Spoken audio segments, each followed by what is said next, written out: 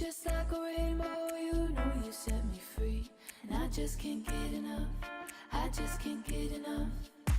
You're like an angel and you give me your love. And I just can't seem to get enough of.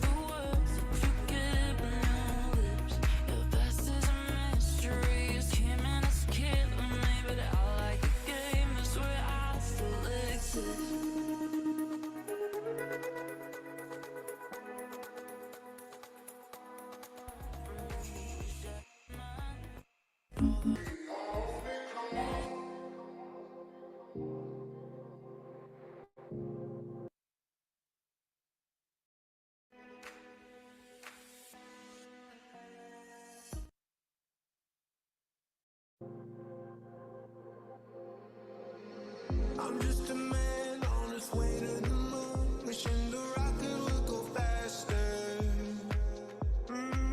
All the stars remind me of you, yeah they do. I'm on my way to you. I'm just a man on his way to the moon, wishing the rocket would go faster. All the stars remind me of you, yeah they do. I'm on my way to you. Baby, hold me close.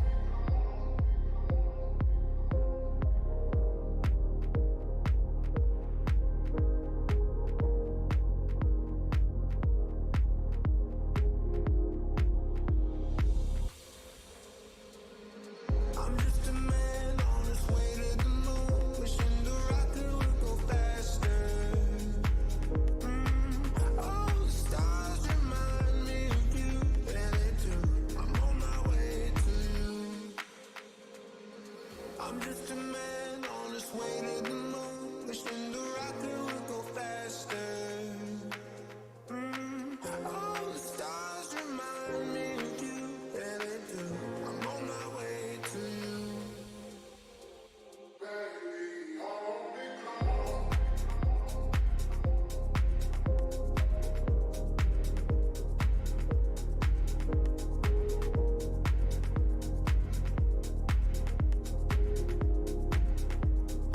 Baby, hold me close.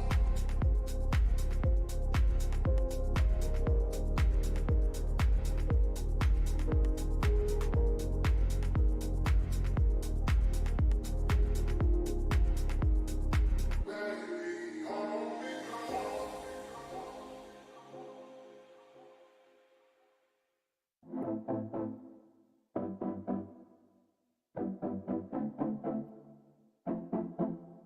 Driving to Miami, just you and me. Underneath the sunshine, feeling so free. Hand in hand, hearts beating as one. Our love's like a just neon lights, city of dreams. Reflections dance on the Miami streets. Windows down, breeze in our head.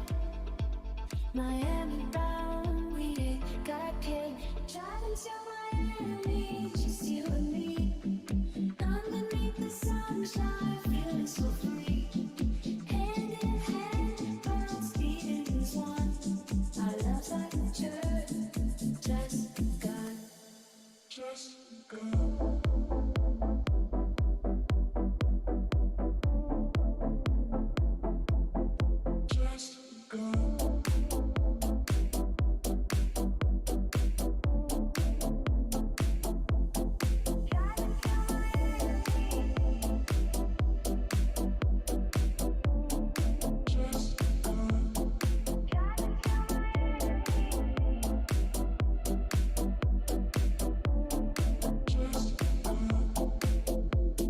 Neon lights, city of dreams. Reflections dance on the Miami streets. Windows down, breeze in our head. Miami bound, we ain't got paid.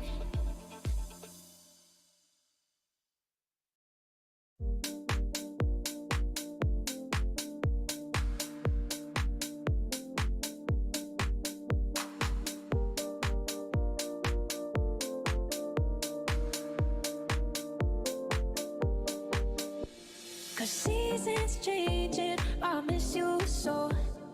Time keeps moving, but it feels so slow. Stuck in this heat, but it feels so cold. And I still wonder what we could be if I didn't leave him in the summer.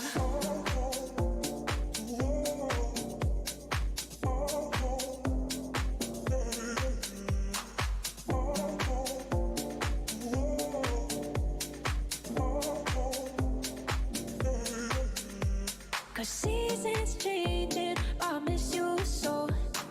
Time keeps moving, but it feels so slow.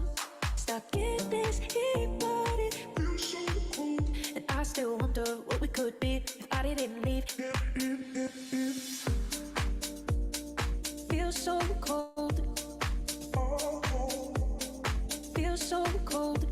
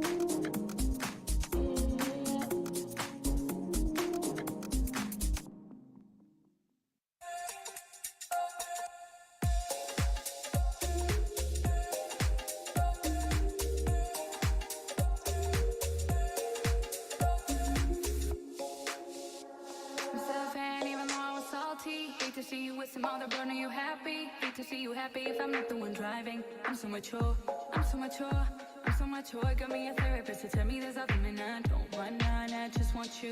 If I can't have you, no, what should am I? I might kill my ass, not the best idea. His new girlfriend's next, how I get here. I might kill my ass, I still love him though. Rather be in jail than alone.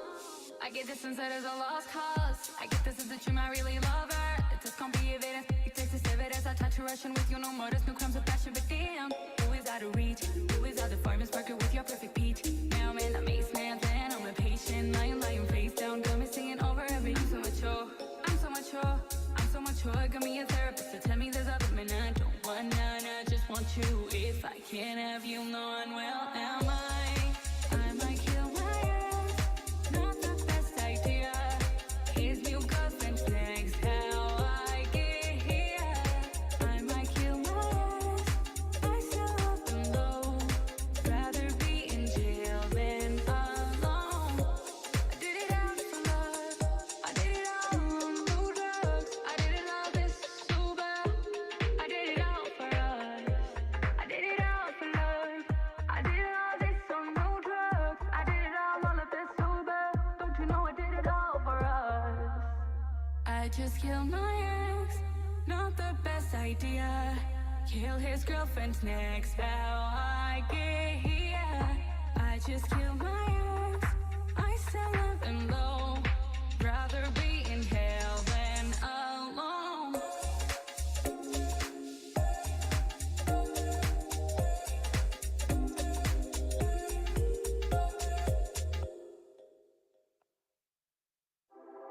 saw you dancing in a crowded room. You look so happy when I'm not with you. Then you saw me, caught you by surprise. A single teardrop falling from your eye. I don't know why I ran away. I make you cry when I run away. You could have asked me why I broke your heart. Could have told me that you fell apart. But you walked past me like I wasn't there, just pretending like you didn't care. I don't know why I run away. I make you cry when I run away. Take me back, 'cause I wanna stay. Save your tears for another. Save your tears for another day. Save your tears for another day. So make you think that I will always stay. Say some things that I should never say. Yeah, I broke your heart like someone did to mine.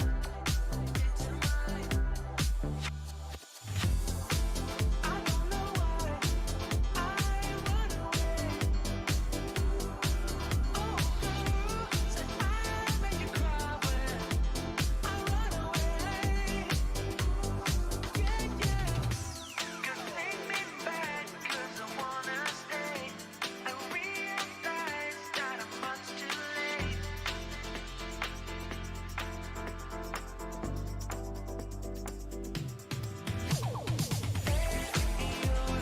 Tears for another day. Save your tears for another day. Yeah, yeah, yeah.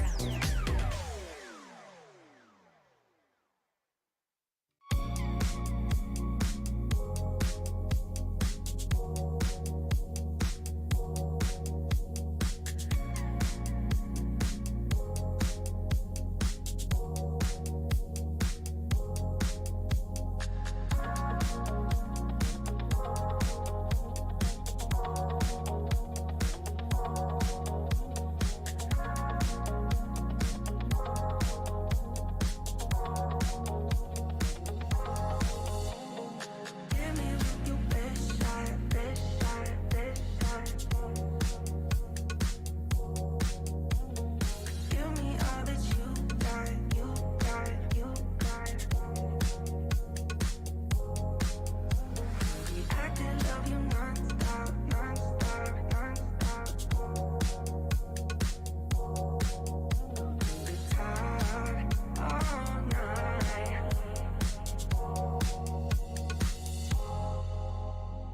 Give me with your best shot, best shot, best shot.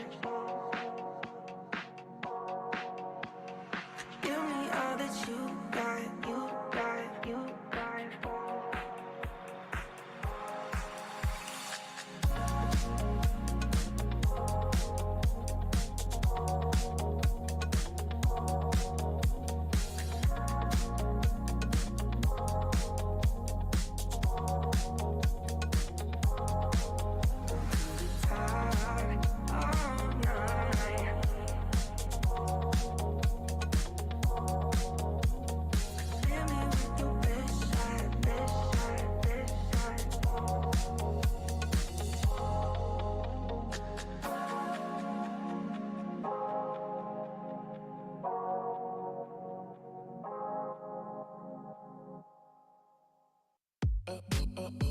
No, no.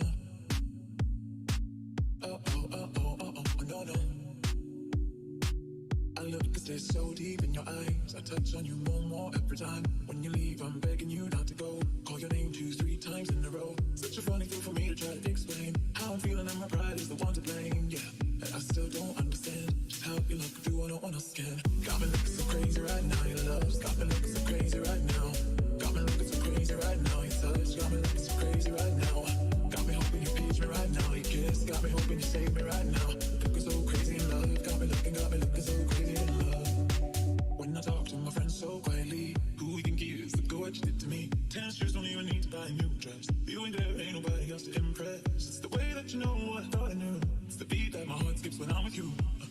still don't understand just how you love can do what no one else can. Got me looking so crazy right now, your love's got me looking so crazy right now. Got me looking so crazy right now, your touch got me looking so crazy right now. Got me hoping you page me right now, your kiss got me hoping you shake me right now. Looking so crazy in love, got me looking so crazy in love. Got me looking so crazy, my baby. I'm not myself lately, I'm foolish, I don't do this, I've been playing myself. Baby, I don't care, cause your love's got the best of me. And baby, you're making a fool of me. You got me strong and I don't care who sees. Baby, you got me, you got me. Oh, oh, oh, oh, oh, oh, no, no.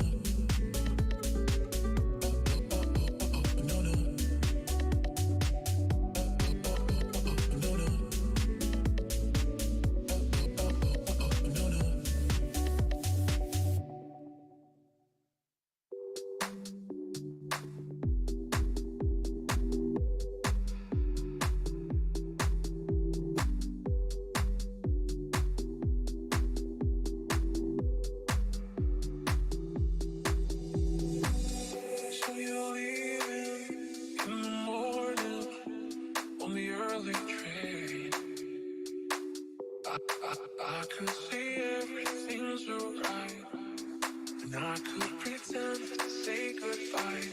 Got your ticket, got your suitcase, got your leaving smile. I could say that's the way it goes, and I could pretend that you won't know that I was lying. 'Cause I can't stop loving you. No, I can't stop loving you. No, I won't stop loving you. Why should I? We took a taxi to the station. Not a word was said. And I saw you walk across the room. Maybe the last time, I don't know. Feeling humble, I heard a rumble on the railway track. And when I heard the whistle blow, I walk away and you won't know that I'll be crying. 'Cause I can't stop loving you. No, I can't stop loving you. No, I won't stop loving you. Why should I even try? I'll always be here by your side. I never wanted to say I even try. I'll always be here if you change your mind.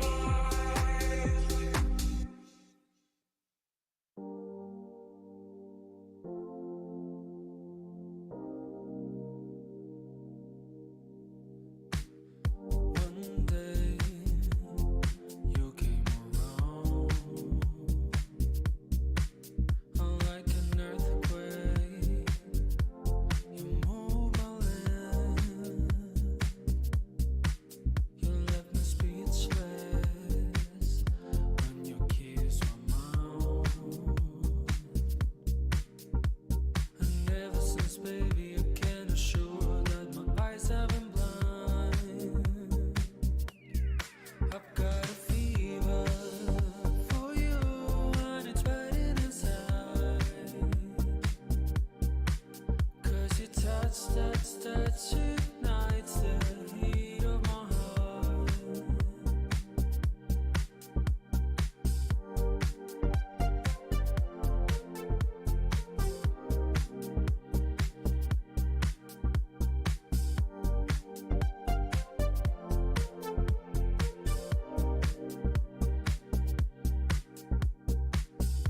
I have no control,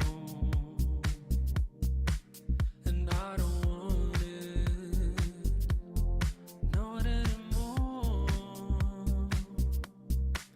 I made a choice, baby, now I know all I want is love. And ever since that, it's the only thing I've been dreaming of. got a fever for you, and it's burning inside. 'Cause your touch, touch, touch ignites the heat of my heart. Every moment with you, it's a thriller to hide. 'Cause your touch, touch, touch, touch wraps me out of my mind.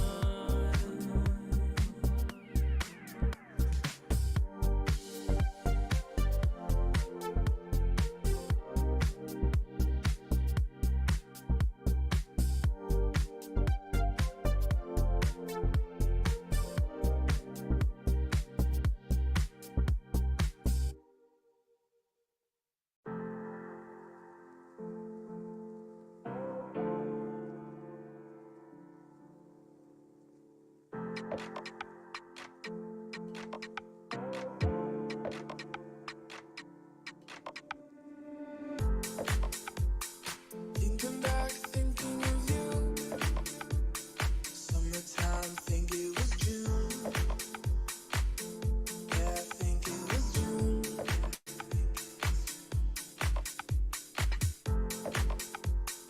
Laying back, head on the grass, chewing gum, having some laughs.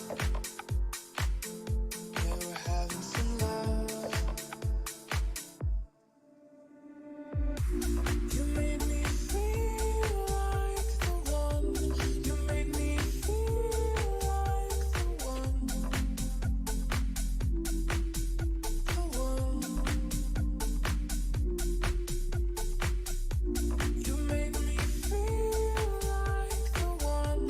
You made me feel like the one.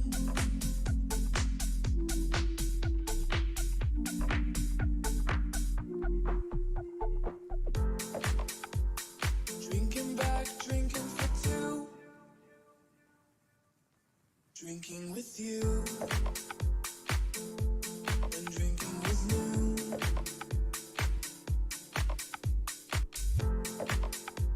Sleeping in the back of my car. We never went far. Didn't need to go far. You made me feel like the one. You made me feel like the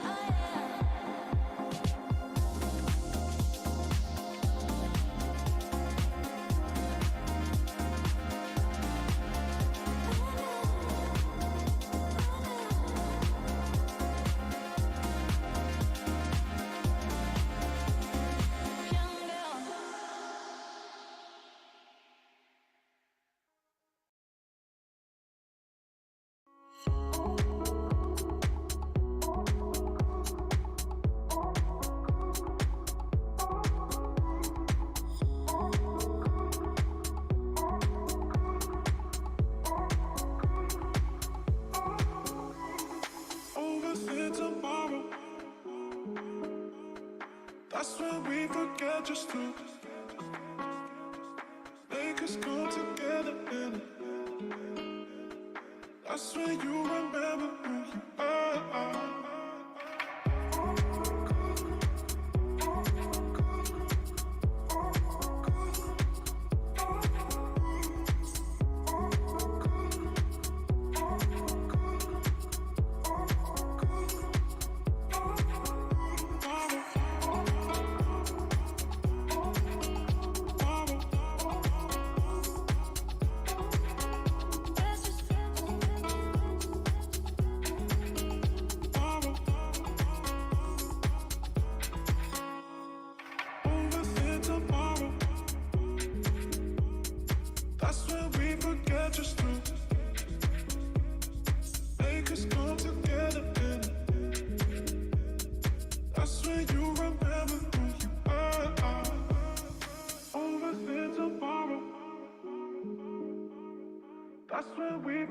Just to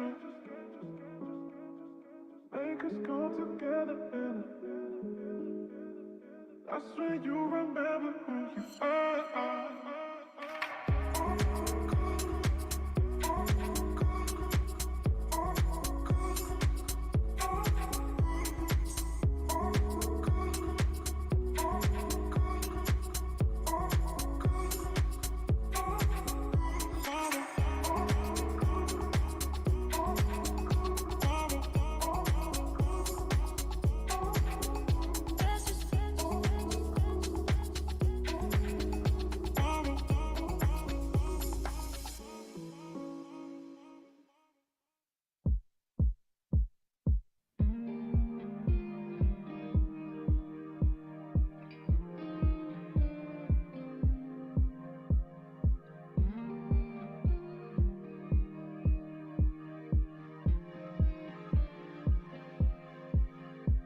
Sometimes I go out by myself and I look across the water, and I think of all the things and what you're doing. In my head I bring a picture. Since I come home, well my body's been a mess, and I miss your ginger hair and the way you like to dress. Won't you come over? So I'm making a fool out of me. Why don't you come on over, Banerjee?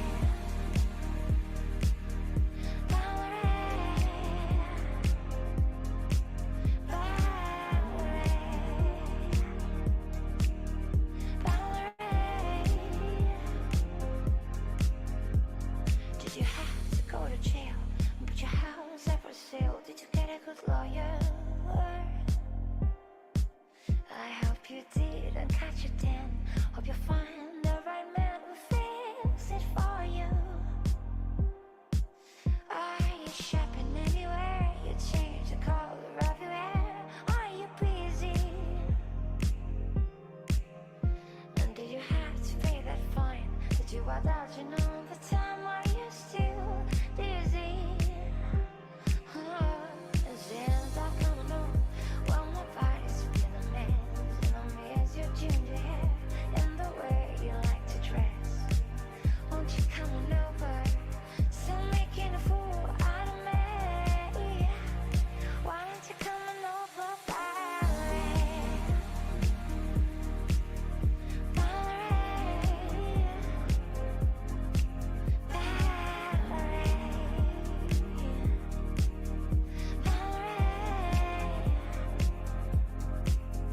Well, sometimes I go out by myself and I look across the water, and I think of all the things and what you're doing. In my head I'll bring a picture. Since I've come home, well my body's been a mess, and I miss your ginger hair and the way you like to dress. Won't you come over? So I'm making a fool out of me. Why don't you come on over, Banerjee? Banerjee.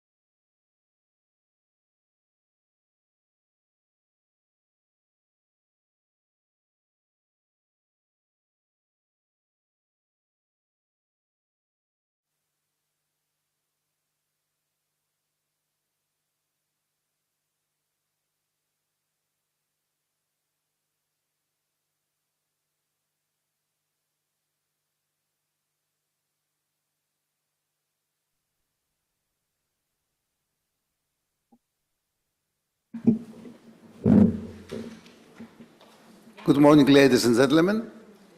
We will now start the second day of our seminars. This day's seminar is dedicated to infection control. We're very happy to have with us a wonderful American team with whom we are collaborating for the last 3 years, maybe more than 3 years now.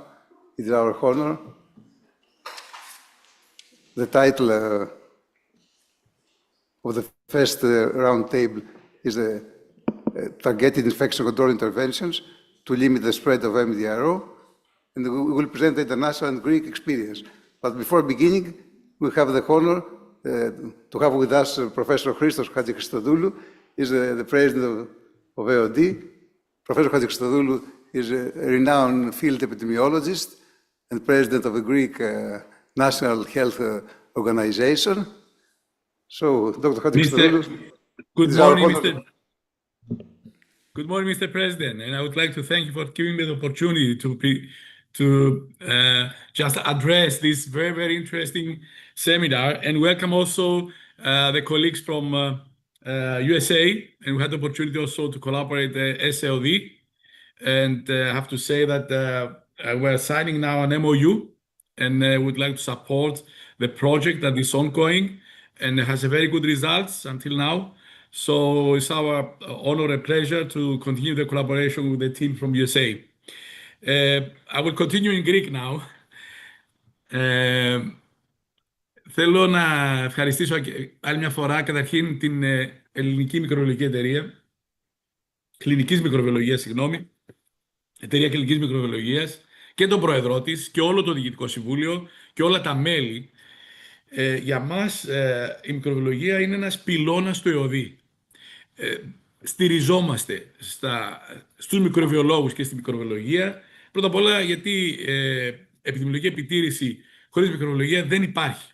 Δυστυχώς, μέχρι σήμερα ο ΕΟΔΗ δεν είχε σύστημα καταγραφής εργαστηριακό, μόνο καταγράφαμε μέσω του HUNET την αντοχή, αλλά δεν χρησιμοποιούσαμε ειδικό σύστημα καταγραφής, το λεγόμενο laboratory reporting ή την εργαστηριακή καταγραφή. Είναι στα πλάνα μας και σύντομα θα κάνουμε εργαστηριακή καταγραφή. Θα συνδεθούμε με τα LIS των νοσοκομείων και των ιδιωτικών κλινικών και θα παίρνουμε από εκεί τα αποτελέσματα. Άρα θα έχουμε και με τα κέντρα αναφοράς που έχουμε φυσικά, άρα θα έχουμε ένα δίκτυο εργαστηριακής καταγραφής. Επίσης, είναι σημαντική η συνεργασία μας και θέλουμε να έρθει από εδώ και πέρα, κύριε Πρόεδρε, με την Εταιρεία Κλινικής Μικροβιολογίας όσον αφορά το θέμα της αντοχής, της αντιμικροβιακής αντοχής και των ενδονοσωματικών λοιμόξεων. Είναι δύο θέματα τα οποία συνδέονται και είναι πολύ σημαντικά για την Ελλάδα. Δεν θέλω να πω για τις αρνητικές πρωτιές που έχει η χώρα μας. Ο ΕΟΔΗ ξεκινάει ένα πρόγραμμα, ξεκίνησε ήδη μέσα στο RRF και το ξέρει πολύ καλά ο Πρόεδρος και μας βοήθησε να το στήσουμε για τις ενδοσωματικές λοιμόξεις και ένα πρόγραμμα ελέγχου φορείας και αντιμετώπιση της αντοχής.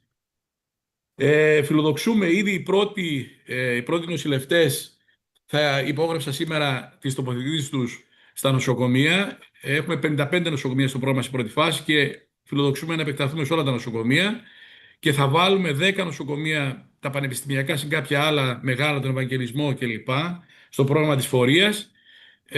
Στόχος μας είναι να φτιάξουμε και να επικαιροποιήσουμε και το εθνικό πρόγραμμα δράσης για την αντοχή, το οποίο είναι στο τελικό στάδιο και θα είναι μέχρι το 2030, ούτως ώστε να πιάσουμε, αν είναι δυνατόν, τους στόχους που έχει βάλει η Ευρωπαϊκή Ένωση για τη μείωση της αντοχής.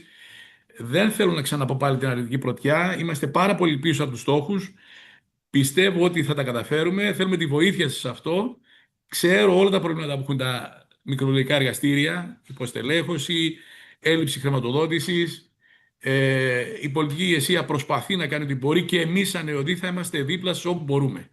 Αυτό θέλω να πω, να σας ευχαριστήσω. Έχω δει το πρόγραμμα του Σεμιναρίου, να συγχαρώ, Πρόεδρε, για την εξαιρετική πρωτοβουλία, εξαιρετικό πρόγραμμα. Μακάρι να μπορούσα να ήμουν εκεί, να το παρακολουθήσω όλο. Δεν μπορώ δυστυχώς. Είμαι σίγουρος και είδα 400 άτομα, πάνω από 400 άτομα εγγραφές. Νομίζω ότι είναι εξαιρετικό το πρόγραμμά σας. Συγχαρητήρια. Καλή δύναμη και καλό κουράγιο να συνεχίσετε έτσι, Πρόεδρε. Κύριε Πρόεδρε, κύριε Hatzigeorgiou, είστε παραπάνω από υποστηρικτικός, σας είμαστε υπόχρεοι. Είναι πάρα πολύ σημαντικό ότι θα βάλετε σε 55 νοσοκομεία πρόγραμμα πρόληψης λοιμόξεων. και σε 10 νοσοκομεία θα υιοθετήσουμε το πρόγραμμα αυτό που οι φίλοι μας από τις ΗΠΑ μας στηρίζουν, μας μεταφέρουν τη τεχνογνωσία τους. Ένα πράγμα που δεν το έχουμε συζητήσει, πρέπει να παρακαλέσουμε πάρα πολύ το Υπουργείο να βοηθήσει την ειδικότητα ως προς τους ειδικευόμενους. Δεν πηγαίνουν, πρέπει η ειδικότητα να γίνει λίγο πιο άγωνη, να τη στηρίξουμε, γιατί η ειδικότητα είναι να μην πω υπό εξαφάνιση, υπό μεγάλο περιορισμό. Κύριε Πρόεδρε, μπορέσουμε να... Το βλέπω αυτό, αλλά δεν ξέρω, πρέπει να δώσουμε συγκεκριμένα κίνητρα. Πέστε, κάντε μια πρόταση και σαν εταιρεία. Το έχουμε πει στο Υπουργείο, αλλά και με εσάς και με τον κύριο στο δικό σας, τέλος πάντων. Εγώ θέλω αν μπορώ να βοηθήσω οπουδήποτε. Είναι πάρα πολύ σημαντικό. Δεν είναι σπουδαία πράγματα. Δεν είναι πολλά τα κίνητρα. Ό,τι έκανε η αναισθησιολογία πάνω ή κάτω. Η αναισθησιολογία έχει πάρει κόσμο τώρα, έχει αυξηθεί πολύ σε αριθμούς. Πριν από 5 χρόνια ήταν πάρα πολύ πίσω οι αναισθησιολόγοι. Δώσαν κίνητρα η πολιτεία και η αναισθησιολογία έχει βελτιωθεί πάρα πολύ. Να το κοιτάξουμε μαζί, Πρόεδρε, να το κοιτάξουμε μαζί. Δηλαδή, αν θέλετε να το αντέχετε έτοιμα, μπορεί να μου τα στείλετε και σαν εταιρεία και εγώ να δω πώς μπορώ να κάνω και από τη θέση μου μπορώ να κάνω. Είμαι υπέρ γιατί βιώνω και το πρόβλημα που έχουμε και στο Πανεπιστημιακό στη Λάρισα. Δεν είχαμε ειδικευόμενο για πολλά χρόνια και έχουμε έναν τώρα. Άρα... το έχω έτοιμο. Μπορώ να στο δώσω μέχρι τη Δευτέρα, να στα έχω δώσει. Έχουμε έτοιμα με την Πανελλήνια ένταση. Ευχαρίστως, αν μπορώ να κάνω κάτι, εγώ είμαι καλά. Είναι για μας η ραχοκοκαλιά της δημόσιας υγείας και της επιτήρησης είναι το μικροβιολογικό εργαστήριο. Άρα δεν το συζητάμε. Για μας, για τον ΕΟΔΗ είναι πάρα πολύ σημαντικό και μπορεί να το βάλουμε και έτσι και να κάνω και μια συνάντηση και με τους υπουργούς για να το προχωρήσουμε. Και διαζώσεις Ναι, τα έχουμε έτοιμα, κύριε, τα έχουμε έτοιμα. Μπορεί και να στείλω κάτι εγώ, αλλά και να πάμε μαζί να τους δούμε. Δεν είμαι πολύ θετικός σε αυτό. Ευχαριστούμε πάρα πολύ, κύριε Πρόεδρε, και πάλι ευχαριστούμε. Εγώ ευχαριστώ για όλη τη στήριξη από όλους σας. Ευχαριστώ πολύ. Να είστε καλά. Να είστε καλά. Και καλή επιτυχία στο σεμινάριο. Γεια σας. Σας χαιρετώ.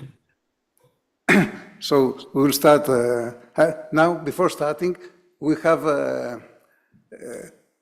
a message, a salutation from the president of the Athens Medical Association, Dr. Giorgos Patoulis, who will make a salutation for the beginning of the program, of the conference. Αξιότιμε Πρόεδρε της Οργανωτικής Επιτροπής, κύριε Σπύρο Pournaras, καθηγητή Μικροβιολογίας Ιατρικής Σχολής του Εθνικού Καποδιστριακού Πανεπιστημίου Αθηνών, αγαπητοί συνάδελφοι, αγαπητοί φίλοι, λόγω επαγγελματικών υποχρεώσεων σε ταξίδι στην Αμερική αυτές τις μέρες, δυστυχώς δεν μπορώ να βρίσκομαι σήμερα κοντά σας, όμως θα ήθελα να εκφράσω έστω και με αυτόν τον τρόπο το σεβασμό και την στήριξή μου στον πρώτο κύκλο σεμιναρίων της Ελληνικής Εταιρείας Κλινικής Μικροβιολογίας. Η μικροβιακή αντοχή δεν είναι απλώς μια μελλοντική πρόκληση, είναι μια υπαρκτή απειλή που επηρεάζει ήδη τη θεραπευτική μας καθημερινότητα. Σύμφωνα με τα τελευταία ευρωπαϊκά δεδομένα, η Ελλάδα εξακολουθεί να βρίσκεται ανάμεσα στις χώρες με τα υψηλότερα ποσοστά ανθεκτικών μικροβίων, ανθεκτικών παθογόνων. Είναι επομένως κρίσιμη η ανάγκη για εκπαίδευση, επαγρύπνηση και διεπιστημονική συνεργασία. Ως πρόεδρος του Ιατρικού Συλλόγου Αθηνών θέλω να υπογραμμίσω τη σημασία τέτοιων πρωτοβουλειών που ενισχύουν τη συνεχιζόμενη ιατρική εκπαίδευση, συμβάλλουν στην πρόληψη νοσοκομιακών λοιμόξεων και στηρίζουν τελικά τη δημόσια υγεία με τεκμηριωμένο λόγο και επιστημονική ευθύνη. Συγχαίρω λοιπόν θερμά την Οργανωτική Επιτροπή και ιδιαιτέρως τον Πρόεδρο Σπύρο Pournaras για την άρτια διοργάνωση και για την ουσιαστική συμβολή του στην ενίσχυση της κλινικής μικροβιολογίας σε ολόκληρη τη χώρα. Σας ευχαριστώ θερμά. To give an overview to our guests, the president of the Athens Medical Association gave a structured encouragement to our activities against antimicrobial resistance.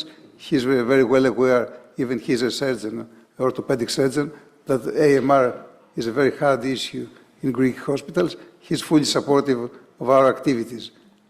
As for Dr. Hatzigeorgiou, I can tell you that he announced to the Greek public the program of AOD to support infection control in terms of AMR surveillance in 55 Greek hospitals, the majority of large Greek hospitals, almost all the important Greek hospitals, and to form a network of 10 large university and large public hospitals in terms of implementing our GAIN program, our concerted activities to combat AMR in the terms of our collaboration. So we will expand in 10 hospitals these infection control activities. It will enhance surveillance for MDRO in 55 hospitals. So it is a very good evolution. We're very happy. We're proud of that as Greek healthcare professionals. So now we will start the first round table. I'm very happy to have in this round table Professor Tom Talbot and Professor Tsiodras. It is my honor. I feel very honored, very proud that I have with me these renowned professors. They're very respectful and very good friends. It's an honor for me to have a friend of this scientific level. So the first talk will be given by Dr. Amanda Mixon. Amanda is an associate professor of internal medicine at the Vanderbilt University Medical Center at Nashville of Tennessee. She's working in the Division of General Internal and Public Health, and she has a great expertise in implementing science and has worked to implement programs in the United States to improve medication management in hospitals, in American hospitals. So Amanda, we're pleased to listen to you.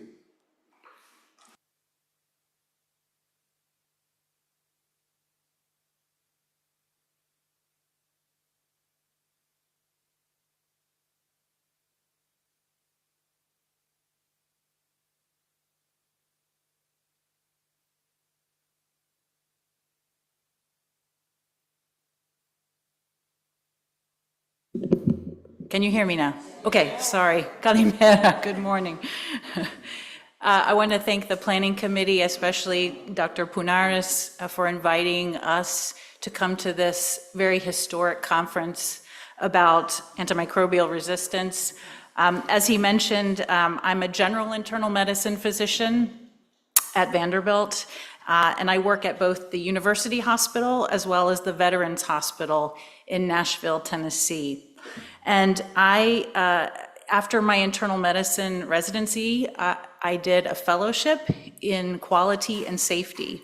And my interest is in how do we take evidence-based practices and put them into clinical practice. We're going to be speaking today about the Global Action in Healthcare Network, which is the network that has been funded by the American CDC to improve antimicrobial resistance in 3 hospitals in Greece. And my role on that team was to evaluate how this implementation was occurring in the hospitals. And I'm going to talk today about the facilitators and barriers to implementation.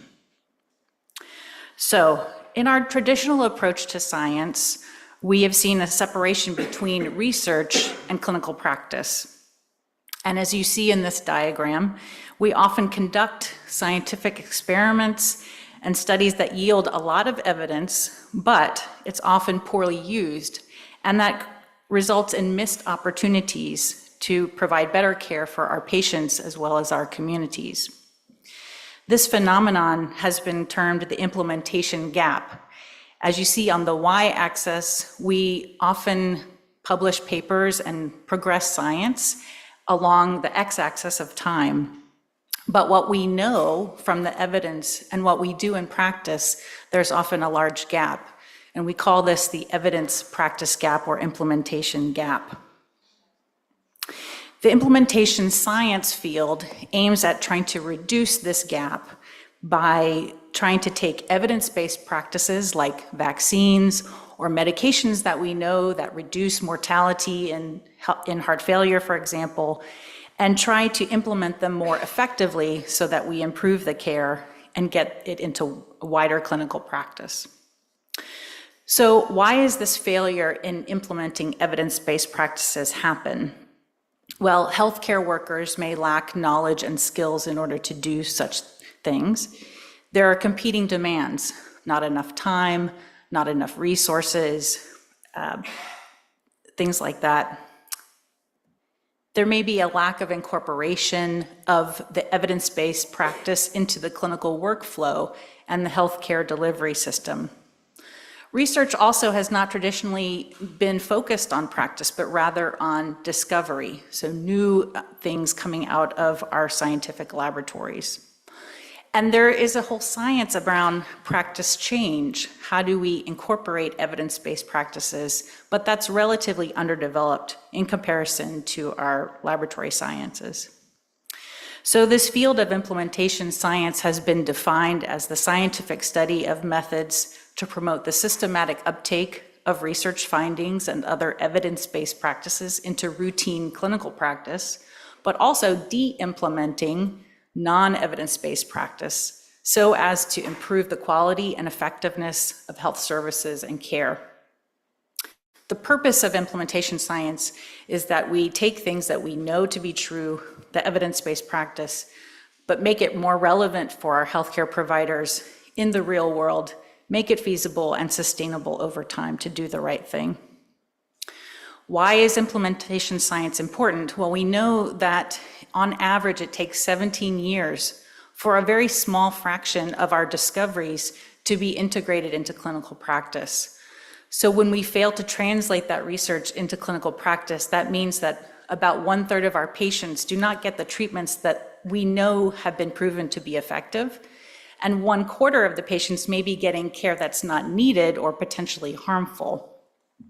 When I looked in the implementation science literature, I found this new, relatively new manuscript published last year by some colleagues at AHEPA, actually, about their perspectives on low-value care and barriers to de-implementing evidence-based practices among primary care physicians. And this was a multinational survey. So there are colleagues in Greece that are doing implementation science, and I wanted to highlight that. So in implementation science, we often use frameworks to help us think through the problems and our data collection. And one of those frameworks is called the Consolidated Framework for Implementation Research. This is a diagram of how we think about the domains that impact implementation of clinical practices. So if we start at the top, there's the outer setting. That has to do with the hospital in which you work at, the federal and national policies in Greece or in other countries. Then there's the intervention itself. So for example, if we're trying to implement vaccines into a primary care practice, that vaccine would be the intervention. And so how do healthcare workers think about that intervention? Is it acceptable to them? In the middle of the diagram are the individuals. So that would be the healthcare workers who are invested and they are doing the work of implementing these evidence-based practices. Along the bottom is the process of how you implement these things. And then also finally, the last domain is the inner setting. And that has to do with where we work in a smaller sense. So the hospital unit that you work in, the clinic that you work in, and how acceptable these evidence-based practices are. So these are the main domains of the CFER model. And we're focusing in on the inner setting for the work that we did. There is a validated survey that's been developed in the United States around the inner setting to ask people about some of these issues. We utilized this survey in surveying the 3 hospitals in Greece that we were working with. And within this paper survey, we had an embedded consent so that people could say yes or no, they'd like to participate. And then there were 42 questions, initially with demographic questions, and then it covered questions from the 7 domains in the inner setting, which I'll show you in a moment. People scored this on a Likert scale of 5 points, from 1 being strongly disagree to 5 being strongly agree. These are the 7 domains within the inner setting that are important to capture. So one is culture. So what is happening in the inner setting of where you work that influences implementation? Culture stress is how stressed people are with their work. The cultural effort is how much work does it take to change practice. The implementation climate is how they perceive how receptive they are to implementing the intervention.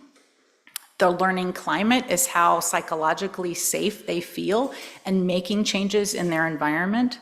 And then finally, and then leadership engagement, so the leadership of their unit and how much those people are involved in making change. And then finally, available resources like time, education, space, etc. So this is an example of what the survey looks like. We translated these questions into Greek, and this was the Likert scale that people answered. The data that I'm going to show you today is from the baseline survey. So 2.5 years ago, in February of 2023, we were here and we surveyed people in the hospitals where we were working, and to understand what were some of these factors influencing implementation of antimicrobial resistance practices to try to reduce hospital-acquired infections. So this is a snapshot of who responded. We had 57 people take the survey, and I've broken it down by the 3 hospitals. We had hospital leaders answer, attending and fellow and resident physicians, nurses, including nurses in the units, the ICU nurses, as well as the infection prevention control units and the microbiology lab. This is a graph showing along the y-axis the Likert scale from 0 to 5, and along the x-axis the 7 domains that I spoke about before. These are the averages across all domains for the 3 hospitals, with each line indicating a hospital. And what you can see is, generally speaking, there was a positive or agreement with most of the aspects of the surveys, with some variation between the hospitals.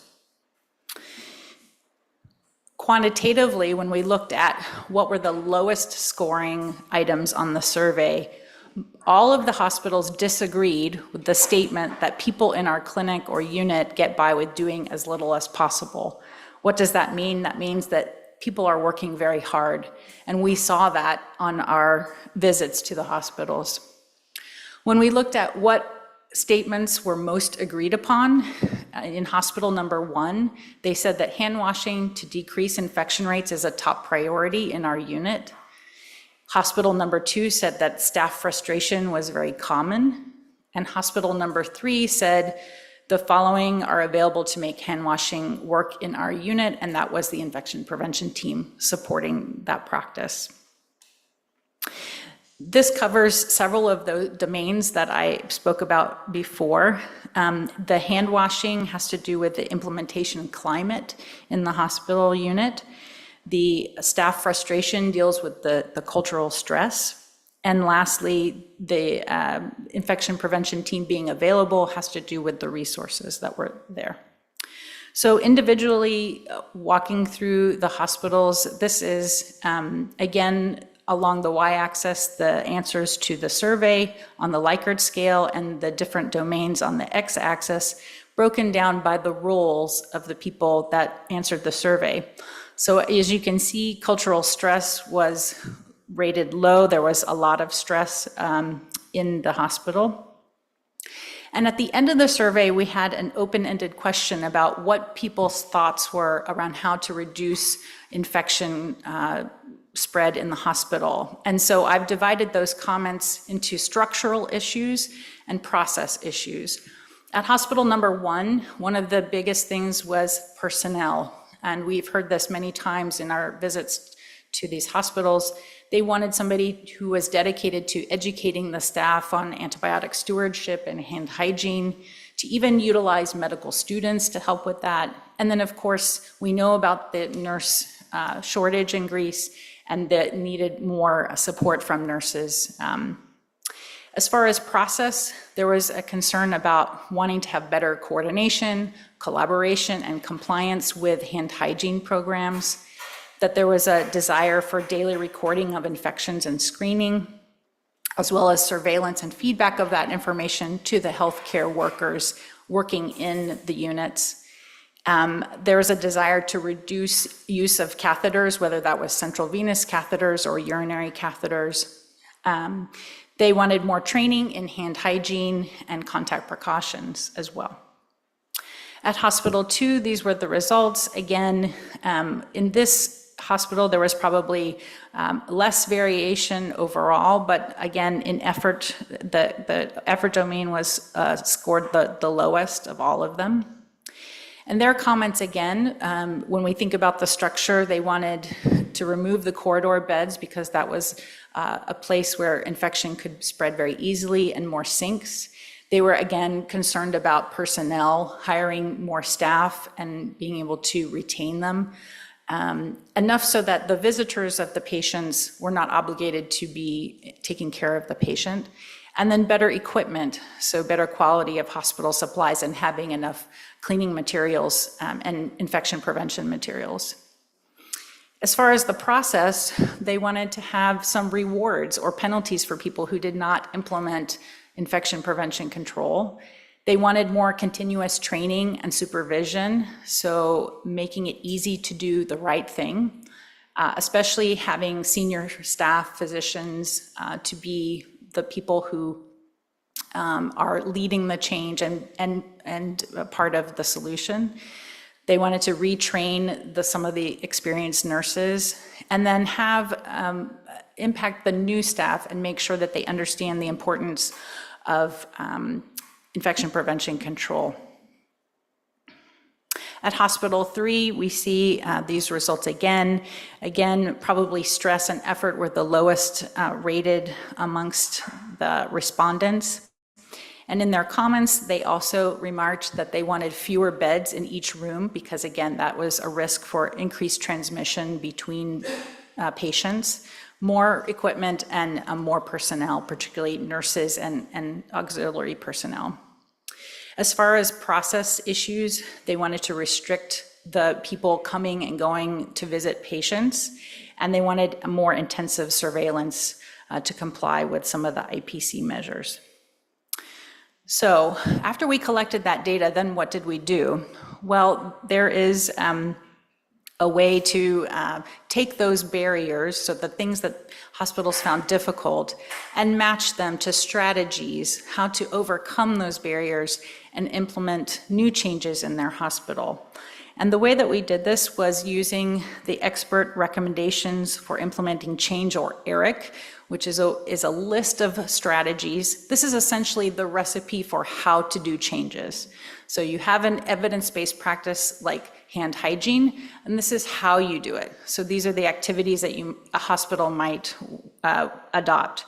And we tried to take those barriers specifically for each hospital and address them with one of these strategies or more. So for example, we might have a hospital champion or a unit champion, which were physicians and nurses. We might create new training materials for nurses and doctors.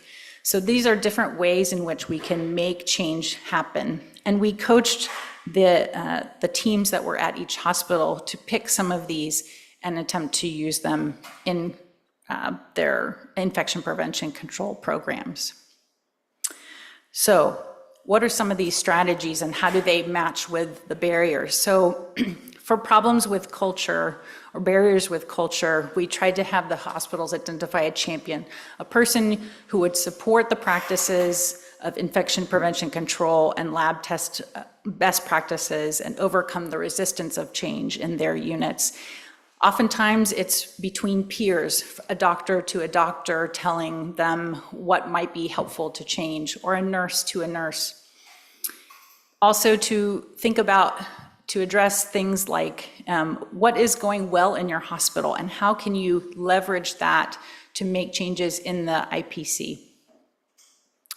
To address implementation climate and leadership engagement, there may be a way to have some competition. So if one unit is doing well, that they are the leader and what can we learn from them, and have other units improve their practice by looking at what is happening in that high-performing unit. It's important to involve the leadership. So sometimes that is means sharing the data that's being collected in the unit around hand hygiene or infection prevention with the medical staff, with the leaders of that unit, and even with the hospital leadership. And then looking at early adopters of other practices. So what are other things that are happening in your hospital that are going well, and what can we learn from them?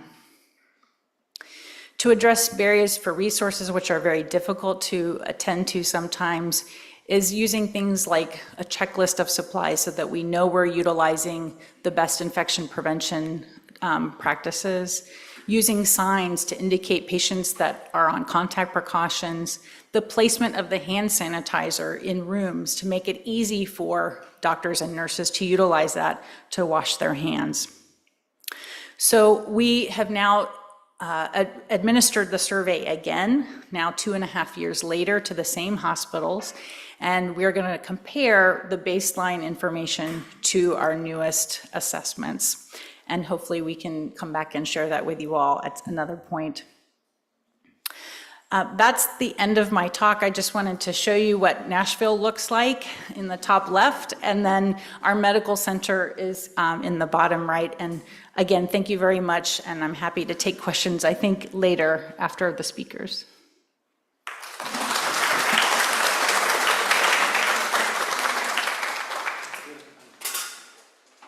Thank you, Amanda, for your nice presentation. There is time for only one question. We'll do them now or at the end? Maybe, thanks, Professor Mixon, for this excellent talk. I was wondering whether you can comment, and we can come back to this at the end of the session, on how can hospitals transition from a reactive to a proactive culture regarding IPC, particularly in settings with staff fatigue and limited resources. I saw some recent papers talking about staff fatigue being most prominent in the younger healthcare providers. And I was really worried about this. Yeah. Yes, would you like me to answer now or later? Now? So I think we have heard that from several of the hospitals, that it is easier to teach younger physicians and nurses how to do the right thing early on in their career so that they continue to do that. And that those practices of hand hygiene or contact precautions become routine so that they're not even thinking about it. They do it automatically. It is much harder, I think, to change behavior of older physicians and nurses. And that's where some of the other strategies may have to come in, like competition between units or trainings or teamwork, reminding each other. So nurses reminding each other to wash their hands, or physicians. So I think it takes multiple types of strategies to address that. Thank you so much. Okay, we're gonna now move to the second talk. It's gonna be delivered by Professor Thomas Talbot. He's the Professor of Medicine and Infectious Disease at Vanderbilt University Medical Center. He's the Chief Hospital Epidemiologist of the hospital at the Vanderbilt University Medical Center. And he's past president of SHEA. SHEA, if you don't know what SHEA is, it's the Society for Healthcare Epidemiology of America, professional society, improves public health by establishing infection prevention measures and supporting antibiotic stewardship among healthcare providers. Lots of the people that founded SHEA were my colleagues back in the United States and were fellows together.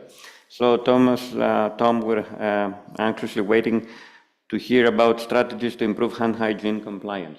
Thank you. Thank you for being here. Oh, thank you.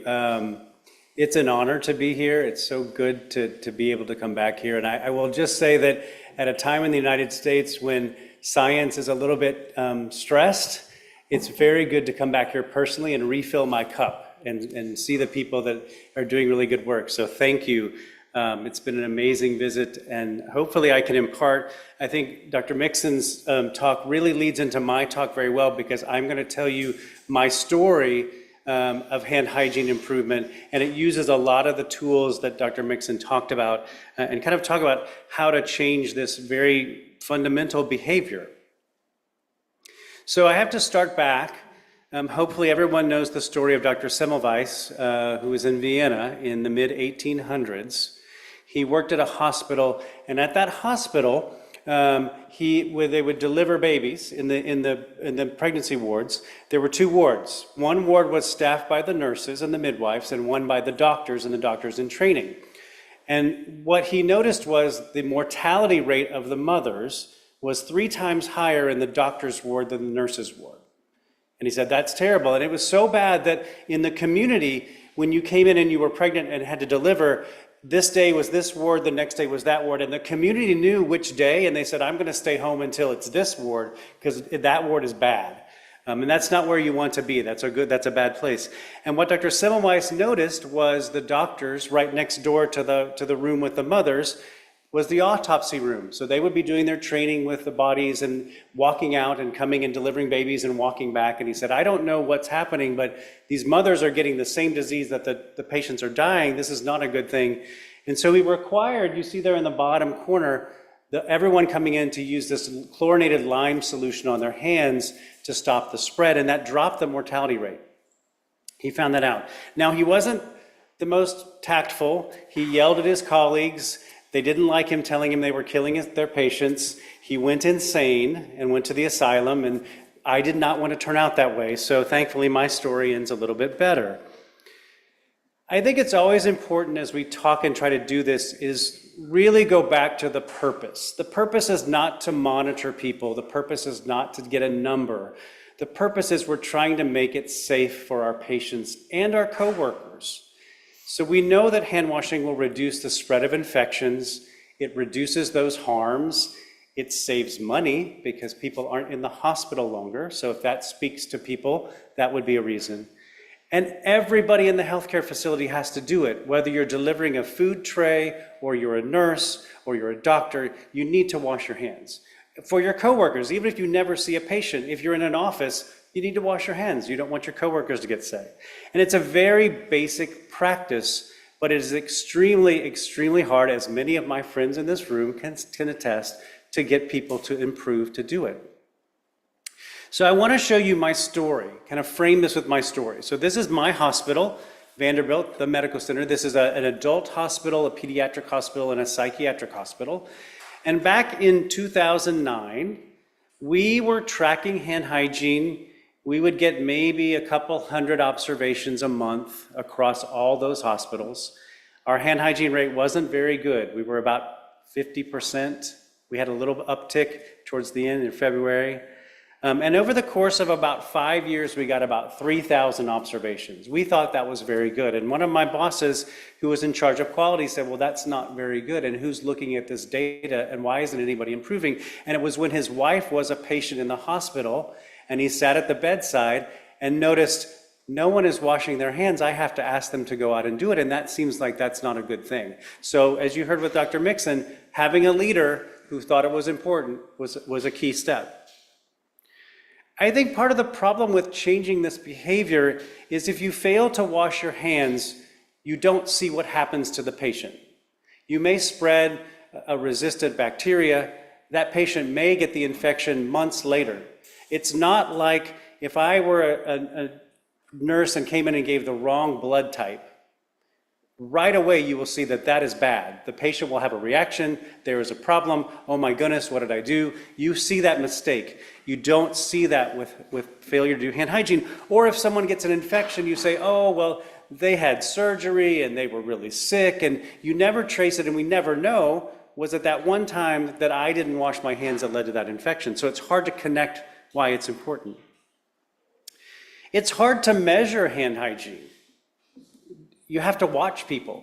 And when you watch people, people will do the right thing more often.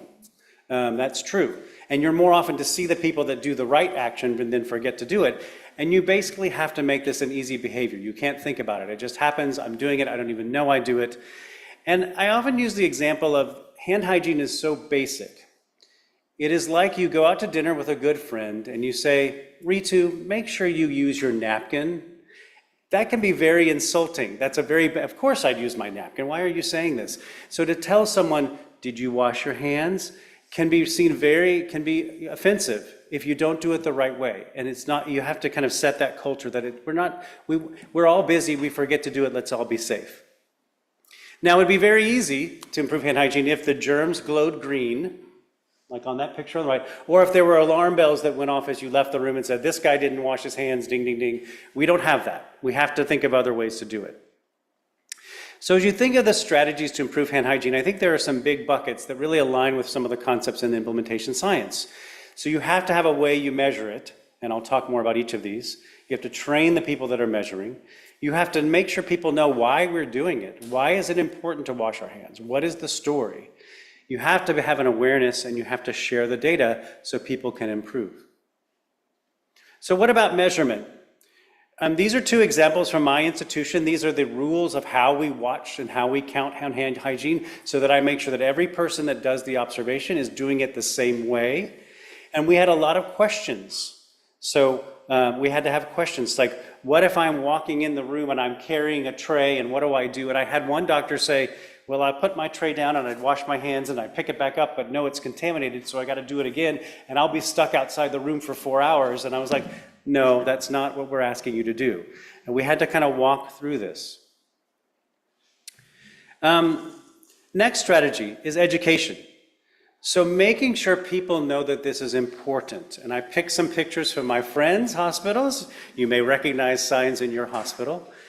But just saying basic messages that it's important, that it saves lives, that you need to do it, hand hygiene day, having things that this is important to do, that this is not, this is not a trivial action. You see a sign that I have at my institution that is over our sinks that tells you exactly how to wash your hands, to do that. This is a slide I just took last week. It's Margarita, and in front at HEPA with hand hygiene saves lives. Really important messages to show that that's important. What about materials? So I think the biggest thing in materials is people have to have the supplies to wash their hands. It has to be easy. It's interesting how people think that I have to use a sink when you can use a sanitizer most of the time. You have to make it easy. I don't think about it. I remember my institution when we were thinking about where to put the hand hygiene dispenser, and we put it right at the doorway, and if we put it a foot over here, that it's harder for me to reach, and I'm not gonna do that. I'm just not gonna reach over here. I want it right here where I walk in. And so we had to be very purposeful. So we had guidelines. You see that on the left. These are the guidelines of when we do the room, where to put them. You can see Dr. Mixon washing her hands and putting it at the bedside. So this is an example we took from Zania this week, where you can see on the outside of the room, even though there are multiple beds and they all have their hand hygiene sanitizer, outside the room you have available, and then right inside the room. So that's a good example, because when I walk out of the room, I'm not going to reach back around. I need to have it right there where I use it. It's got to be easy or I'm not going to do it.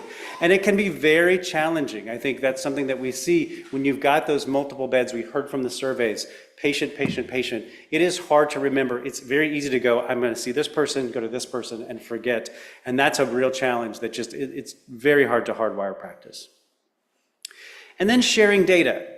I think you have to make people aware of their performance in a way that's non-punitive, non-judgmental, just factual. You have to make it easy to understand, and that there may be different ways that you share it. It can't be too detailed. It can't be something that I have to sit and look and go, I don't understand what this is telling me, because I'm not going to look at it. Make it so it motivates people, and that may be different ways. And I have some examples. So it may be this month the doctors wash their hands this many times, the nurses this many times, this is better or worse, and here's our goal. It may be trying it to infection rate. I think the simpler the better, especially when you're trying to change behavior. So we have in our unit a board that says last month we washed our hands this amount of time. The best we've ever done is this, and everybody sees it. You all know where you perform. I think it's also important because as you do this, and folks in the room who have shared the data know that sometimes you're sharing data that aren't so good. And it's hard to motivate, and sometimes you'll make people demoralized from saying, well, it's low again, I guess we'll never get it higher. So I think it's always important to find what we call the wins, find the positive stories. So there may be a person that you see that went from room to room last week and they did great. And so you can say, oh, well, Dr. Banerjee, I saw her, she did fantastic. Or you may notice that maybe one group, so the nurses last month went up 25% on their hand hygiene. That's a good story. This is an example at my institution. When we had started out, we had some units that did really well fast. And this is one of our units, a cardiac unit, a cardiac clinic. And we kept asking, wow, why are they so good? Is it their medical director, their doctor? And they said it was Edna. And we're like, oh, who's Edna? Is Edna the chief nurse? No, Edna's the lady right in the front holding the canister. Edna is the clerk at the front of the unit who checks people in. She's not a doctor, she's not a nurse. But her father had had an infection in the hospital. And she was very friendly, but very firm. And she would walk around and say, don't forget to wash your hands. And she was respected. And so she was a champion. It didn't have to be Dr. Talbot. It was actually Edna's sharing her personal story. It means a lot for her. And we put her on the poster. We said, look, they are one of our heroes. I think there's other important things because you'll hear different reasons why people don't wash their hands. So one of my favorites is, it takes too long to do it. If you expect me to wash my hands for every single patient, I'm going to have an extra hour of work. And it's always easy just to squirt that and wash your hands and say, you know, I can walk and talk and do things together. It doesn't take time. Really kind of push them on that and say, really, an hour? How long are you washing your hands? Maybe we can just do a little bit and you can continue to go see the patient as you wipe your hands. I think it's important to tell stories. So if you have a patient that acquired a resistant infection while they were in the hospital, maybe had a bad outcome, we don't know where they got it, but we worry that they contracted that infection here, that we may have spread that bacteria to that patient, and tying that as well. And I think really focusing on kind of basic foundation. So hands are really important, maybe not as big of a role as spread of other things. And so, because people will say, well, you want me to wash my hands, but what about my pen that I take in the room? Well, the bacteria don't like to live on the pen, and there's so many more bacteria in your hands. Really, let's focus on hands, and if we wash our hands 100% of the time, then I'll tackle your pen. But it's a distractor. It's just, I'm busy, I don't want to hear about it. There are other ways to change behavior, and kind of this is the story of, do you give a carrot or you use the stick to motivate? So a reward or punishment. And there's some ways that I think work and some ways that don't. This is an example from the US, a hospital in Pittsburgh, where they didn't like their hand hygiene rates. So what they said was they were going to fine the doctors. If you do not wash your hands, we're going to penalize you. And that may work. I think that creates a culture that's not really healthy. So that's why I put the downs. I think you can motivate people. Now, you know, maybe you pay them $1,000 if you have that money, but I don't know if anybody can do that. But I don't know that penalties like that, I think that that's something probably does not help the overall culture of the hospital. I do think there are some things that are really important. I think everyone has to be on the same page. You have to set those expectations. This is an example from my institution that we give all of our providers and leaders saying, this is what we expect. You need to model, you need to be a role model, and when you go see patients, you need to wash your hands. And on your teams, set that expectation. And when you see someone not doing it, hey, don't forget to do it. And we saw an example at one of our hospitals this week where one of our physician champions would go like this. Just a simple mention to say, hey, don't forget to wash your hands. And if someone reminds you, oh, thank you, I forgot. There's no need to push back. And I think it's important that the leadership is on board. If the leadership thinks it's silly, it's going to be harder to get everyone to join in. It's also really effective to remember that you've got the observers, but they're only there a certain amount of time. They're not there at nights and weekends. And really how you're going to get practice to be sustained is everyone needs to help everyone else. We're all very busy. We're all understaffed. We need that reminder. It's not a penalty. It's not, Ritu, you forgot to use your napkin. You're so messy. It's, Ritu's really busy. And let me help you with this. And so really empowering everybody should be able to say, hey, wash your hands. It's okay. It's not, you're not in trouble. We're not trying to embarrass you. And that's a cultural issue. At my institution, we started to do that. It was very difficult. And every clinic and unit did that on their own pace. Some were able to get there faster than others, but to get that.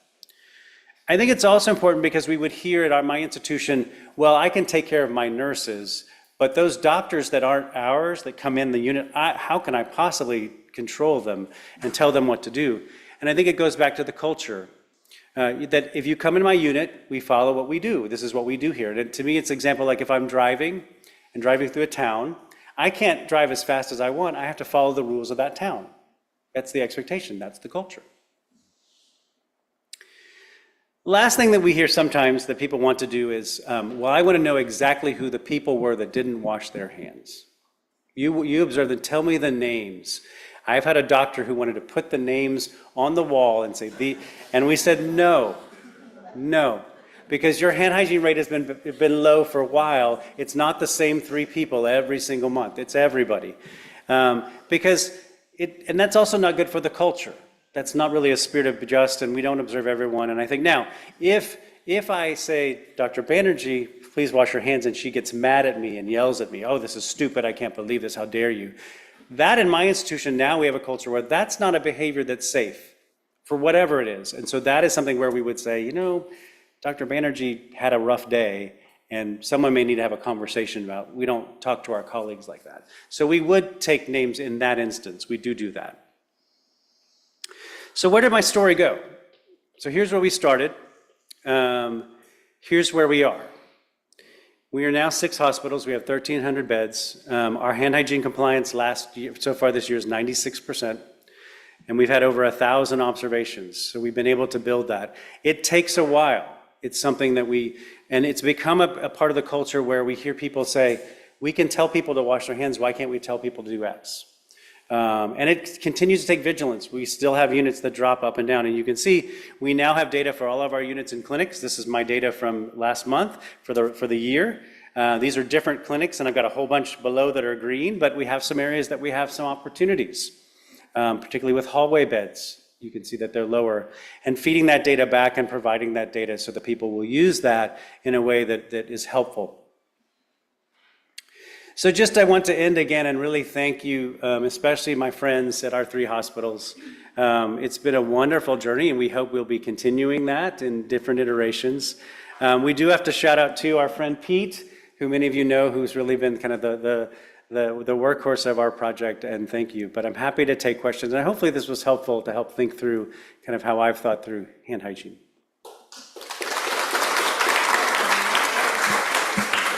Thank you so much, Tom, for this excellent talk. Before opening the session to the floor for questions, I was wondering whether you've met with hand hygiene fatigue during your implementation of the program. The second thing that came to my mind is there are cameras everywhere. Yeah. So I was wondering, high-tech, anonymously used for surveillance maybe, versus for punitive action, can't imagine that, and versus low-tech, high-yield approaches. And the last but not least, you mentioned a little bit about it, is how do you deal with staff resistance when they perceive your report about hand hygiene compliance as punitive? Yeah, I think those are good questions. I think we didn't see overall hand hygiene fatigue, but we moved very slowly. And part of that is setting the goals realistically. We didn't start when we did that saying, get to 90% in 3 months. You can't do that. We said, let's get to 60%. Let's do that first. And as more and more people, you kind of built the champions and the people who believe that over time it became just foundational. We train people when they come in. We actually, new employees now, because of a program in the States that asked, everyone has to sit in front of my hand hygiene coordinator and wash their hands. They have to show us they know, which I think is a little, could be insulting, but at least says it's important. So we haven't seen as much of that. I think the camera issue is interesting. We do have a couple areas where we have cameras. We have been talked about to do that. We have not wanted to do that yet because we think that could open some areas of concern about spying. And we really want to make sure, sometimes my observers would be called, oh, the hand hygiene spies. I was like, no, they're not spies. They're helpers. They're partners. I don't like the term spy. I think that sets a culture issue. I think the other piece is the use of kind of there are some other technologies that we have, like in the States, where they'll have things like on my ID that if I walk in a room, it'll vibrate. You didn't use the dispenser. We don't use those. They're expensive. And we think it's important that if you have a culture where it's okay I'm an observer person, and if I don't wash my hands, I say, oh, Spyros, don't forget to wash your hands, have that conversation, and it becomes part of the culture of the institution, then more people, there's a benefit from that. So I may not get as many observations, or if you use those detectors, I could get hundreds of data on every person and say, I could do, here's your report card. But you wouldn't have that peer-to-peer we're all in this together, you're busy, let me have a conversation with you aspect. So that, I think the low tech, I like those better. I think just using that to build more of a culture, at least in our experience. Like your last comment with the red 85% words, whatever. I laughed, when I think about our rates of compliance. They were mentioned as opportunities. Opportunities. Yeah. Yeah. So, Yeah. You never tell someone they're doing bad. You don't, even though they are doing bad. You say, you have more opportunities to improve, and we're going to help you hit those opportunities, because you don't want to, you've got to be very delicate, right, to get that culture. Anybody from the floor, please, comments, questions? Yes, please, Flora Kontopoulou, as in charge of a big project in Greece for a European project for infection control and prevention.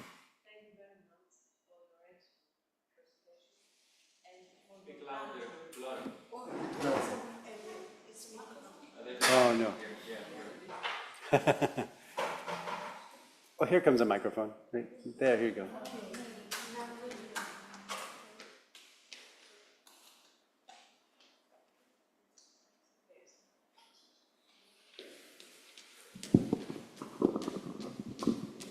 Okay. Thank you very much for your excellent presentation and for your experience and culture that you give us. That's important, I think. I want to mention two things for the Greek healthcare professionals. First of all, hand hygiene is not a mandatory training schedule of university or postgraduate training of physicians. And I think not even so strong in nursing school. So it's very difficult to establish culture after the university years. You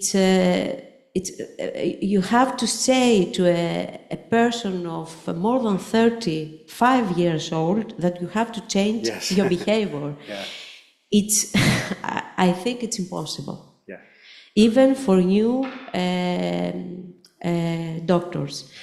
That's one thing, and I don't know why the university, even now, haven't adopted this training of hand hygiene.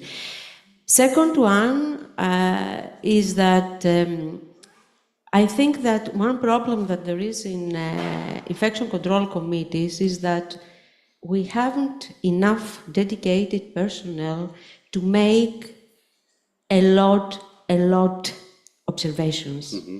You increase your observation because observation is not only reporting and surveillance, is a method of training, the advanced training. So if you want to increase the compliance, you have to be and to support next to your colleague. In my hospitals, we managed to increase from 52 to 86 the compliance, but from 400 observations of years, we managed the last year to make 6,050 in one hospital of 500 beds. So the observation is a training and it's an intervention. So we have to push in this road. Thank you. Yeah, no, thank you. I think two really good points. I think the same challenges in the States. We don't, in our training, in our medical school and nursing schools, any basic infection prevention, we don't. And there's work trying to create a curriculum of this should be integrated. We are able to, as folks come into our hospital, we have some like orientation that's part of that. And that works so-so. I think the best purpose is you hear about it, you understand it, but it's the continual kind of training. I think the number of observations is interesting. And my numbers I showed you, I now have I have 2 individuals that all they do is observations, and we were able to get that as part of a program. And then we have people that do amount, and there's a lot of discussion of, do you need more observations, and how many do you need? And when we started, said, you need enough that it's believable, so you can't do 4 a month or 5, but you don't need 50 or 100. You need enough where it's a number that makes sense. So we said 20. We said you can only observe someone 2 times. You can't watch Ritu, who washes her hands all the time, and get all 20 from Ritu's practice. And that's how we did it. That over time, that is enough to say, is that believable? And I also had the help of our chief medical officer say one time, I don't care if it's 2 observations and you did 1 time, that's 1 time you missed, and 1 time we may have hurt a patient. And saying something like that helped. So there is a balance, because you can get too much time getting the observations and not enough to say, let's change practice. And everybody's different. There's some of my units that need more till they believe it, then they believe it, and I can scale it back to say, look, this is, but you're right. And it's a process. Every place is different. There are a lot of challenges, like the multi-bed unit, it's very difficult to do that there. But I think slowly, I'm kind of getting there. I think 86%, that's fantastic rate of hand hygiene. You want to get higher, but it's, yeah. Tom, do you think there's a place for hand hygiene in the community? I've been terrified by recent stats I've seen, people getting screened in the hospitals upon admission with rates like 10-15% of C. diff carriage and things like that. What's happening out there? I don't think we have a good handle on how well the community washes their hands. Maybe they do it better since COVID, because there's a population that got very nervous. One thing that we've tried to message as the patients and families come into the hospital is that it's okay to ask your provider to wash their hands, to remind them. That's easy for us to say it's okay, but it's often we hear from patients, I don't want to question my doctor because they might get mad at me and not treat me. So I think there's some piece of that too, at least in the hospital. But I'm sure I think we all could wash our hands more. And I'm not a germaphobe. I don't wash my hands all the time, but I think we all probably should wash our hands more in the community too. Yeah. I was talking about people that more and more people get sick, elderly, go to long-term health care, yes, yeah. And there's this interaction in the community, especially in houses that have people that are elderly and just came back from the hospital. And I was wondering whether we should emphasize the message towards this community, this niche. I think any community, I think that's definitely a high-risk group, of course, because they're comorbidities, they're together. I think that's another opportunity, absolutely, because it doesn't bring things into the hospital, 100%. Yeah.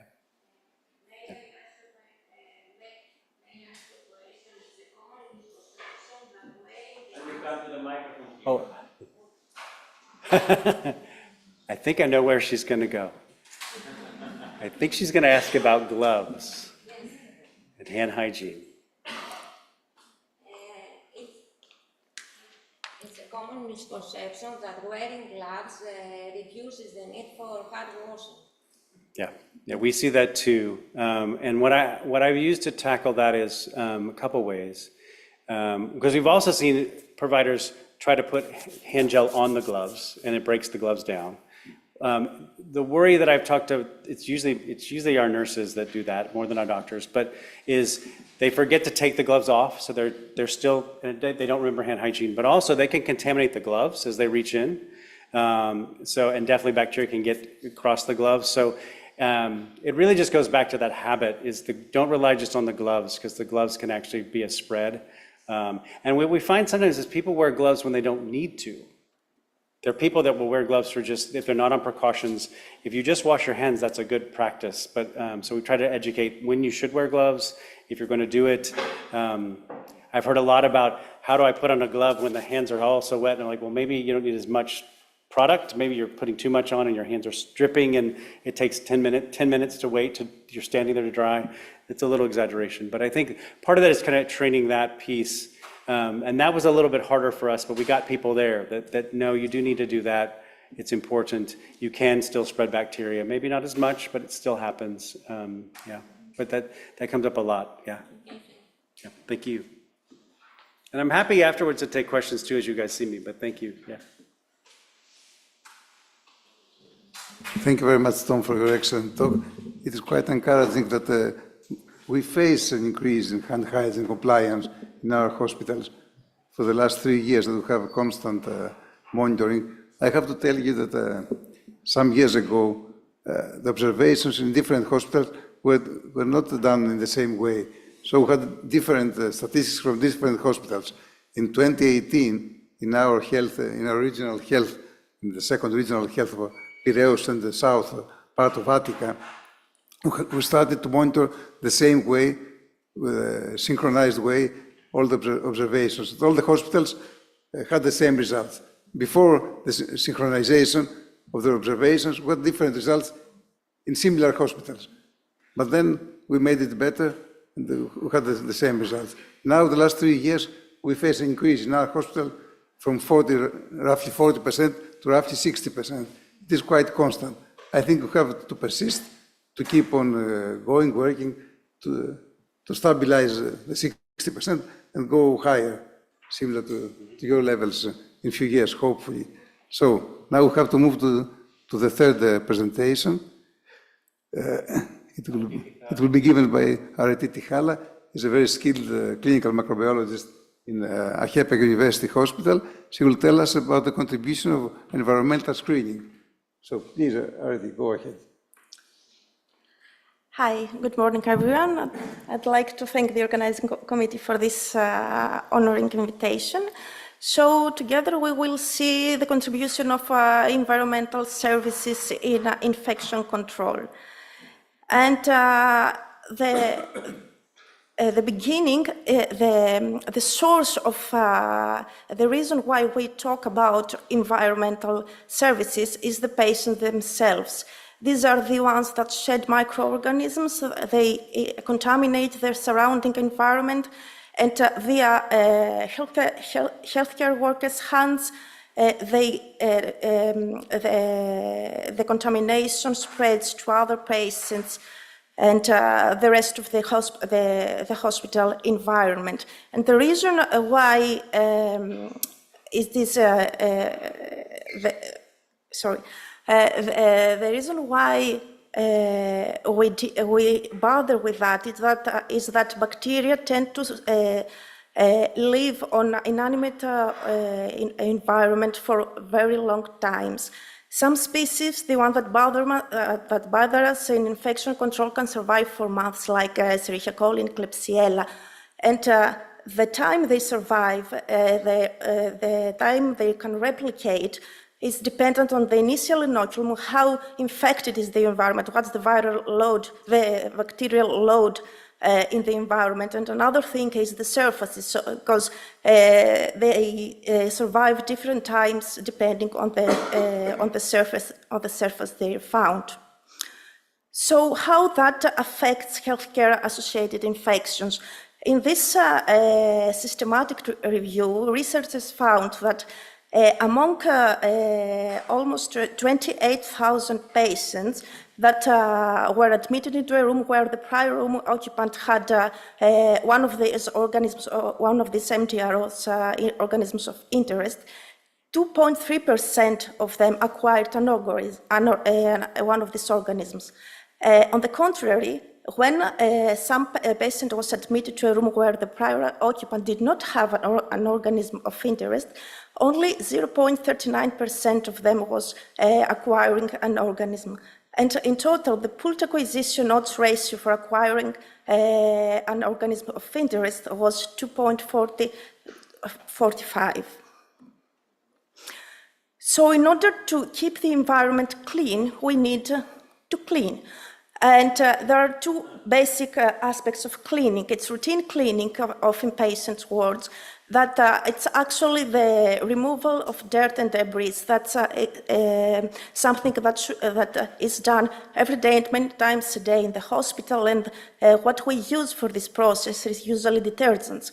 But the other thing is terminal or discharge cleaning, because as we saw earlier, when a room is occupied by a patient that is colonized, this bacteria remain in the environment. So in this case, detergents and routine cleaning is not enough. So we need disinfection in order to remove the bacteria.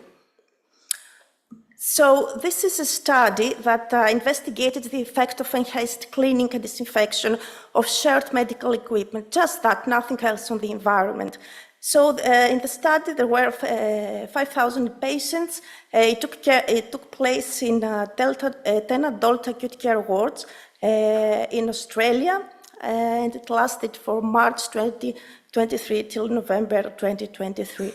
So what they saw here the researchers was that there's a significant rise of the cleaning of this personal shared medical equipment that was followed by a significant reduction in healthcare-associated infections, and in particular 34.5% of reduction of healthcare-associated infections.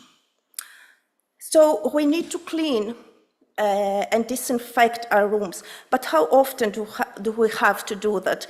And before we talk about time intervals, I'd like to talk about another finding of this study.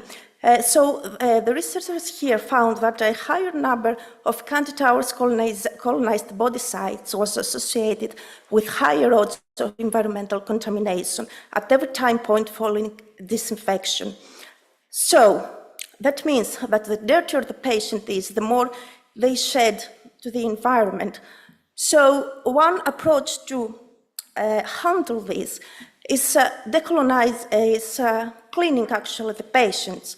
So in this study on your left, you see an intervention that took place in the States in nursing homes where they used decolonization instead of routine cleaning, decolonization with chlorhexidine, and also they applied iodophor povidone in the nerves of the residents. So what they found out was that the transfer to hospitals for infectious was lower when they were decolonizing the patients compared to routine cleaning. And another thing is the patient hands, because usually we're dealing with serious infections in the ICUs, but this type of bacteria, especially in Greece, are everywhere in all wards. So our patients in those wards many times are walking and move around the hospital. So we always talk about healthcare workers' hand hygiene, but what about patients' hand hygiene? So in this study, we see how an intervention that focused on cleaning patients' hands reduced the environmental burden of bacteria. And let's go back to the previous diagram. So in most cases, in all MDROs, including Candida auris and bacteria MDROs, the microorganisms appeared back on the surfaces 4 hours after disinfection. So what we do usually when disinfecting and cleaning in the hospitals is do it 2 times a day, maybe 3 times a day, but usually not more than 3 times a day. So this data suggests that we might need to clean more often, but how is that feasible to do the entire cleaning process every 4 hours? So one way to address that would be to clean just high-risk sites in the intervals between the regular cleaning.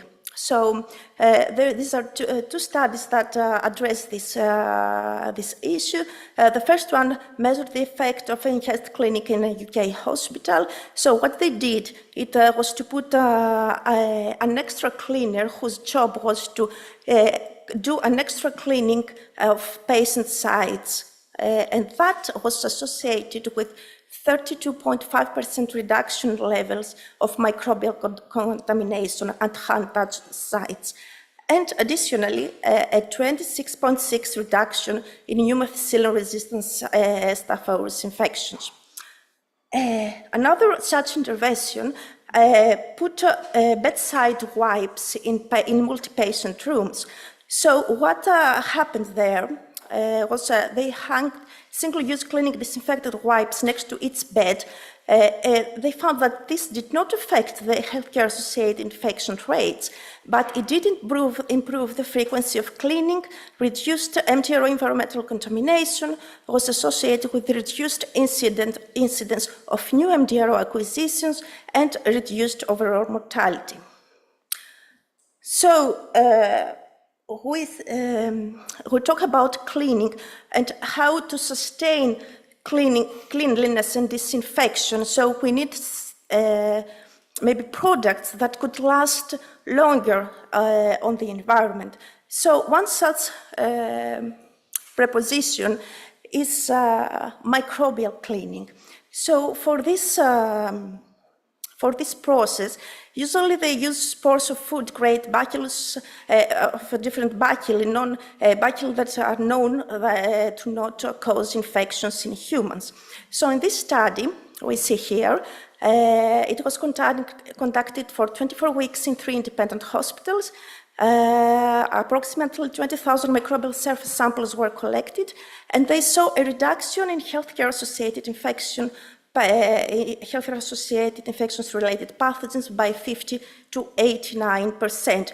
On the diagram, you see that they actually did conventional cleaning from weeks -2 to 0, and then from weeks 0 to 2, they introduced microbial cleaning, and then from week 2 and on, they did conventional cleaning again, and we see how the bacterial load was lower when doing microbial cleaning. And in this study here, we see another example of how well this type of cleaning can work. So the researchers here saw a 93% decrease of surface pathogens compared to conventional sanitation, and a decrease of healthcare-associated infections cumulative incidence from 4.8% to 2.3%. So it's quite impressive, actually. Another thing that this type of cleaning can help with is AMR genes. So in this study, the researchers saw the impact of probiotic-based hospital sanitation on antimicrobial resistance. And what they saw was a remarkable reduction of up to 99% in AMR genes. Alongside that, that antimicrobial drug usage linked to the onset of healthcare-associated infections revealed a global decline to almost 60%, and there was also a notable 75% decrease in the associated costs. But are they safe? We're talking about putting bacteria in the environment. They actually seem to be quite safe. One aspect that is worrisome, that was and still is worrisome, is how whether they can accumulate virulence or resistant genes. Because we know from basic disinfectants that the bacteria tend to become resistant to disinfectants, and also when using disinfectants, we might have the appearance of resistance to antimicrobials. So in this case, there was no virulence resistance genes or mobile conjugative plasmids detected in the bacilli used. And they also found that there was a very high genetic stability, and there was low to no tendency to be involved in horizontal gene transfer events. So they seem to be to stay for a long time and not be affected by antibacterials. Another thing that we are concerned about is whether we can acquire infections by using these bacteria. So in this study that took place in 7 hospitals, they took around 32,000 clinical samples from around 9,000 patients and 800,000 hospitalization days. The researchers here used both culture-based and molecular testing. So what they found, that study lasted for 5 years, and what they concluded it was there was complete absence of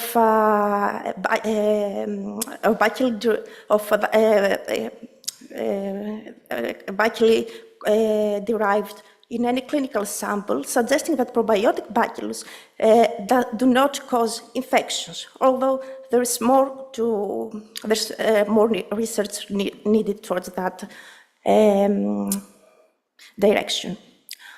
So what we talked thus far and what we usually talked when about environmental services with connected to MDROs is the surfaces. What about air? And how could air contribute to healthcare-associated infections? So the bacteria we're dealing with are not airborne transmitted, okay? We don't talk here about airborne transmission, but what might happen is that bacteria can be on the air after aerosol producing procedures, and then they eventually settle on surfaces. So again, they contaminate the inanimate environment. So in this study, that germicidal ultraviolet disinfection was used. The researchers saw a 69% decrease of the concentration of bacteria on blades. And there was no association with variations in outdoor air concentrations of bacteria. There are another two studies that also saw a benefit when it comes to healthcare-associated infections. One of them used advanced photohydrolysis, and the other one used air purifiers. So the first study saw more than 98% reduction in mini-fungi and MRSA use on surfaces, accompanied by a more than 96% reduction for fungi and MRSA on floors. Eventually, they found that healthcare-associated infections after that intervention declined at 70%. On the other study, also the researchers noted a significantly lower colony concentration in the air and on surfaces on day 60 after using air purifiers, and there was also a positive correlation between the number of colonies detected and the rate of hospital-acquired infections in the intervention ICU. And what about water? Can water contribute to healthcare-associated infections? So this study is a systematic review of the literature, and it tried to find articles on the zinc interventions in the ICUs to reduce the risk of infection or colonization with gram-negative pathogens. So they ended up with 11 studies, and they found 5 main interventions, among which was water filters, sink removals, new taps, siphon heater and vibration devices, and hooper covers.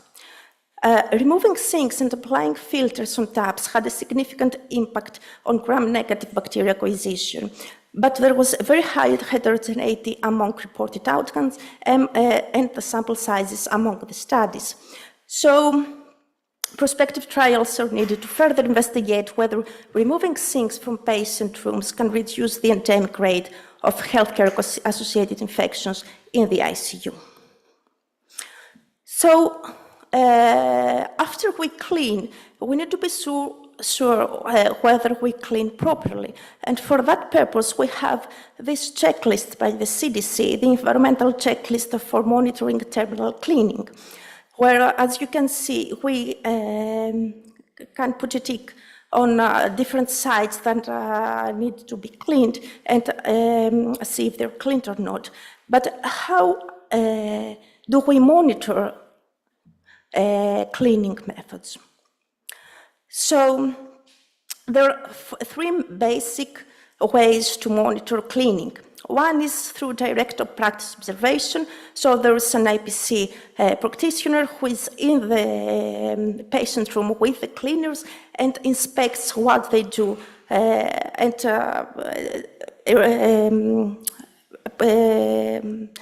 writes it on the checklist. Another way is to use fluorescent markers. So these markers are put Before cleaning and after cleaning, the IPC practitioner will check whether the marker has been actually removed. And the third way is with ATB bioluminescence. So, in many cases, at least in our hospital, people ask us to do cultures in order to monitor cleaning. And there's, I think, a misconception about what cultures can offer to this, to monitoring cleaning. Sorry.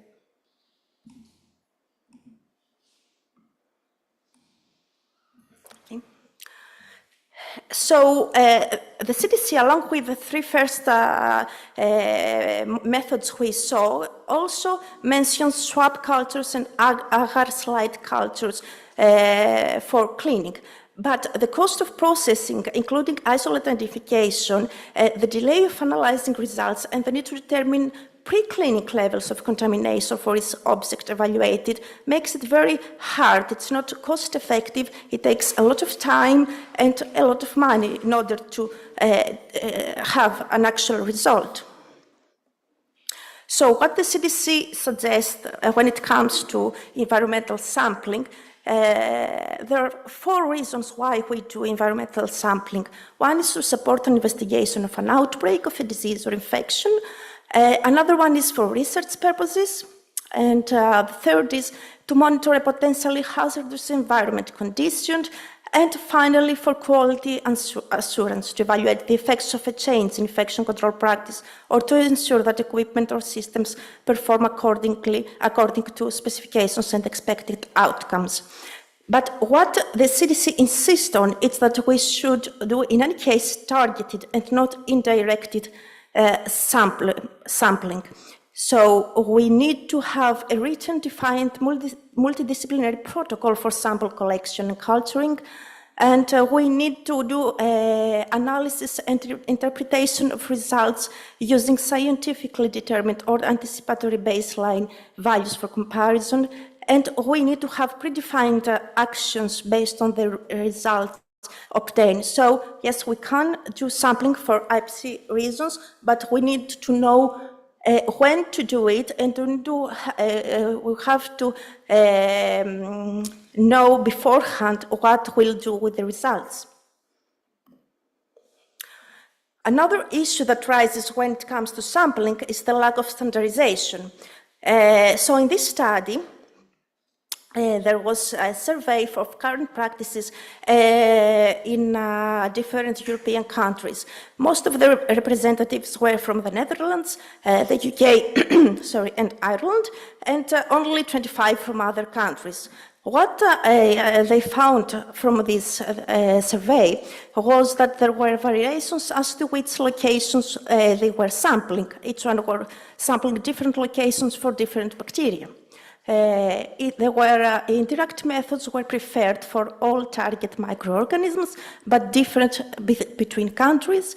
There were differences in laboratory processes and no consensus either within or between countries. So that raises the need for guidance and consensus.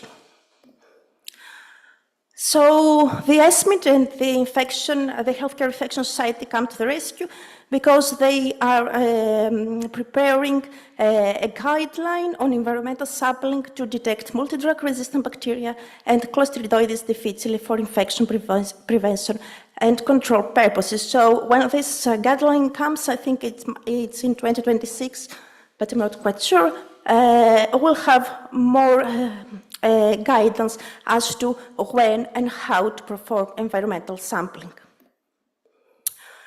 So thus far, and we're talking about patients' benefits. And that's what bothers most of us, actually all of us here. But when we need to make an intervention, we cannot do it alone. We need to address stakeholders and administrations, and in many cases ask for money in order to do something, an intervention. So is environmental services is EVS cost effective? It seems that there is. So here are 2 studies. One of them was part of the Ritu study. So they found that implementing the clinic bundle cost 349,000 Australian dollars. But it generated approximately 150,000 in cost savings. Infections that were prevented under the clinic bundle returned a net monetary benefit of $1 million Australian dollars. And there was an 86% chance that the bundle was cost-effective compared with existing hospital clinic practices. Similarly, we have similar findings from the CLEAN study. We saw it earlier today that the study that focused on disinfection of shared medical equipment, and we saw that there was a significant reduction in healthcare-associated infections after the intervention. So what about the money they saved? They estimate the total costs associated with the intervention were $1.5 million.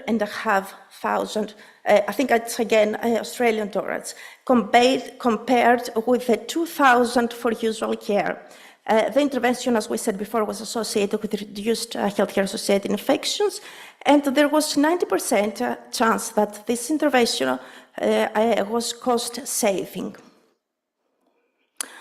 So finally, I'd like to address a thing that I personally found very interesting when it comes to environmental cleaning, and that is the environmental cleaners in the hospitals who are usually disregarded. So traditionally, we deal with women of low income, of a difficult background, and actually it's not a profession that people want to go. It's a profession that people go because they have no other options.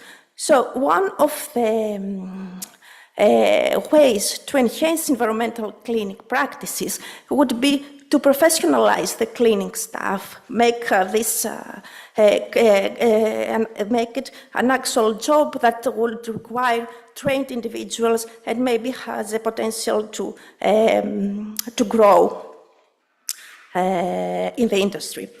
So, and what seems to be very important is talking to healthcare workers, because when we talk to them and when we train them properly, we see improvement in cleaning, and in this study in particular, a decrease in CDIs. And another thing, finally, I'd like to tell you is something. It's a research conducted in the UK about a decade ago. So they saw, so they evaluated 6 professionals in the UK, professions in the UK, and they saw how much is their salary and how much they bring back to the society. So among the professions they investigated was hospital cleaners, who appear to create £10 of value for every $1 they are paid, as opposed to bankers who destroy £7 of value for every $1 they earn. So we're more than 100 years after Florence Nightingale conceived the idea of environmental cleaning. We're not there yet, but hopefully maybe in the next 100 years we'll get there. Thank you. Well, thank you. I'll keep the banker statement. So it was an excellent, comprehensive overview. Thank you so much. Every time we got the cleaning service involved in an outbreak handling, increased the morale of the team. They felt empowered. They were contributing. It was amazing. And several times we've done that. At the same time, I remember it was a couple of years ago, a blood pressure device, a portable blood pressure device. I had a label on it that said Klebsiella, VRE, Pseudomonas, MRSA, and I guess the value is immense of incorporating a cleaning bundle in your IPC, and we're not doing this.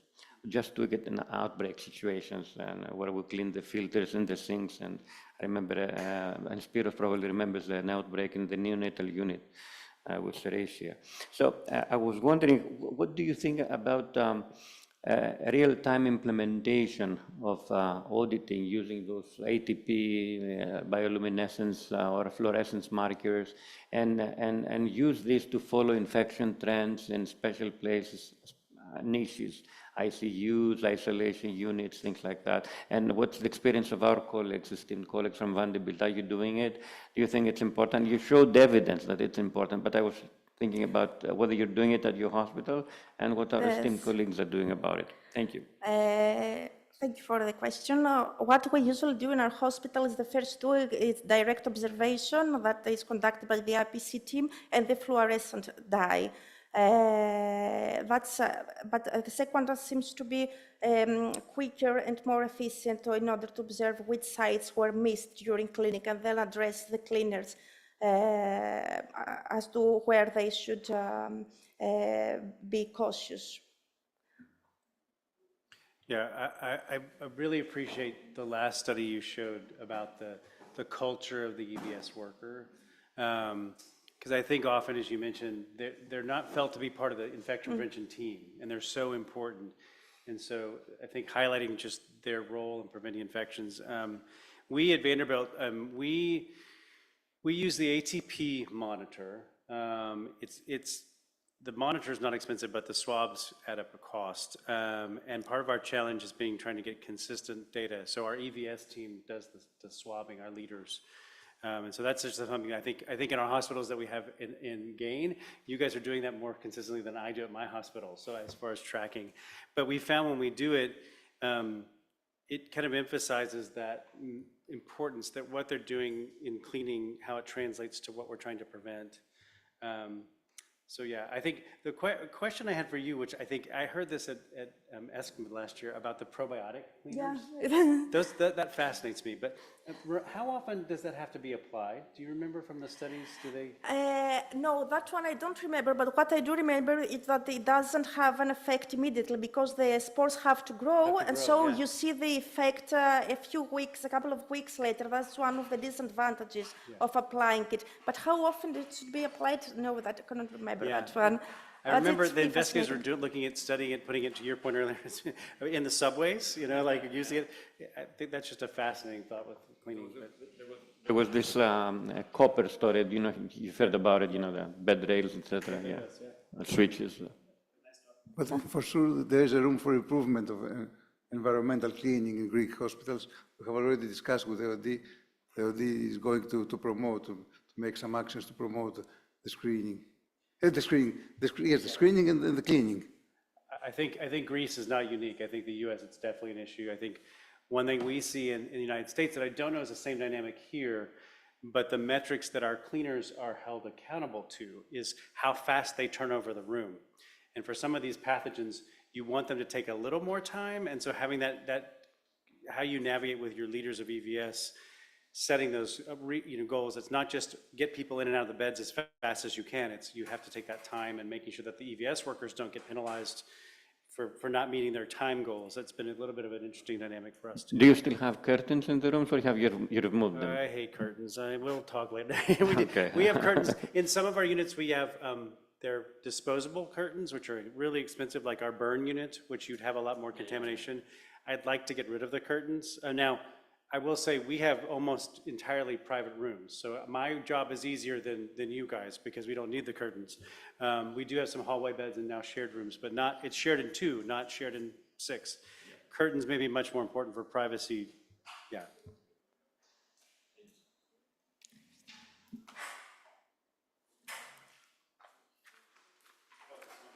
It's my turn. Sorry about that. It's my pleasure to introduce Pali Karakasta, who's a consultant here at Atacon in the Clinical Microbiology Laboratory. Excuse me. She's going to kind of complete our introduction into infection prevention, talking about the contribution of multi-drug resistant organism surveillance in high-risk patients. Hi. I would like to thank Professor Pournaras for giving me the opportunity to work on surveillance and today to present this topic for you. So, This presentation will explore MDRO surveillance, starting with definitions, workflow, monitoring targets, and European Union Commission recommendations. I will then cover diagnostic methods and present surveillance results from global, national, and local levels, focusing on bloodstream and healthcare-associated infections, colonization, and carbapenem-resistant in CROs. Finally, I will conclude with our future perspectives. Surveillance is the systematic collection, analysis, and interpretation of data to guide action. In antimicrobial resistance, it's a core pillar of infection prevention and control. It helps detect resistant infections early, monitor trends, and identify and control outbreaks. Surveillance also guides policies with real-time, evidence-based data. This is the workflow we follow in ATICO for MDRO surveillance. Medical microbiologists collaborate with infectious disease specialists and infection control nurses to apply and implement targeted infection control measures and antimicrobial stewardship interventions. MDRO data is regularly shared with national, European, and global surveillance systems. So, a lot of international institutions like CDC, WHO, and ECDC have already made considerations on what to monitor and what is important. Based on their recommendations and our local epidemiology, we focus on critical and high-priority threats: carbapenem-resistant Enterobacterales, Acinetobacter baumannii, Pseudomonas aeruginosa, MRSA, and VREs. We also monitor specific carbapenemases in CREs since they are associated with treatment challenges. Our hospital surveillance captures both infection and colonization rates, including bloodstream and healthcare-associated infections, as well as rectal colonization. As a part of the European Union, Greece follows recommendations from the European Union Commission Council. This is a 2023 document where member states are invited to take actions specifically targeting carbapenem-producing Klebsiella bloodstream infections. They have a political wish that we should have reductions by 5% by 2030. So that would be one argument of doing surveillance. And maybe this 5% reduction does not sound ambitious. However, it becomes more clear and more significant when we consider that Greece had a 64% increase in this infection in 2023 compared to 2019. Moving to antimicrobial-resistant diagnostic methods, our hospital surveillance uses chromogenic culture media and UCAS standardized phenotypic methods for screening.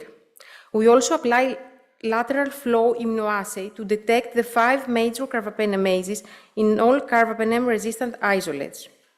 In some cases, we also use automated PCR tests like BDMAS and FILMARI for molecular confirmation or faster results. And although advanced molecular methods such as MLST, DNA arrays, and whole genome sequencing offer deeper insights into resistance and transmission, unfortunately, we do not have the capacity to implement them. This chart shares global data from GLASS on bloodstream infections caused by 3 key pathogens: Klebsiella pneumonia, Acinetobacter baumannii, and Acinetobacter baumannii resistant to meropenem, and methicillin-resistant Staphylococcus aureus. Klebsiella pneumonia shows resistant rates above 22%, with infections rising steadily since 2018 in most parts of the world, except North America, where they are declined. Acinetobacter baumannii has a resistance rate over 65%, and although cases has been going up for years, we saw a small drop in 2022. MRSA has a resistance rate of 28% and is slowly increasing worldwide. A closer look at Europe reveals similar trends with some notable differences. Klebsiella pneumonia BSIs have jumped over 50% since 2019. Acinetobacter SPP, carbapenem resistant, peaked during COVID period, but then began to decline, which is quite hopeful. Surprisingly, and unlike global patterns, MRSA BSIs in Europe have dropped by nearly 18% since 2019. And also, there are 2 more bacteria worth mentioning. VRE rose for 5 years before recently declining, and Pseudomonas aeruginosa continues a steady rise in resistance. The situation in Greece is even more alarming. In 2023, surveillance data showed an almost 65% increase in carbapenem-resistant both Klebsiella pneumonia and Acinetobacter. Pseudomonas aeruginosa rose by 97%, MRSA by 41.8%, and VREs increased by 166%. And at the same time, high-risk strains of carbapenemase-producing Klebsiella pneumonia have spread in hospitals, making infections harder to treat and control. In our hospital, we have been actively monitoring MDROs across both ICU and non-ICU units, following a CDC protocol. We track unique blood source events, especially those after the third day of admission, and we calculate incidence density rate per 1,000 patient days. These are the results from the past 6 years in the whole hospital. Overall, we could say that CROs increased during the COVID-19 crisis, but have since started to decline, although not yet back to pre-pandemic levels. When we break down the data by ICU location, we can see some interesting points. In our ICUs, CRE and CRAB infections rose sharply during the pandemic, but thanks to a combination of targeted interventions, they have since declined. In contrast, in non-ICU units, CRE and VRE infections have continued to rise, even after the peak of the pandemic. We have also seen a steady increase in Pseudomonas aeruginosa and VREs over time, mainly outside the ICU settings. On the bright side, MRSA infections have remained stable and well controlled since 2019. Moving on to healthcare-associated infections, 7.1% of inpatients in Europe are affected, and globally the numbers are quite similar. What's even more concerning is that 1 out of 3 pathogens isolated were resistant to key antibiotics. Antibiotic use has also risen both in Europe and globally. And as we can see in the graphs, Greece ranks second in Europe for highest prevalence and third for hospital antibiotic use. More specifically, our national rate of healthcare-associated infections is high, at 12.1%, nearly double than the European median of 6.8%. Over half of the hospitalized patients are on antibiotics, and although we have slightly more IPC nurses than the European median, the number of IPC doctors remain critically low, limiting our ability to control infections effectively. At our hospital, we are proud to be part of 2 important programs monitoring healthcare-associated infections. First, there is GRIP, a national Greek initiative that started in 2021. It focuses on reducing hospital infections and antimicrobial resistance through training, interventions, and surveillance across 10 major public hospitals. Since 2021, we have seen a clear drop in central line-associated bloodstream infections throughout our hospital, while catheter-associated urinary tract infections have remained stable.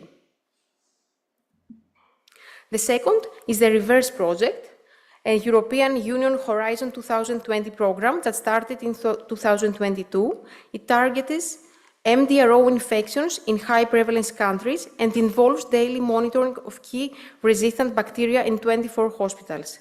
At Attiko, CRE infections rose in the 4th quarter of 2023 after an initial decline, but our monthly rates have consistently remained below the reserve project's hospital average, which may be a promising sign of our ongoing efforts. And as we know, in MDRO infections, the visible cases are just the tip of the iceberg, since most cases are silent carriers. That's why the CDC, ECDC, and WHO all recommended active surveillance for MDRO colonization, especially in high-risk areas. The goal is clear: to identify asymptomatic carriers early and prevent the spread of resistant bacteria. Surveillance targets include CROs, MRSAs, and VREs, and they are focusing on vulnerable groups like ICU, neonatal ICU, pediatric ICU, transplant recipients, and those undergoing orthopedic surgeries. At our hospital, we use chromogenic media, as we said, for nasal and rectal swabs with a 48-hour turnaround and PCR for faster results in 1 hour. These results guide us on contact precautions, patient cohorting, empiric antibiotic choices, and trigger antimicrobial stewardship interventions. To monitor MDRO colonization in our hospital, we have implemented several strategies over the past years. We began with prospective surveillance of rectal colonization in the ICU, which expanded significantly through collaboration with the CDC and the Vanderbilt University via GAIN. Since January 2023, we have worked together on infection prevention, and along with many other interventions, we have gained detailed colonization data. All patients are now screened for CRE on admission with PCR and weekly with conventional cultures, helping us to track silent carriers. As we can see in the first graph, CRE colonization initially dropped and has now stabilized at 10 to 20% of ICU patients. We now monitor both prevalence at admission and incidence rate of ICU-acquired rectal colonization. And despite the high MDRO burden coming into the ICU some months, we have seen a decrease in ICU-acquired CRE and CRAB colonization. Beyond the ICU, we conduct regular point prevalence surveys across all inpatients. Our latest, it was in October 2024, and almost more than 400 rectal swabs were tested, covering nearly 80% of inpatients, and we used both selective media and molecular methods. The result revealed that 42.5% of patients were colonized with at least one MDRO. More specifically, 36% were colonized with VRE, 13% had the CRE, and 5% had the carbapenem-resistant Pseudomonas or a carbapenem-resistant Acinetobacter baumannii.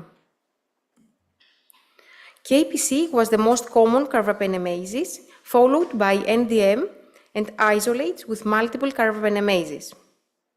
And compared to 2018, MDRO carriage has more than doubled in our hospital and VRE nearly tripled, highlighting the need for ongoing infection prevention and antibiotic stewardship across the whole hospital. Notably, there's only one more observation. 76% of Pseudomonas carried an MBL, while only 30% of Acinetobacter carried an NDM. So, moving to surveillance of carbapenemase patterns in CREs, we see three main resistant mechanisms: enzyme production, efflex pumps, and porin mutation. The most important is enzyme productions, particularly carbapenemases, with most common include KPC, NDM, VIM, and OXA48-like enzymes. These enzymes are often carried on plasmids, which helps them spread between bacteria. Other mechanisms that have been recognized as resistant mechanisms include efflex pumps, protein-binding proteins, and porin changes. So, globally, CREs are not only increasing, but their resistant mechanisms are evolving. This figure shows the proportion of specific carbapenemases among CREs by region from 2018 to 2022. In Asia, CRE rates are high and rising, dominated by NDM, the orange band, and OXA48, the dark blue band, and co-occurrence of NDM and OXA48, which is the light blue. In Latin America, CREs are also increasing, mainly due to KPCs, which are brown, and NDM, the orange ones. In Middle East and Africa, there is an increase in NDM, followed by OXA48. And in Europe, we have lower overall rates. KPC is predominant, but OXA48 and NDM are on rise. And finally, North America, CRE rates are declining there, and mainly dominated by KPC, with a small rise in NDM. A recent USA study of nearly 20,000 Enterobacterales from 74 hospitals showed that KPC dropped from 73% to 60%, while NDM rose to 20% and OXA48 to 8%. This shift has an impact on treatment choices. The 2024 IDSA guidelines now emphasize the importance of identifying the specific carbapenemase to choose the right treatment. Similarly, the latest CLSI document recommends testing for the type of carbapenemase as soon as a CRE is found. And this is because newer beta-lactamase inhibitors target specific carbapenemase classes.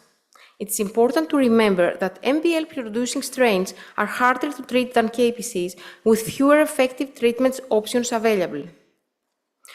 To understand the distribution of carbapenemases in our hospital, we analyzed all first hospital-onset CRE isolates from the past 6 years. While KPC is steadily decreasing, it still accounts for approximately 60% of new hospital-onset CRE cases. Isolates carrying both KPC and MBLs have been rising and now represent over 60%. NDMs increased between 2021 and 2022, but has slightly declined since currently accounting for around 18%. OXA48 remains rare here. And as we previously said, knowing which carbapenemases are present is crucial for choosing the right treatment and controlling antimicrobial resistance. To close, our future direction focuses on 3 key areas. Firstly, we will expand our target to include hypervirulent Klebsiella pneumonia, which is rising globally. Second, we plan to implement automated surveillance system and real-time data sharing to speed up detection and response. And third, we will try to apply genomic surveillance using whole genome sequencing to better track transmission and outbreaks, aligning with recent ECDC guidelines. So our ultimate goal is a faster and stronger infection control system that prevents hospital-acquired colonization and infections. Thank you.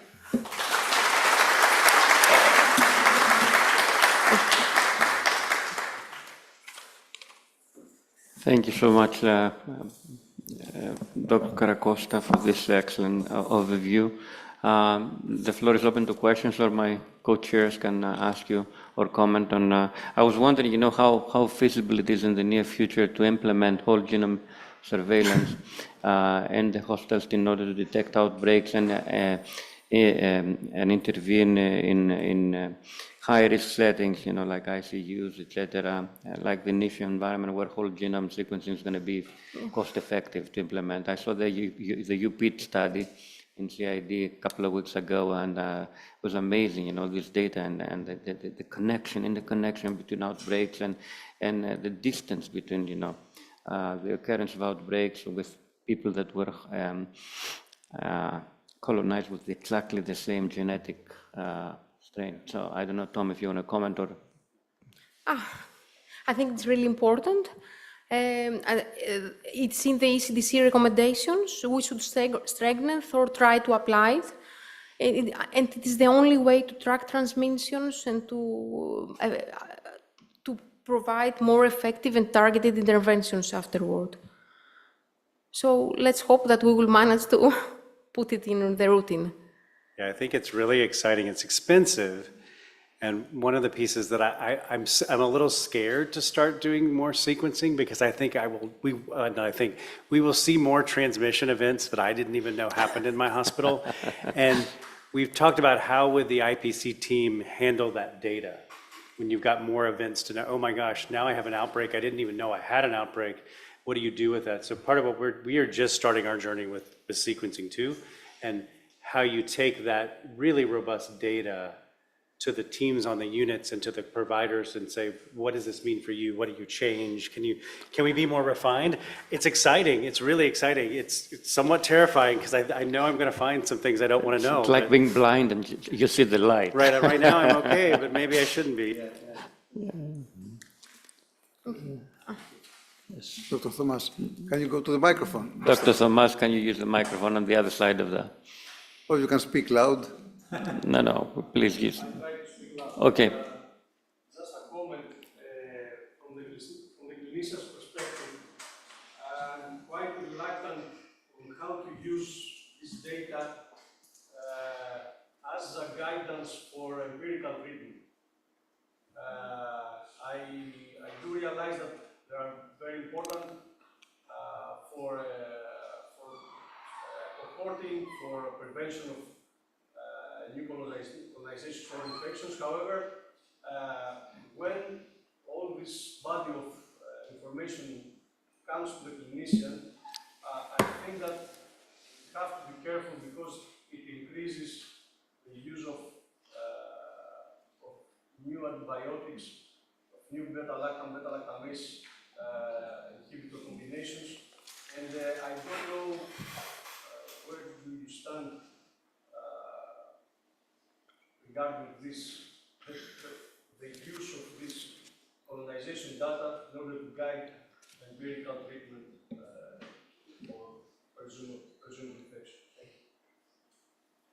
To me? No, I think it's better for you to answer. Yeah, please, Tom.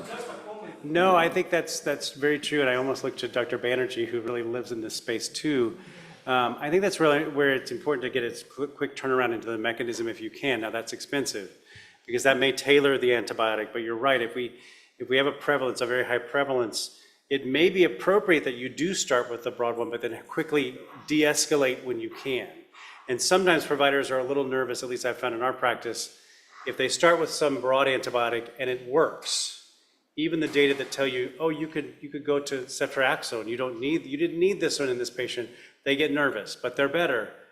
Why would I change that? So I think there's as much, maybe it's the early empiric therapy, but also quick de-escalation when you can stop using those antibiotics too. And that's a little bit part of that, how to kind of... Yeah, no, and I think it's extremely important to incorporate these results in the clinical decision process. And I don't know, Ritu, Professor Banerjee.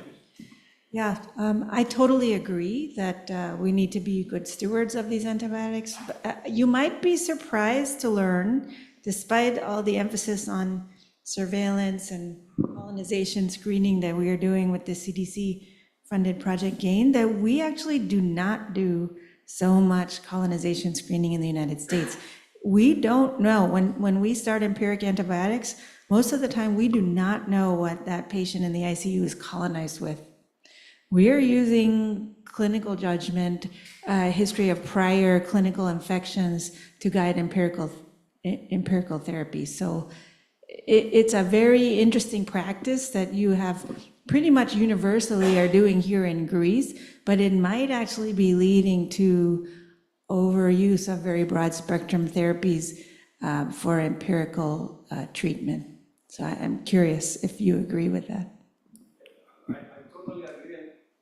My concern is that most of the times we will not have positive blood culture, we will not have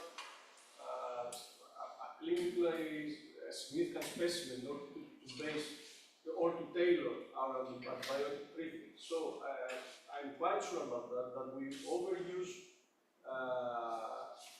very important antibiotics, and I'm telling this while we're waiting an antibiotic for metal beta-lactamase producers. So this is something that I'm very worried about. In most cases, we don't have microbiologically confirmed infection in order to tailor. I was looking at the literature about evidence that could support such a strategy to give your empirical treatment according to the colonization in non-neutropenic patients.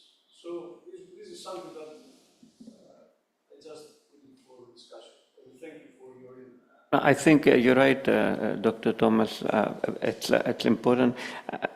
The more I think about it, it's time, to include some predictive modeling and analyze, what the cost effectiveness is in this, in incorporating this screening. We're trying with Spyros, Pournaras, over the last few months to create a triage tool, simple, low-cost tool at the emergency room to identify people at highest risk that are non-immunocompromised, of course, because immunocompromised individuals are a different story, and see how this changes our practice with regards to screening and how it correlates with screening. But I think it's time to do some predictive modeling with regards to effect on stewardship practices and clinical outcome. I don't know if things like that are done at the United States, but at your hospital, the probability of carriage is maybe 2%.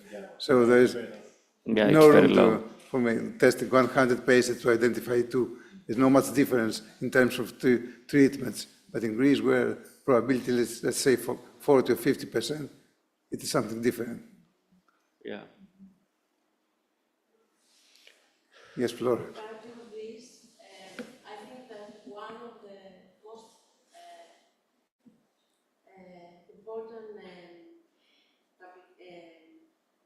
Publication from ICU in the before 2007 about the impact of the screening in empirical treatment of patients. So very good results. I think that now that we have drugs only for KPC and not for MDL, I think that it's important to know the bibliology of our unit and to know how to cover our patients, mostly critically and neutropenic. And one other comment about, I will show you some results from reverse, because we make sequencing of all Klebsiella pneumonia of the first PPS screening and Hatzigeorgiou, and we saw that there is a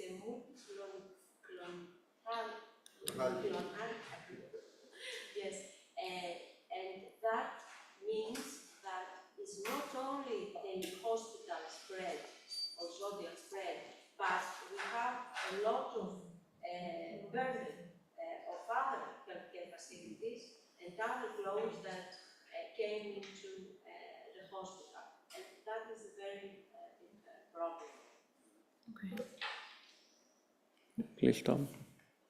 I think we're at our break now. I do want to ask everyone who's involved with GAIN, we want to get a picture. So if you could come down to the stage, and I need a volunteer photographer, but who's not in GAIN. Well, thank you so much for attending, yes, and my esteemed colleagues. Yes. Thank you. Thank you. Thank you. Yeah.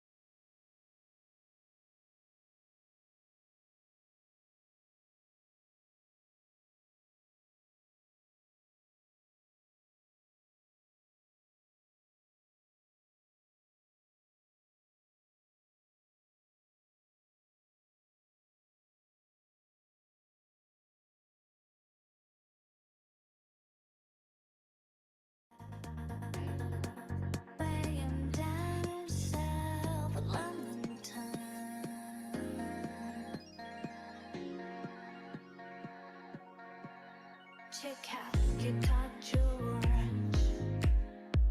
He knows all the chords.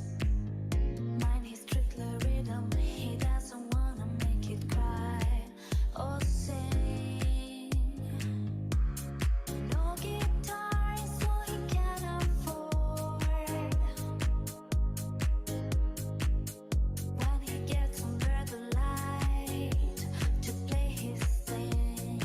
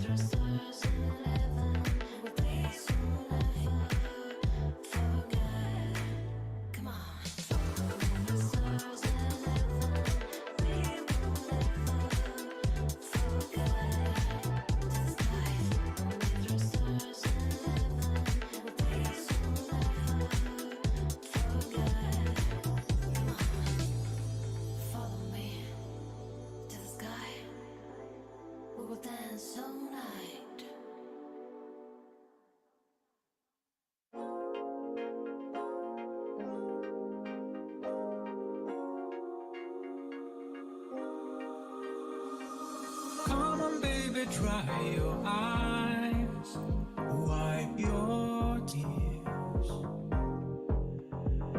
I never like to see you cry. Won't you please forgive me? I would've never tried to hurt you. I just needed someone to hold me, to feel the void where you were gone, To feel the space of emptiness. I'm only human, of flesh and blood only. Human, born to make mistakes. so many nights I long to hold you, so many times I looked and saw your face. Nothing could change the way I feel. No one else could ever take your place. I'm only human, flesh and blood only. Human, born to make mistakes. The tears I cry aren't tears of pain. They're only to hide my guilt and shame. I forgive you. Now I ask the same of you. But we were apart. I was human too.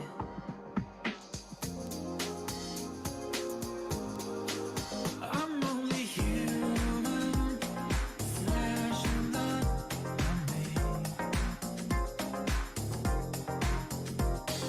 Human, born to make mistakes.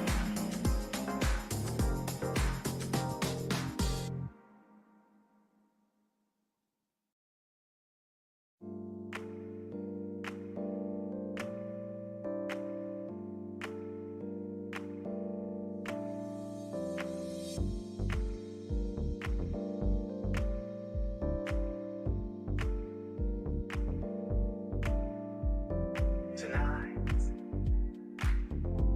I wanna give it all to you. Into the darkness, so much I wanna do. And tonight, I wanna lay it at your feet. 'Cause girl, I was made for you. Girl, you were made for me. I was made for loving you, baby. You were made for loving me. I can't get enough of you, baby. Can you get enough of me? Tonight, I wanna see it in your eyes. Feel the magic, something that drives me wild. Tonight, we're gonna make it all come true. 'Cause girl, you were made for me. And girl, I was made for you.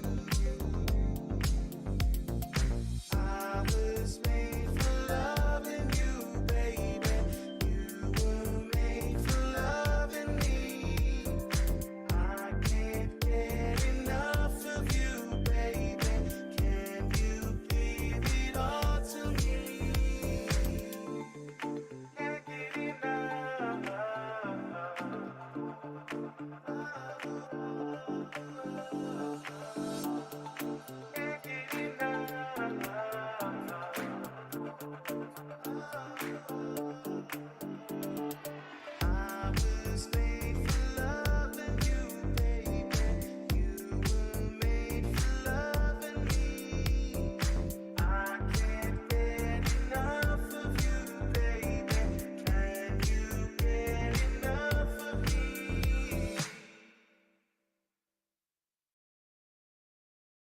come down from the valley.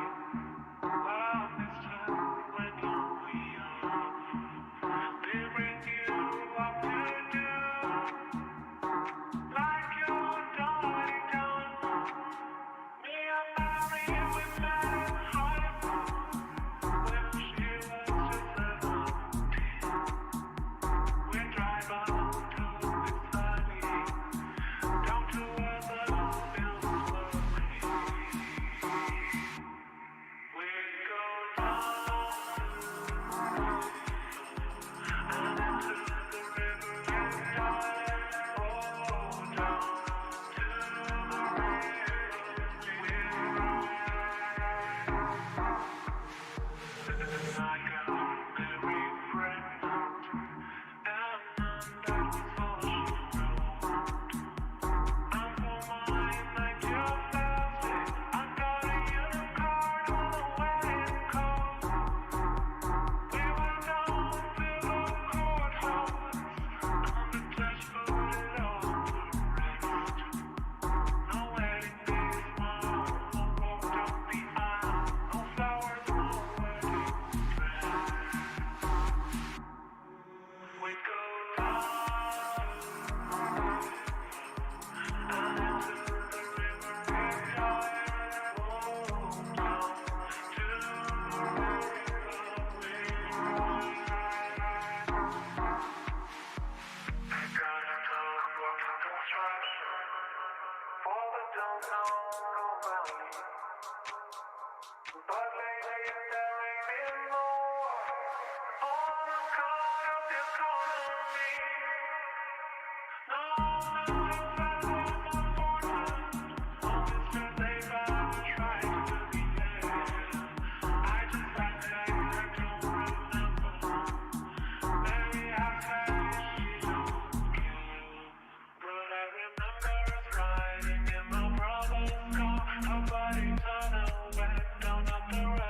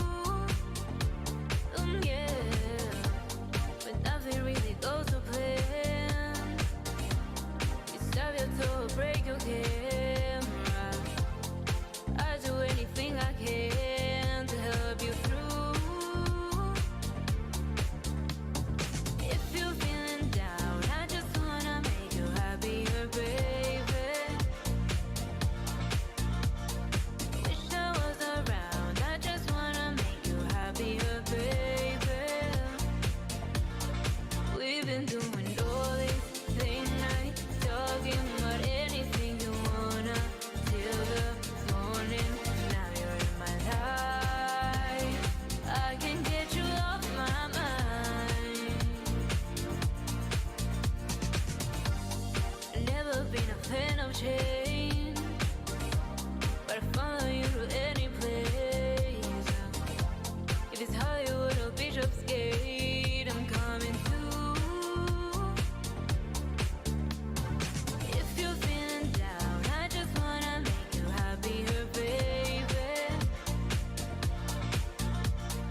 Wish I was around, I just wanna make you happier, baby.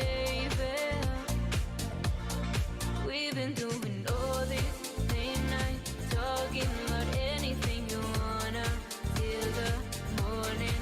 Now you're in my life, I can get you off my mind, can't get you off my mind, can't get you off my mind.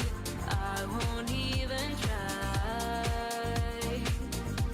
to get you off my mind.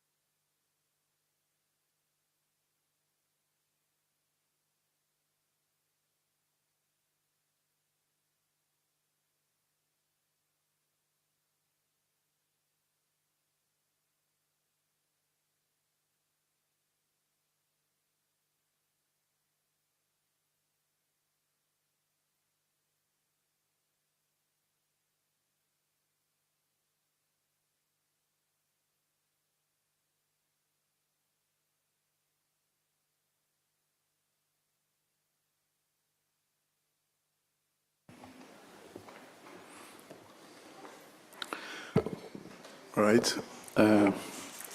Dear colleagues, distinguished guests, ladies and gentlemen, welcome to today's roundtable. I must thank the organizers for inviting me, representing the National Public Health Organization. And just a few words that it's already known that AMR is one of the most urgent public health challenges of our time, both globally and here in Greece. Despite progress in surveillance and stewardship, we continue to face high rates of resistant infections and significant gaps in infection control. This discussion is a chance to align national efforts within the national strategies to share practical experiences and identify concrete actions to strengthen our collective response. Of course, cooperation across sectors, healthcare, policy, research, and civil society is essential. So I'm looking forward to hear the speakers. And now I will give the floor to my colleagues on the table to introduce each speaker. So, thank you so much for the introduction, Dr. Hatzigeorgiou. Please, just a word for me, but I would like to say that I really feel blessed that I am a part of this first seminar of the Hellenic Clinical Microbiology Society, and really honored to co-moderate with you and my colleague and friend Olympia Zarkotou, and also honored and delighted to present the first speaker, who is Professor Ritu Banerjee, Professor of Pediatric Infectious Diseases and Vanderbilt University Medical Center and Director at Vanderbilt University Medical Center, and serves as a principal investigator for the US GAIN HR initiative in Greece. So, Professor Banerjee, dear Ritu, we are looking forward to you. Okay, is this better? Okay. Good afternoon, everybody. It's really my pleasure, my honor to be here speaking with you today. I have the opportunity to talk with you about this US initiative called GAIN, which stands for Global Action in Healthcare Network, Antimicrobial Resistance Module, which is a very long name. But many of you know, along with my team, that we've been here now, this is our fourth trip, working with 3 different hospitals in Greece on this initiative. And it's been our best trip yet. We are starting to see some really positive outcomes. So it's been terrific. And this is a great way to end our 10-day trip. So I'll talk with you today a little bit about the program overview, some of the outcomes we're seeing, what we consider successes and what we consider opportunities, and also looking to the future and how we might coordinate with the multiple infection control efforts that are ongoing in Greece now. So GAIN is a global collaborative network. It's funded by the US CDC, and it consists of countries, institutions, partners across the world.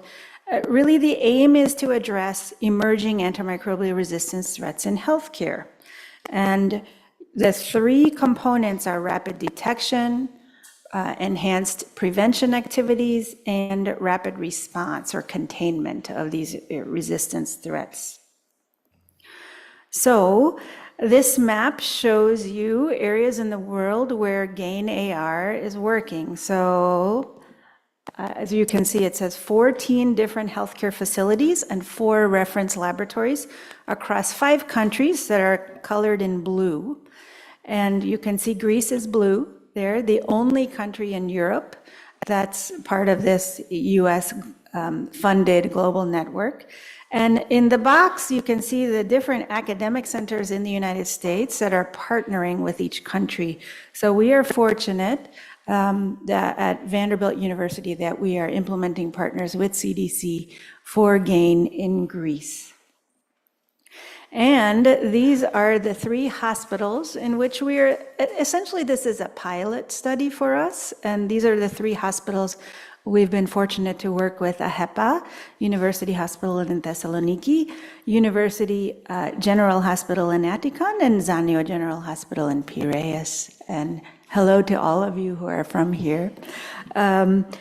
You know, how this started was in 2020, the CDC put out a request for applications and said, you know, if you have some ideas, write an application. So I applied after having many discussions with Professor Skoura and Pournaras and Zarkotou. And so that's how we ended up with these 3 wonderful partners. So the initial focus of GAIN-AR is on carbapenemase-producing Enterobacterales, which we are abbreviating as CPCRE. The priority organisms, as you know, you're quite familiar with them in Greece, Klebsiella pneumoniae, as well as some of the others that are less common, E. coli and Enterobacter species. But because of the problems you see here in Greece with Acinetobacter, we encourage the CDC to also track crab. And Pseudomonas, so they agreed, and so we're also tracking carbapenem-resistant Acinetobacter and carbapenem-resistant Pseudomonas, and you can see the big 5 carbapenemase genes that are commonly seen throughout the world that we're also tracking.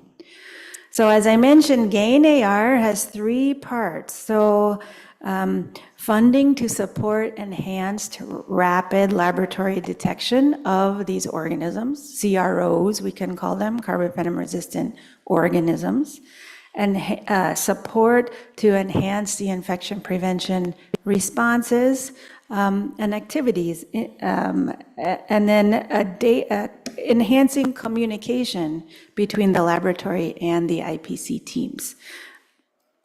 Okay.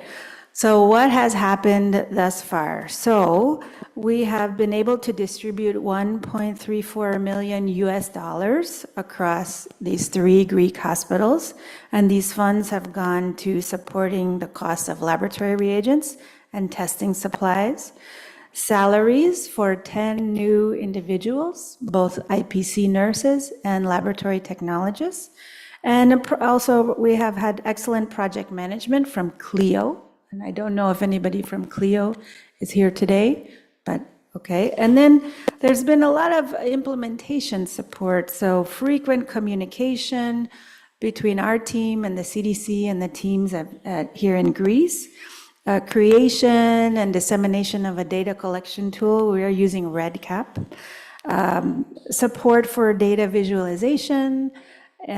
How do you actually communicate your findings to the treating teams, the clinicians, the nurses, and other healthcare workers?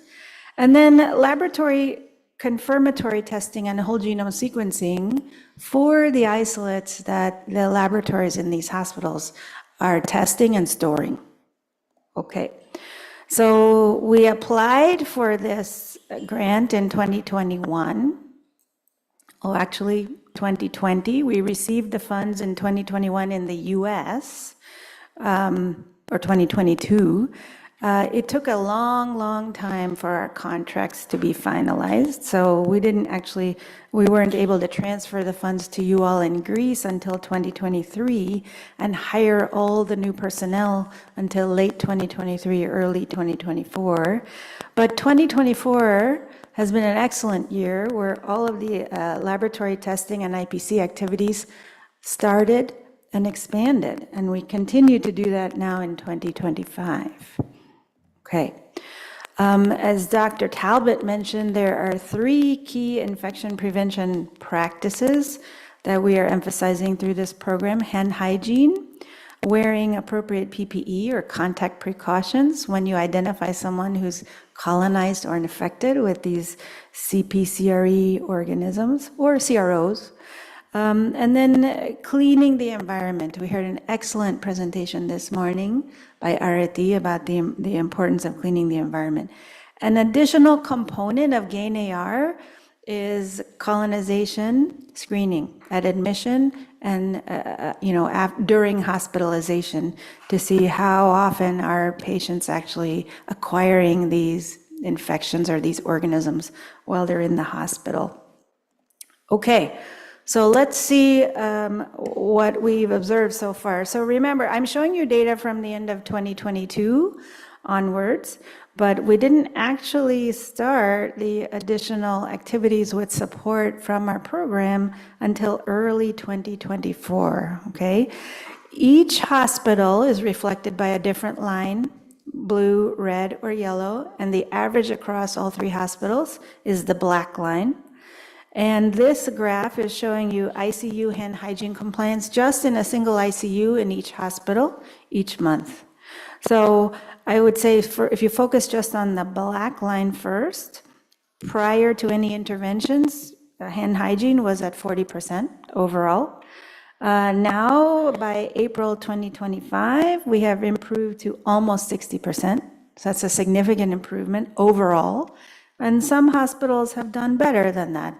You can see the red line is almost, somewhere between 60 and 70% each month. This is data from a single hospital comparing hand hygiene between nurses and physicians, and you're not surprised, I think, to see that the compliance among the physicians is consistently lower than it is among the nurses. And although this is data from one hospital, we see this at every hospital. You probably see it in your hospitals as well. So that suggests a real opportunity to work with our physicians to do better. Okay. This is use of contact precautions when taking care of a patient who's infected or colonized with a CRO. So again, each color line reflects a different hospital. The average across three hospitals is the black line. And this shows that all three hospitals are doing much better in use of contact precautions when it's indicated. And now they're consistently above 70% overall.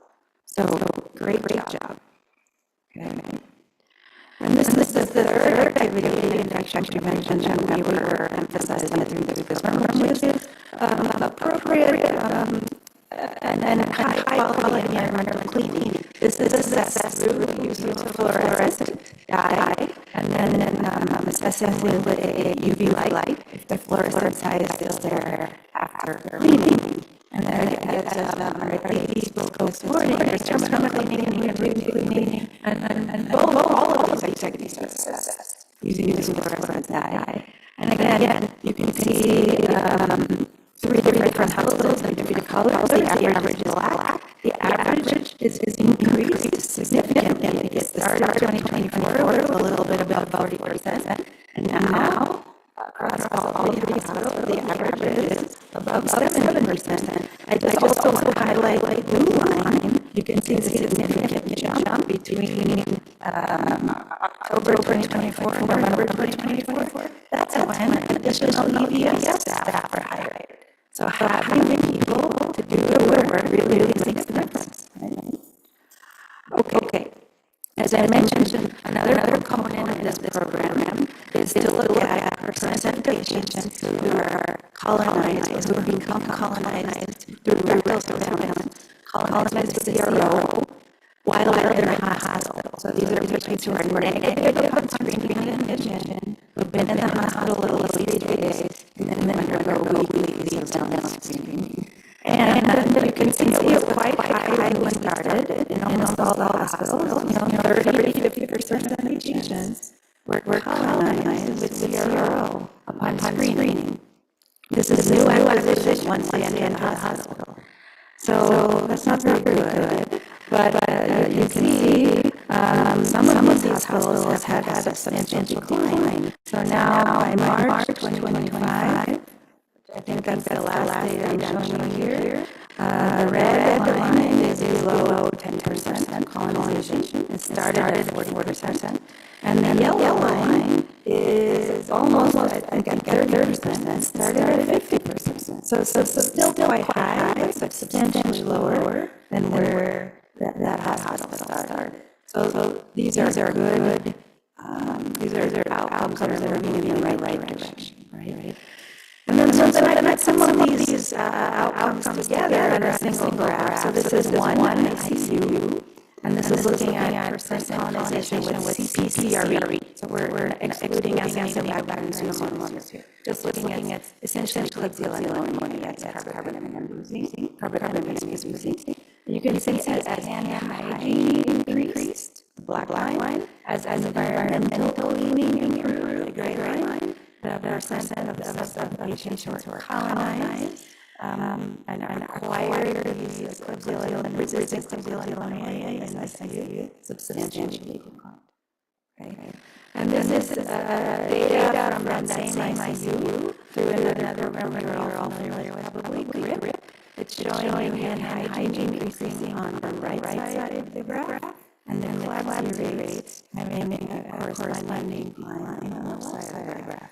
Because ultimately, why are we caring about colonization? Because we want to reduce disease infection. So this is the outcome showing you disease infection rates have declined as well. And this is data from another hospital showing you that as hand hygiene, there's an ICU as well, as hand hygiene compliance increased, the rate of MDRO PSIs declined and actually was 0 in the final month that this data is recorded, which is an outstanding result. Right? These MDROs encompass everything including gram-positive organisms, VRE and MRSA, but they do also include gram-negative resistant organisms. So these are very powerful data.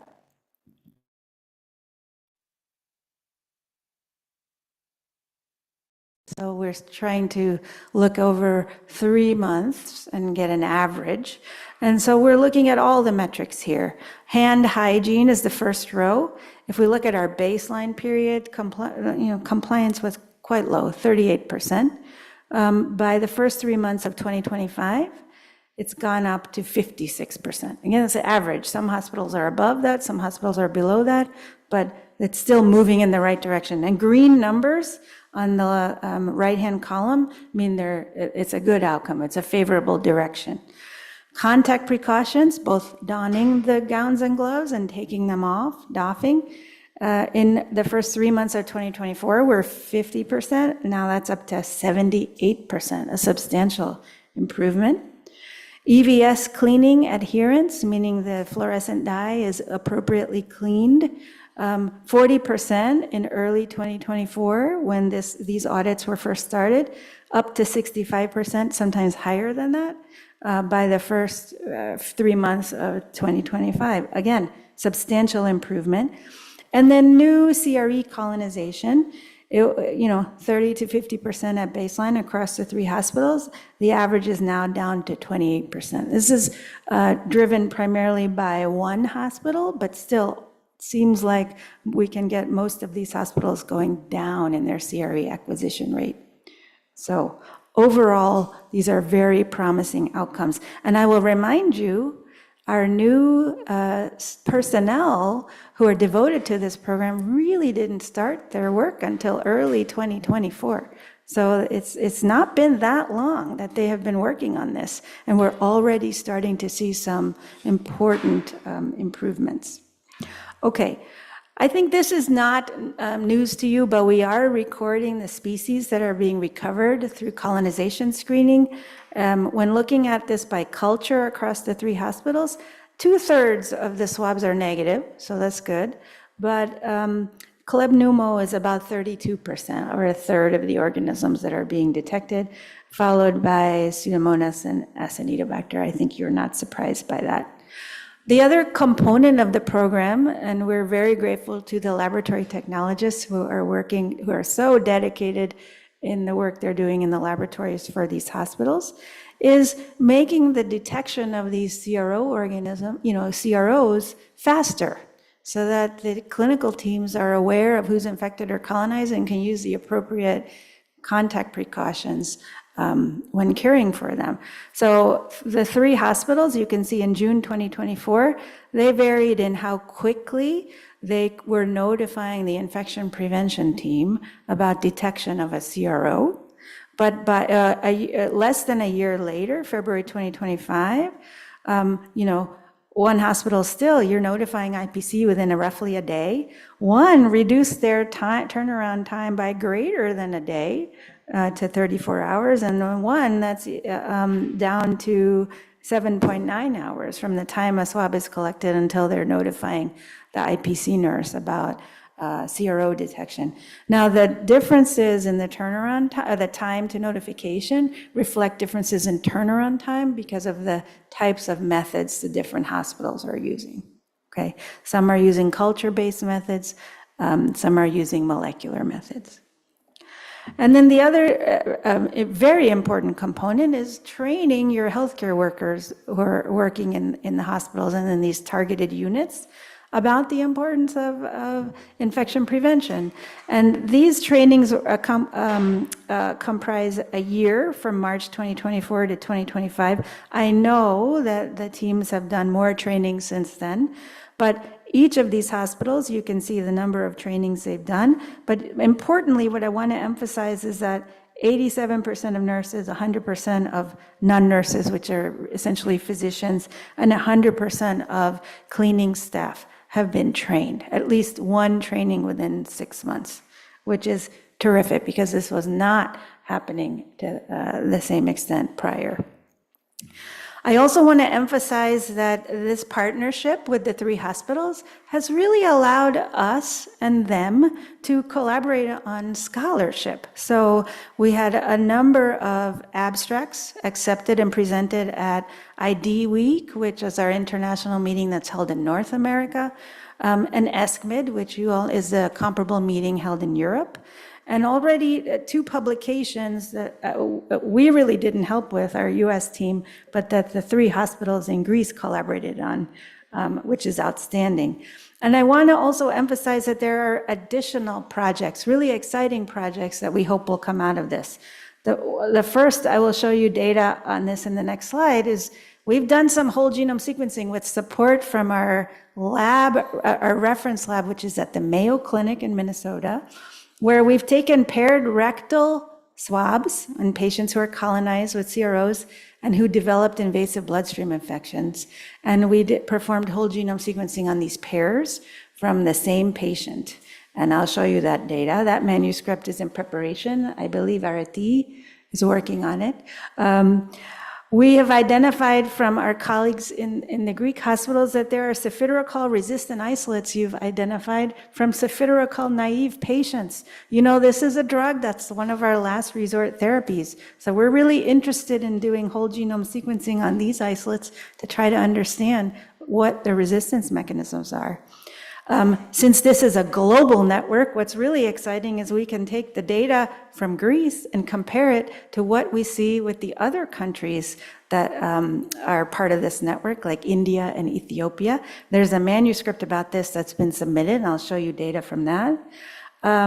There's a lot of data that we are gathering from the hospitals in Greece and all these other countries about IPC methods and acquisition rates of carbapenemase producing organisms that the CDC is working on. And then I think one project that's very exciting for us is circled here, which is being led by Dr. Mixon, who spoke earlier today.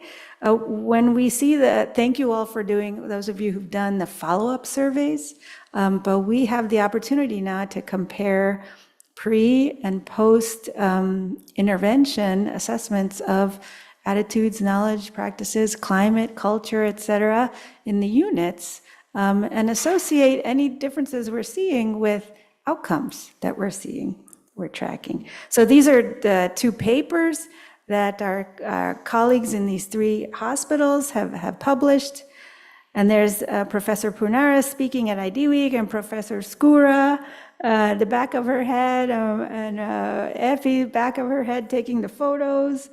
And then this is data from the manuscript that's been submitted comparing molecular epidemiology of carbapenemase producing Enterobacterales across India, Greece, and Ethiopia.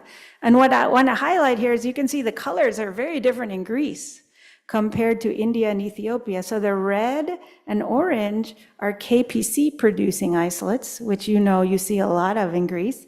But in India, there's no red. What they're seeing are NDMs and oxas, and that's actually also what they're seeing in Ethiopia. So very different distribution of enzymes in Greece compared to these other countries, which I think we'll learn some fascinating things as we look more into the data. Okay, this is the data looking at 35 patients across these three hospitals who had paired isolates. They had a Klebsiella pneumonia detected on rectal surveillance and a Klebsiella pneumonia detected in an invasive bloodstream infection. And we did whole genome sequencing and identified that they were related, essentially identical or very closely related in 86% of the pairs.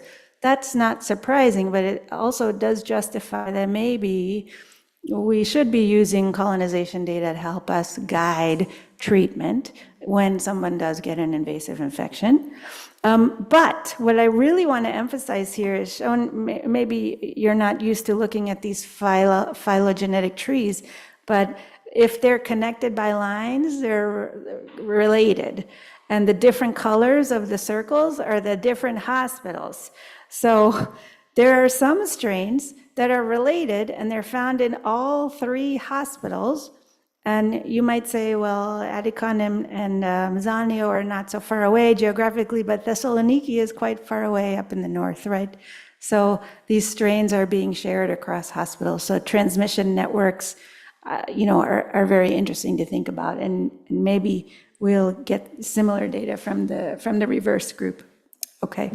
And then the last study that's in preparation is a genome-wide association study trying to understand what's going on with these cefiderocol resistant strains that you're seeing in Greece. We have very few isolates right now. We just compared 8 resistant to 8 cefiderocol susceptible Klebsiella pneumoniae isolates. But what you can see is the resistant ones are circled in orange, and the susceptible ones are circled in blue, and they're very distinct.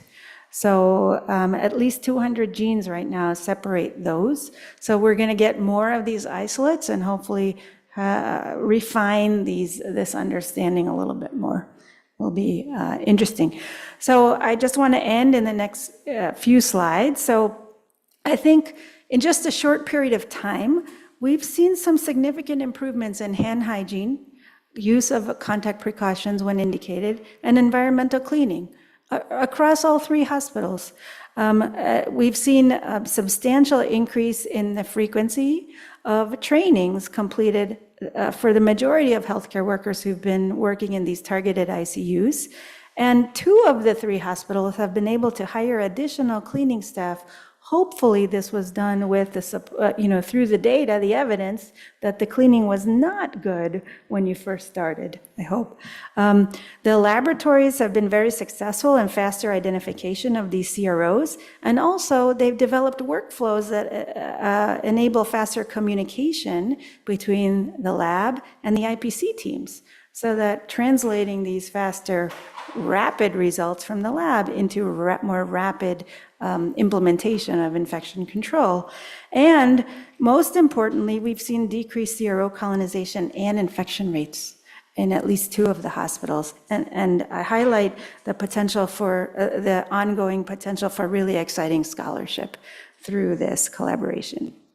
Now, that being said, there remain a lot of challenges, and you all know this better than we do, but motivating all staff to comply with good infection prevention activities, especially hand hygiene, is a challenge, especially for physicians, especially for more senior physicians, right? It's hard to change behaviors that are already ingrained.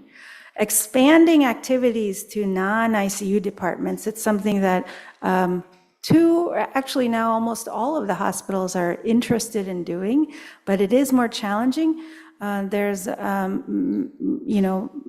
more patients per nurse, And patients are often not geographically isolated into a single part of the hospital, but often spread throughout different areas of the hospital. We acknowledge all of these challenges, staff shortages, of course.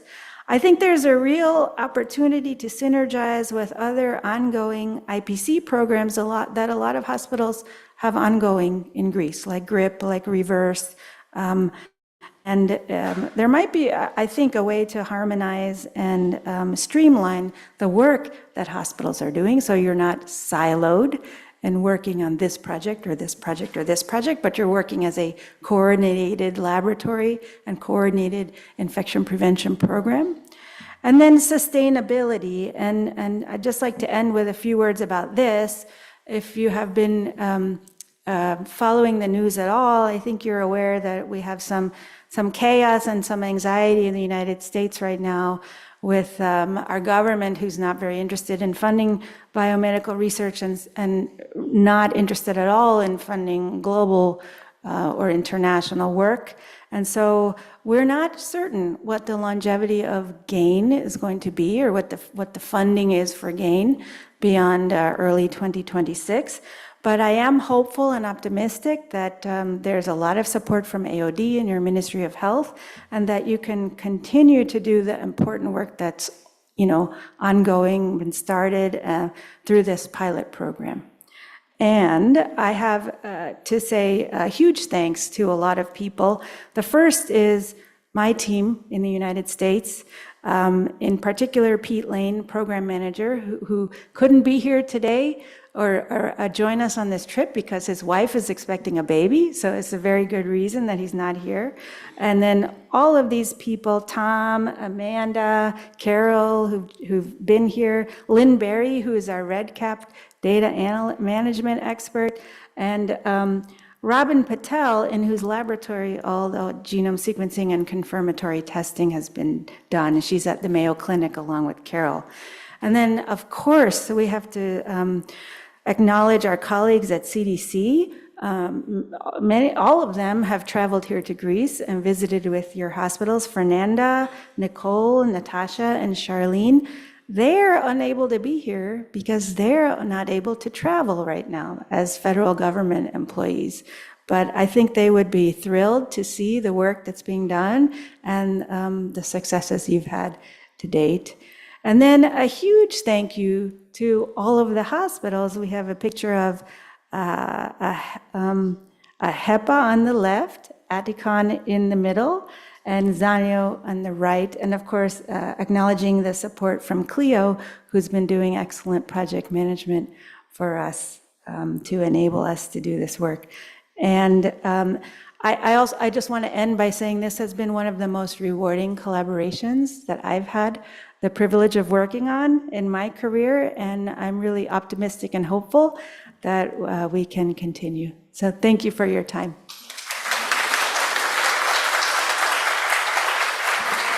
Thank you so much. Really excellent talk. No, if you like to stay here, perhaps for comments, questions, it's open now. And first, Dr. Kondopoulou. Oh, okay. Spyros, Professor Pournaras.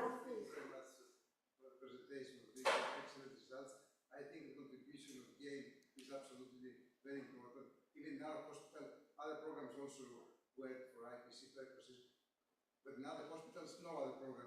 All the hospitals have proportional improvement. So it is very actual. They're very short time, in 1 year, some months. So all of these should be reported to the international press, just to encourage, to show to everybody that there's room of improvement. And the culture and the human environment will improve, for sure. Yes.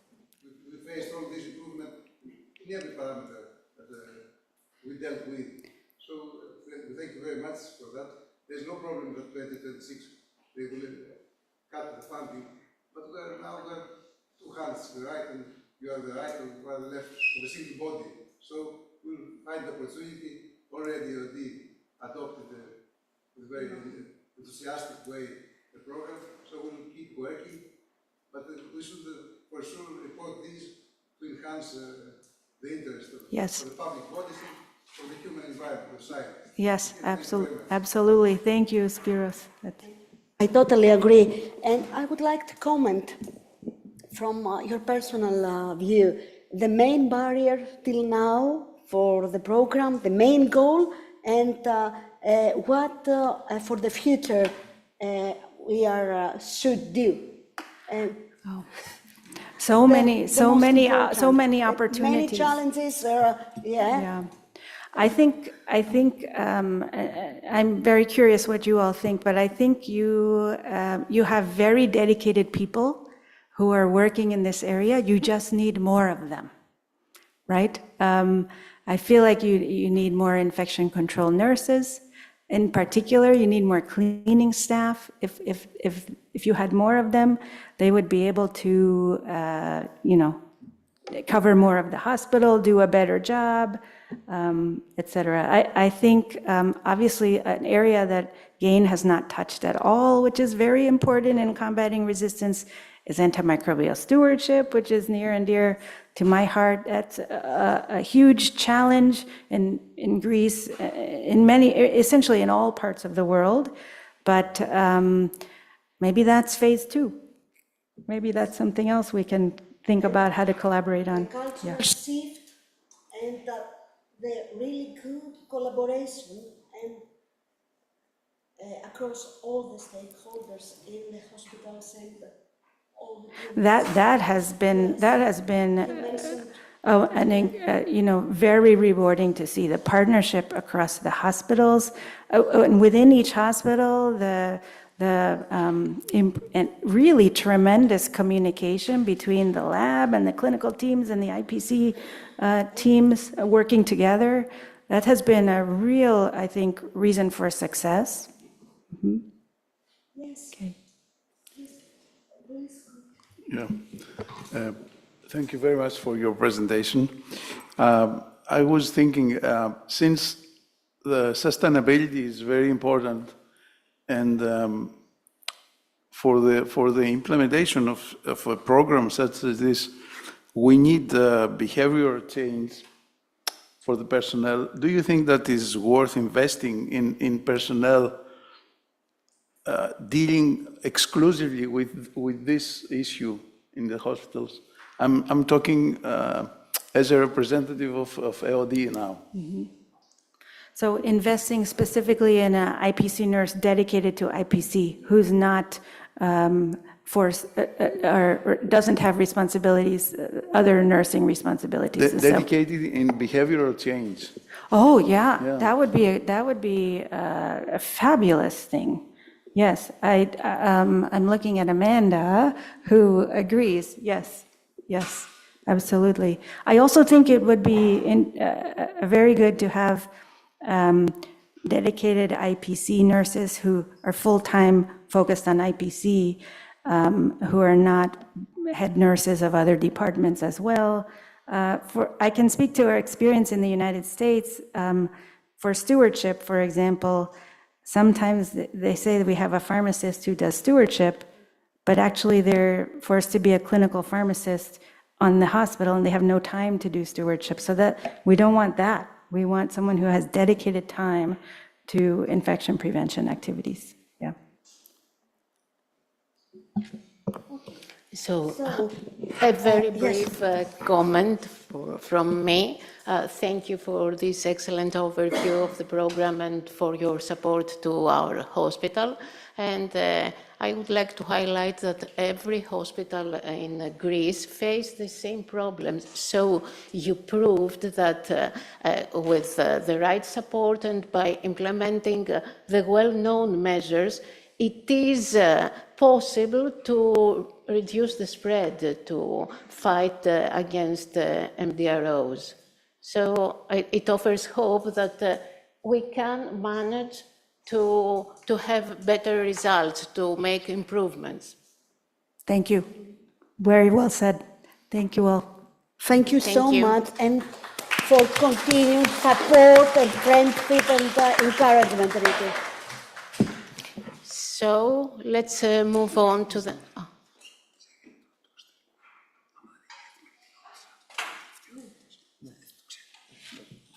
Okay, let's move on to the next topic, the European initiative, the reverse program. I welcome Dr. Flora Kontopoulou. She's an infectious diseases physician. She has worked at National Public Health Organization for more than 10 years, being responsible for AMR and healthcare-associated infections. And we had an excellent collaboration with Flora all these years. Now she's at Mitera Hospital, and she's responsible for infection control and antibiotic stewardship. And she serves as a coordinator of the reverse program in Greece. Flora? Thank you very much for the honor of the Clinical Microbiology Society, but I would like to say that I want to speak in Greek for my colleague. Sorry, I want to be absolutely, fully understandable for my colleague. So, πριν προχωρήσουμε στο τι κάνει το reverse, γιατί εγώ θα θέλω πραγματικά να μείνω στη μεθοδολογία του reverse και να γίνει κατανοητή, γιατί θεωρώ ότι είναι ένα πρόγραμμα με πολύ μεγάλη τεκμηρίωση, που στοχεύει σε πάρα πολλά διάφορα θέματα. Είναι ένα multi-model strategy, όπως λέμε σύμφωνα και με τις οδηγίες του ΠΟΗ. Θέλω να σας πω ότι η εικόνα της χώρας μας την ξέρουμε όλοι. Όμως υπάρχουν δύο πράγματα στα οποία πρέπει να επικεντρωθούμε. Πρώτα απ' όλα έχουμε ένα από τα μεγαλύτερα ποσοστά λοιμόξεων, νοσοκομιακών λοιμόξεων.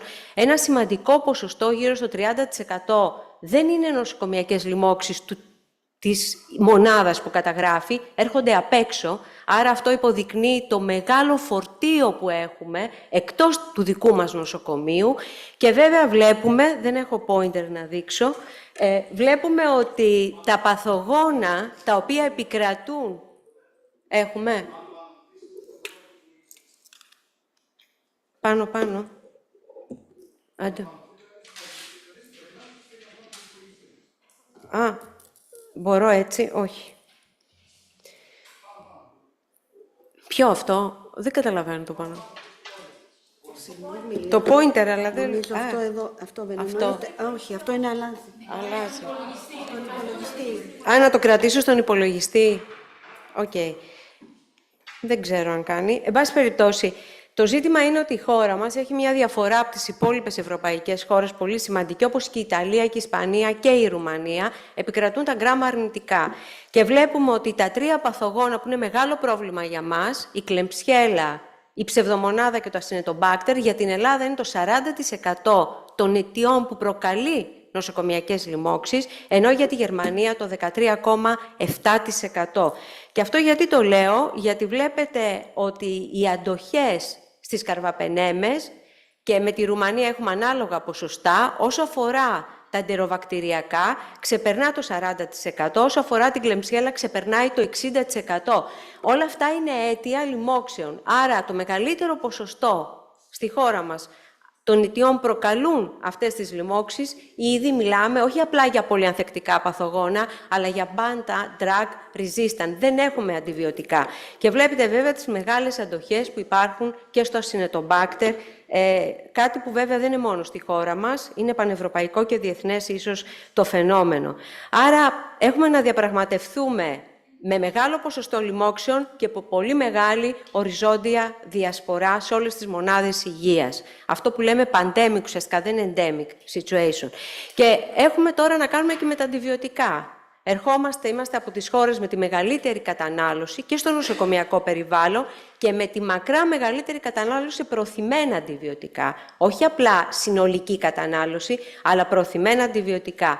Το 30% αυτής της κατανάλωσης είναι προφύλαξη που δίνεται είτε για το χειρουργείο είτε ιατρική προφύλαξη, και το 75% της προφύλαξης που δίνεται στις χειρουργικές μονάδες ξεπερνάει το 1 24ωρο. Άρα αυτά τα λέω γιατί θα δούμε παρακάτω που έχει επικεντρωθεί το reverse σε αυτά τα κομμάτια.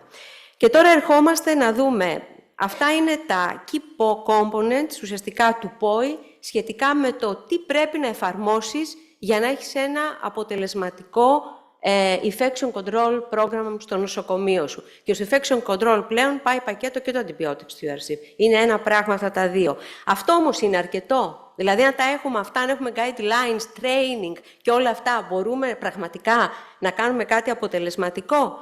Δεν νομίζω. Εδώ έρχονται τα resources.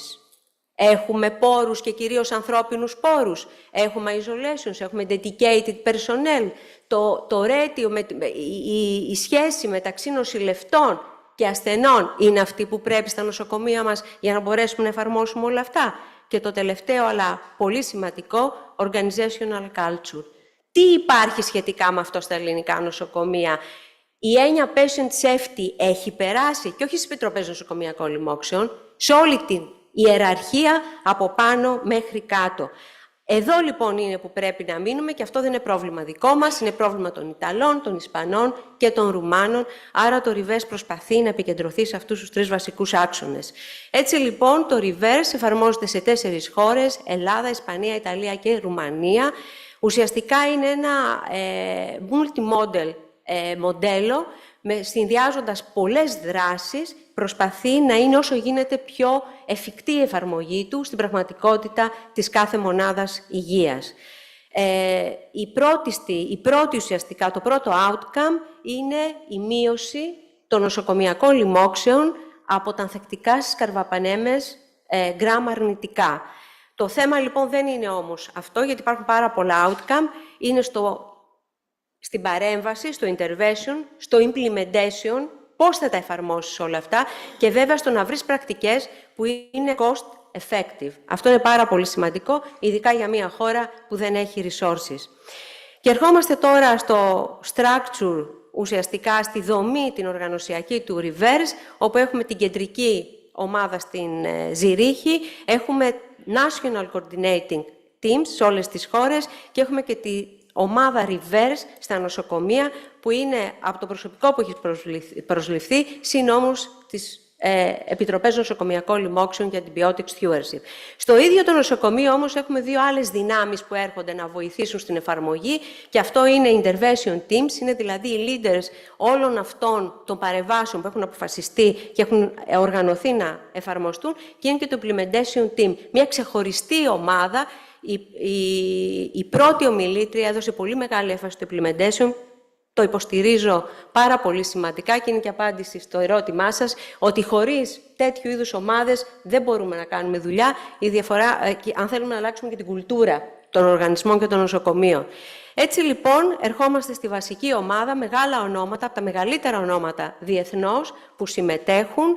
Ερχόμαστε στην ομάδα την ελληνική. Το project έχει ξεκινήσει από το δεύτερο εξάμηνο του 2022. Είναι ο 3ος χρόνος εφαρμογής που τρέχει.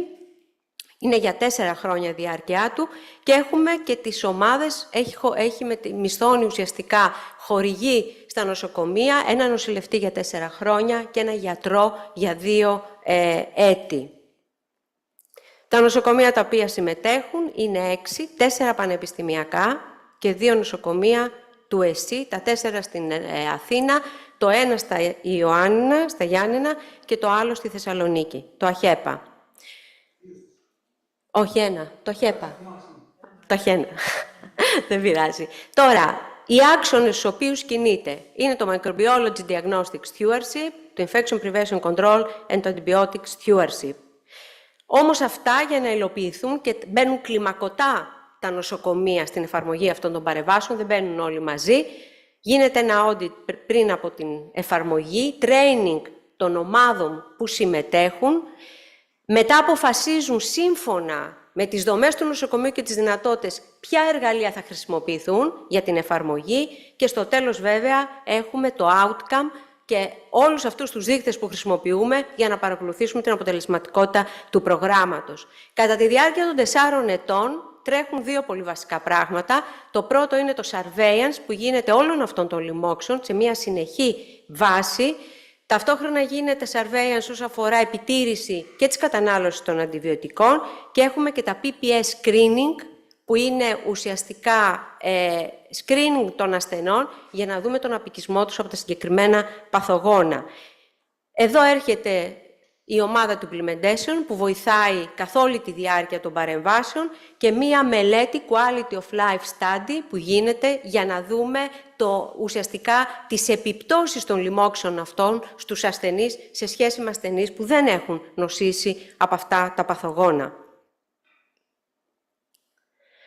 Αυτά είναι τα παθογόνα τα οποία επιτηρούνται. Λοιμώξεις από τα ανθεκτικά, γκράμμα αρνητικά που παράγουν ESBL, ανθεκτικά στις καρβαπενέμες, εντεροβακτηριακά ψευδομονάδα και ασυνετομπάκτερ, MRSA VRE και κλωστηρίδιο difficile. Και όπως είπαμε, συνεχής είναι και το monitoring της κατανάλωσης των αντιβιωτικών. Όλα αυτά μπαίνουν σε μία πλατφόρμα στο Red Cap, όλα τα νοσοκομεία. Ακολουθούνται του ECDC οι ορισμοί σύμφωνα με το Point Privilege Survey του 2016 και βέβαια σε αυτή την πλατφόρμα μπαίνει ό,τι έχει να κάνει με report και indicators που σχετίζονται με τις ίδιες παρεμβάσεις, το infection control και το stewardship. Τώρα, κάτι πολύ σημαντικό που θεωρώ είναι ότι πριν ξεκινήσει κάθε παρέμβαση γίνεται ένα point privilege survey, ένα screening ουσιαστικά των ασθενών για να δούμε τον απικισμό τους. Έτσι επιλέγονται 200 ασθενείς με νοσηλεία πάνω από 2 ημέρες, αυτοί είναι ουσιαστικά που εκπροσωπούν την ενδονοσοκομιακή διασπορά, και 50 ασθενείς πριν από το 48ωρο, που ουσιαστικά δείχνουν τη διασπορά που υπάρχει, μάλλον τον απικισμό που δέχεται το νοσοκομείο από άλλες μονάδες υγείας. Έχουν ολοκληρωθεί τα 2 PPS στα νοσοκομεία και έχει γίνει sequence του πρώτου PPS όλα τα στελέχη Κλεμψιέλας. Και θα δούμε ότι είχαμε πάρα πολύ ενδιαφέροντα αποτελέσματα. Τώρα, λίγα λόγια για το implementation strategy, το οποίο ουσιαστικά είναι αυτό που δένει όλα αυτά τα πράγματα μαζί. Είναι ελβετικό, το καταλάβατε από το σουγιά, είναι ελβετικό το μήνυμα ότι μπορείς να κόψεις με ένα, αλλά αν έχεις ένα πολυεργαλείο, το οποίο μπορεί να συνθέσει πολλά πράγματα, μπορεί να είσαι πολύ πιο αποτελεσματικός. Σε 3 πράγματα βασίζεται το implementation. Το πρώτο είναι ότι για να αλλάξεις το behavioral δεν χρειάζεται μόνο η γνώση. Χρειάζονται motivation και opportunities. Αυτά είναι πάρα πολύ βασικά. Το δεύτερο είναι το impact που πρέπει να έχει το teamwork. Δηλαδή, πώς θα προωθήσεις να δεσμεύσεις το commitment που λέμε των stakeholders, όλων αυτών που εμπλέκονται. Δεν υπάρχει μία επιτροπή νοσοκομειακών λοιμόξεων, δεν υπάρχει μία μόνο ομάδα stewardship. Υπάρχει ιεραρχία, υπάρχουν όλοι όσοι εμπλέκονται στο infection control. Και τέλος, κάτι πάρα πολύ σημαντικό που δεν το καταλαβαίνουμε στην ελληνική πραγματικότητα, ρεαλιστικούς στόχους. Θα στοχεύσεις εκεί που είναι η μεγάλη μάζα των προβλημάτων για να έχεις και αποτέλεσμα και πρέπει να είναι ρεαλιστικοί οι στόχοι που βάζεις. Κάτι το οποίο, επειδή δεν έχουμε στοχοθεσία στα ελληνικά νοσοκομεία, δεν το αντιλαμβανόμαστε καθόλου. Έτσι λοιπόν, το Implementation Strategies έχει 3 άξονες. Πρώτα απ' όλα αναλύει με survey και με visit που κάνει με επισκέψεις στα νοσοκομεία όλους αυτούς τους παράγοντες που πραγματικά μπορεί να επηρεάζουν την εφαρμογή. Το δεύτερο είναι ότι υποστηρίζει με workshop, kick-off calls και γενικότερα όλο το πλαίσιο της εφαρμογής και στο infection control και στο stewardship των νοσοκομείων. Και τρίτον, προσπαθεί να ποσοτικοποιήσει και να έχει μετρήσιμους δείκτες για να δείξει την αποτελεσματικότητα. Μια εκπληκτική ομάδα της Γενέβης, πραγματικά είναι κοινωνιολόγοι και ψυχολόγοι ειδικοί σε εφαρμογές πολιτικής υγείας που προσπαθούν να ερμηνεύσουν όλα αυτά τα φαινόμενα. Και πάμε στην πρώτη παρέμβαση, που είναι η παρέμβαση του Microbiology Diagnostic Stewardship. Αυτά είναι τα 3 πράγματα τα οποία προσπαθούν να βελτιώσουν και ήδη βλέπουμε ότι έχει αυξηθεί πάρα πολύ ο όγκος των καλλιεργειών που πηγαίνουν από τα νοσοκομεία. Στο screening συμπεριλαμβάνονται ελληνικά νοσοκομεία, έχουν αυξήσει πάρα πολύ τη δυναμική τους στο να σκρινάρουν τους ασθενείς. Αυτά τα ξέρετε πολύ καλύτερα από μένα. Το μόνο που θα σας πω είναι ότι το 2024 3 νοσοκομεία προσθέθηκαν με Multitov, το οποίο είναι πραγματικά μια πολύ μεγάλη βελτίωση όσο αφορά την έγκαιρη ταυτοποίηση των παθογόνων. Και αυτό είναι το External Quality Control που περάσανε τα νοσοκομεία, τα εργαστήριά μας και το 2024 με άριστα αποτελέσματα. Είμαστε η μόνη χώρα που είχε σε όλα, άρα δείχνει το πόσο καλά πραγματικά και πόσο υψηλό είναι το επίπεδο των ελληνικών μικροβιολογικών εργαστηρίων. Και ερχόμαστε στη σημαντικότερη, θα έλεγα, παρέμβαση, που είναι το infection control. Η πρώτη φάση ήταν μια φάση που είδαμε τα νοσοκομεία τι μπορούν να κάνουν και εκπαιδεύτηκαν οι ομάδες reverse. Στη δεύτερη φάση έπρεπε τα νοσοκομεία να διαλέξουν τα βασικά μέτρα που θα ακολουθούσαν. Η τρίτη φάση είναι η φάση αν μπορούν να πάρουν κάτι παραπάνω σαν διαδικασίες, advanced δηλαδή measures, και η τρίτη είναι sustainability. Ανάμεσα σε αυτές τις φάσεις είναι τα PPS screening που σας είπα, όπου βλέπουμε με τον απικισμό των ασθενών κατά πόσο έχουμε μία μείωση, όχι μόνο σε επίπεδο λοιμόξεων, αλλά και σε οριζόντιο επίπεδο απικισμού. Αυτά είναι τα μέτρα, τα βασικά, τα basic, και βλέπουμε ότι για πρώτη φορά διαχωρίζεται το contact precautions από το isolation. Γιατί στη χώρα μας isolation, ξέρετε πάρα πολύ καλά, τώρα με κάτι Dowries και με COVID δεν υφίσταται. Άρα το ζήτημα είναι πώς θα καταφέρεις εκεί επί τόπου να εφαρμόσεις έστω τα αναγκαία μέτρα. Και έχουμε και τα advanced βέβαια, που πρέπει να πω ότι πολύ λίγοι ασχολήθηκαν με τα advanced. Εδώ βλέπουμε ποια μέτρα προτίμησαν τα νοσοκομεία, όλοι σχεδόν το hand hygiene, ακολούθησε το active surveillance, και αυτό είναι εντυπωσιακό, ότι ακολούθησαν, άρα εδώ φαίνεται η μεγάλη στήριξη των μικροβιολογικών εργαστηρίων, που το σήκωσαν αυτό, και μετά τα contact precautions.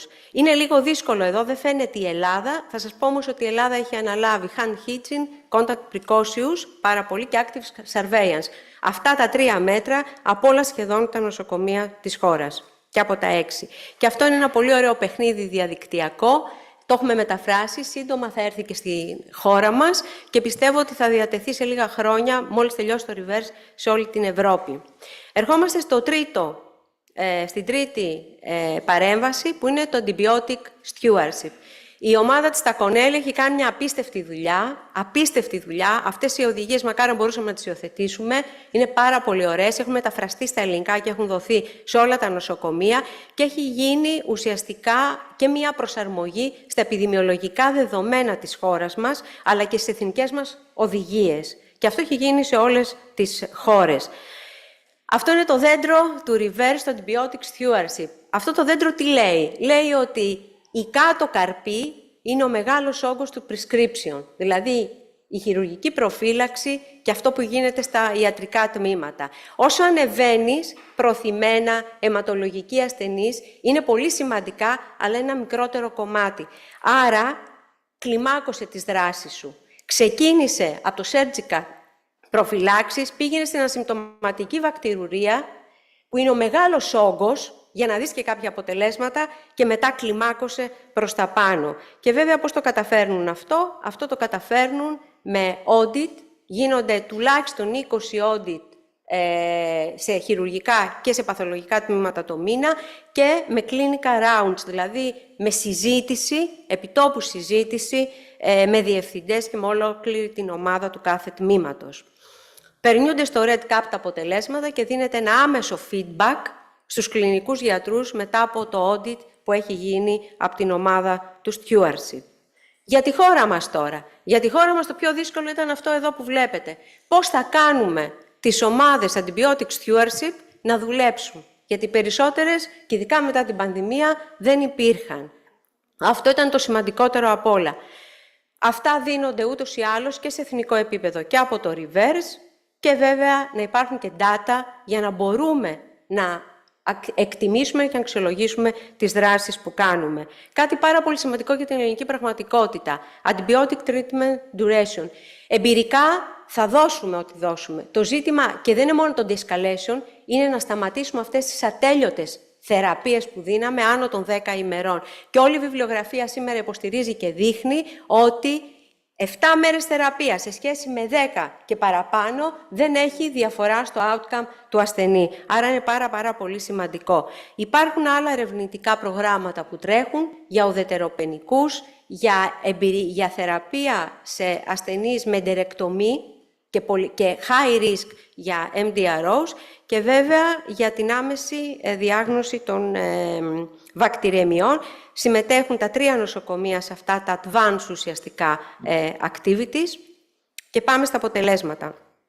Αυτό είναι μία εικόνα όλων των νοσοκομείων που συμμετέχουν και των 24 νοσοκομείων στο reverse.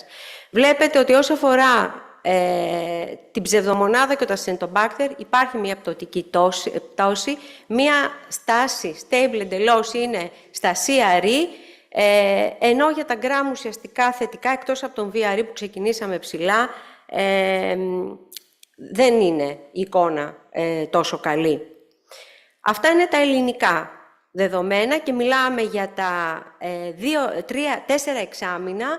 Ουσιαστικά το 2023 ξεκίνησαν οι παρεμβάσεις και είμαστε τώρα 2025, είναι τα 2 αυτά έτη. Βλέπουμε μία πτώση η οποία είναι σταθερή το 2026, το 2024, αλλά εγώ προσωπικά το θεωρώ αισιόδοξο αυτό, γιατί όταν είδαμε την αρχική πτώση του 2,6 δεν το πολύ πιστέψαμε, όμως βλέπουμε ότι αυτό το επίπεδο παραμένει. Το μεγαλύτερο ποσοστό αφορά τις βακτηριαιμίες, ακολουθούν οι ουρολιμώξεις, η VAP, surgical site και τα υπόλοιπα. Αυτός είναι ο type of infections. Και εδώ, αν δούμε το incidence αναπαθογόνο, βλέπουμε ότι υπάρχει μία μείωση σε όλα τα παθογόνα. Αυτά είναι παθογόνα από τις λοιμώξεις, σε όλα, εκτός από τον MRSA. Βλέπουμε ότι είναι στο 20% η μείωση των γκραμ αρνητικών και τα ESBL εδώ και των γκραμ θετικών αντίστοιχα, ενώ για το Clostridium difficile είναι υψηλή η επίπτωση στο 0,64 και σταθερά εκεί. Δεν έχουμε μείωση. Αυτά είναι τα πολύ ενδιαφέροντα αποτελέσματα σχετικά με το screening και με το colonization των ασθενών. Βλέπετε ότι η χώρα μας έχει τις ψηλότερες επιπτώσεις επιπολασμού. Όσο αφορά την ψευδομονάδα, έχουμε μία μικρή πτώση. Στο ασεντομπάκτερ όλες οι χώρες είχαν σταθερότητα, εμείς είχαμε μία μικρή αύξηση. Έχουμε όμως τη μεγαλύτερη μείωση στα CRE, το οποίο θεωρώ ότι είναι πάρα πολύ αισιόδοξο, γιατί αυτή είναι και η πραγματικότητα των νοσοκομείων. Ξέρουμε πολύ καλά ότι οι λοιμώξεις είναι το παγόβουνο. Η πραγματική διασπορά είναι αυτά. Και αυτό είναι ένα πολύ αισιόδοξο, θα έλεγα, μήνυμα για τη χώρα μας. Αυτή είναι το sequencing που έγινε στα στελέχη Κλεμψιέλας και τι δείχνει, εσείς οι μικροβιολόγοι ξέρετε να το ερμηνεύσετε πολύ καλύτερα, δείχνει ουσιαστικά την πολυκλονικότητα που υπάρχει στα ελληνικά νοσοκομεία. Ότι δεν είναι θέμα διασποράς μόνο μέσα στο νοσοκομείο, είναι το μεγάλο φορτίο των ασθενών που έρχονται ήδη απικισμένοι στο νοσοκομείο μας. Νομίζω ότι αυτό το έχει αποδείξει εδώ και χρόνια, τώρα το αποδεικνύουμε με πολύ καλύτερη μοριακή ουσιαστικά τεκμηρίωση. Και τελειώνω με τα αντιβιωτικά. Οι καταναλώσεις έχουν αρκετά μεγάλη αυξομείωση, όμως ουσιαστικά στα τμήματα reverse, γιατί το reverse εφαρμόζεται σχεδόν σε όλο το νοσοκομείο, πρέπει να σας πω, εξαιρούνται μόνο με ευτικά τμήματα και παιδιατρικά, είναι στα 102,55 DDs, πάρα πολύ ψηλό σχετικά με την υπόλοιπη βιβλιογραφία. Και το απογοητευτικό, αλλά με την επιδημιολογία που έχουμε δεν μπορούμε να κάνουμε διαφορετικά, βλέπετε ότι οι αρβαπενέμες είναι δεύτερες σε κατανάλωση. Πρώτη είναι η β-λακτα, η αναστολής, κυρίως περακυλίνη, τα ζωμπακτάμι, και οι καρβαπενέμες έρχονται δεύτερες με πολύ μεγάλη διακύμανση από 9,5 μέχρι 20 DDDs ανά 100 ασθενοημέρες. Αυτό είναι ένα τρελό ποσοστό. Εντάξει, που σημαίνει ότι δεν ελέγχεται πλέον η χρήση των καρβαπενεμών. Μία μικρή μείωση στα 2 χρόνια αυτά, τώρα τρέχουμε το antibiotic stewardship, πιστεύουμε να δούμε καλύτερα αποτελέσματα το 2025 και εδώ είναι μία πρώτη εικόνα από τα rounds που κάνουν τα νοσοκομεία και βλέπετε ότι όσο αφορά το appropriateness, δεν είμαστε πάρα πολύ χάλια, είμαστε όμως το 65%. Εντάξει, που σημαίνει ότι υπερκαταναλώνουμε προωθημένα και τα περισσότερα είναι προωθημένα, ενώ στο targeted είμαστε καλύτερα. Αυτά είναι κάποια αποτελέσματα από το Red Cup που μπόρεσα να τραβήξω. Και τελειώνω με το hand hitching, απογοητευτική κατάσταση. Δεν ξέρω ποια είναι τα δεδομένα, πραγματικά που δείχνουν τα άλλα προγράμματα, είναι απογοητευτική. Βλέπετε ότι έχουμε μία αύξηση από 15% μέχρι 140% στα νοσοκομεία, 3 νοσοκομεία πάνω από 50%, αλλά αυτοί που έχουν αυτή την αύξηση ήταν με πάρα πολύ χαμηλά ποσοστά. Και βλέπετε ότι στο σύνολο, αν δούμε συνολικά, είναι από 18,5% μέχρι 62%.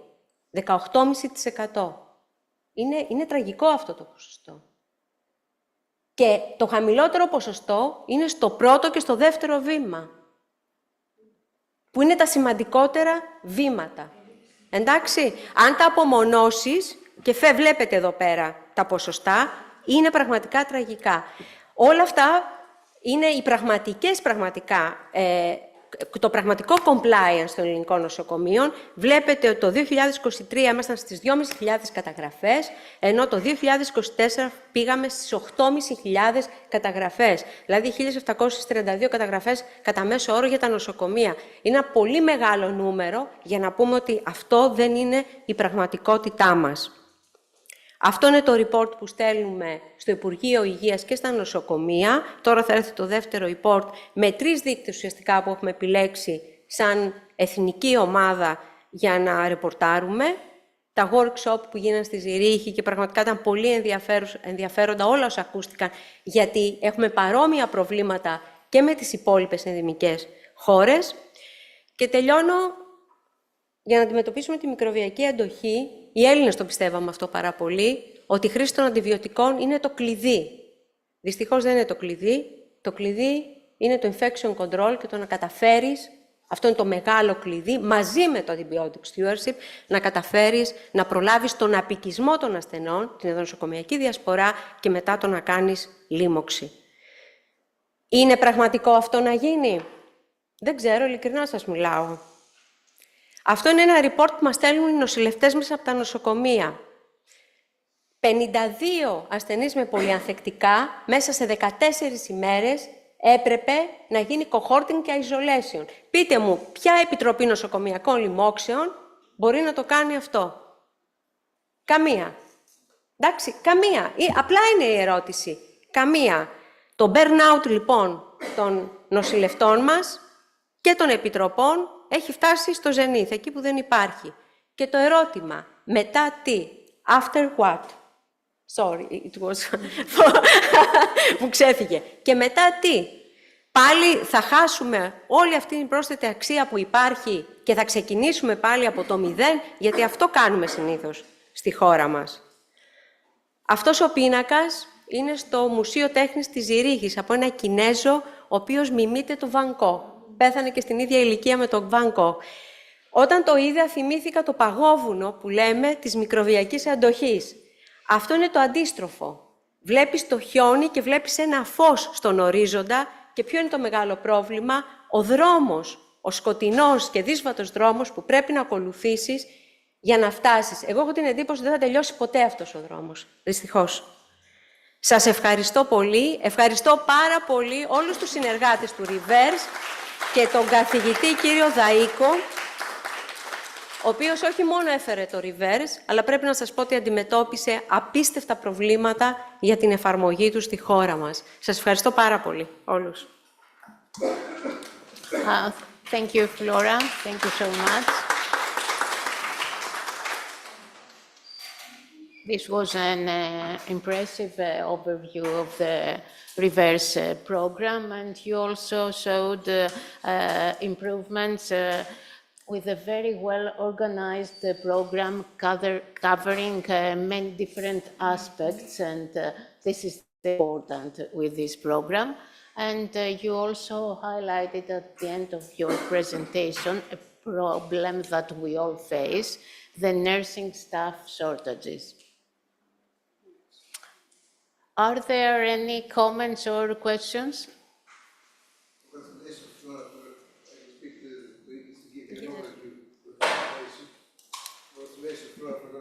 Very interesting presentation. It's very encouraging that you show the reduction in infection by Campylobacter to Klebsiella.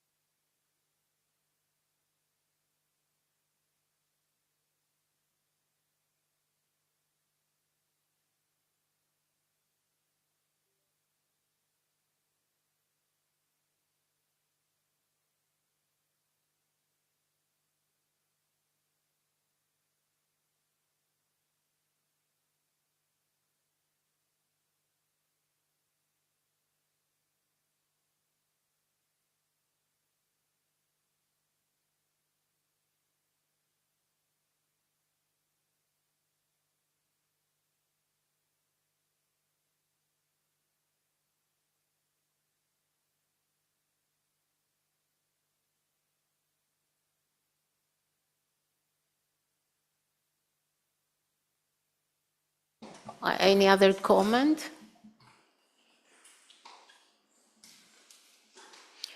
So, we are going to change the turn of the presentations or not? No, okay. Yeah. So, we move to the third speaker, Professor Theoclides Tsioutis, Professor... Okay. Thank you so much. Professor of Pediatrics Infectious Diseases at National and Kapodistrian University of Athens, founder and managing director of CLIO, and of course well-known, internationally recognized for ID expert. And he's going to give a talk about the GRIP, another initiative in Greece. Great. Thank you very much for the invitation to be here. I'm going to talk about the Greek Infection Prevention Program, also known as GRIP. Okay. By way of overview, I'm going to show some slides on the problem of HAIs, healthcare-acquired infections in Greece, and the problem of antimicrobial resistance. This is, for this audience, it's probably going to be a review. You've seen the data. And then I'm going to present some of the data from the Greek Infection Prevention Program. I think all of you have seen antimicrobial resistance being referred to as a silent pandemic. It doesn't catch the attention of a COVID-19 pandemic because it's not as sudden, it's not as shocking, it's not as new. But I would argue in the data support that it truly is a pandemic. If we look at one of the metrics associated with the harm done by antimicrobial resistance, this metric was called DALYs, Disability Adjusted Life Years, which encompasses the loss of life both from disability and from death. In terms of DALYs per 100,000 population, Greece leads the European Union currently, followed by Italy and Romania. If we look at another metric, which is the attributable deaths per 100,000 population by country, again, Greece has a major problem with this. So AMR is a big deal based on at least these two indicators and metrics. If we look at the last surveillance report from the ECDC in 2022 and look at specifically Klebsiella pneumoniae, percentage of invasive isolates resistant to carbapenems, one of the last line of antibiotics, you see in terms of the dark red color is where the percentage of carbapenem-resistant Klebsiella pneumoniae are greater than 50%. And in the European Union, both Southern, Western, Northern, and Central Europe, we are the outlier in terms of the percentage of KPCs or Klebsiella pneumonia resistant to carbapenems. If we look at Acinetobacter, we have some company here, Italy, Spain, and some of the Balkan countries also have very high rates of resistance to carbapenems among the Acinetobacter species. In 2024, the ECDC visited our country to discuss this issue of antimicrobial resistance, and I'm going to show you some of the summary points from that report. The scale of the AMR crisis, this is words taken directly from that report. The scale of the AMR crisis in healthcare facilities witnessed by the ECDC team justifies declaring this a public health situation of the highest national priority.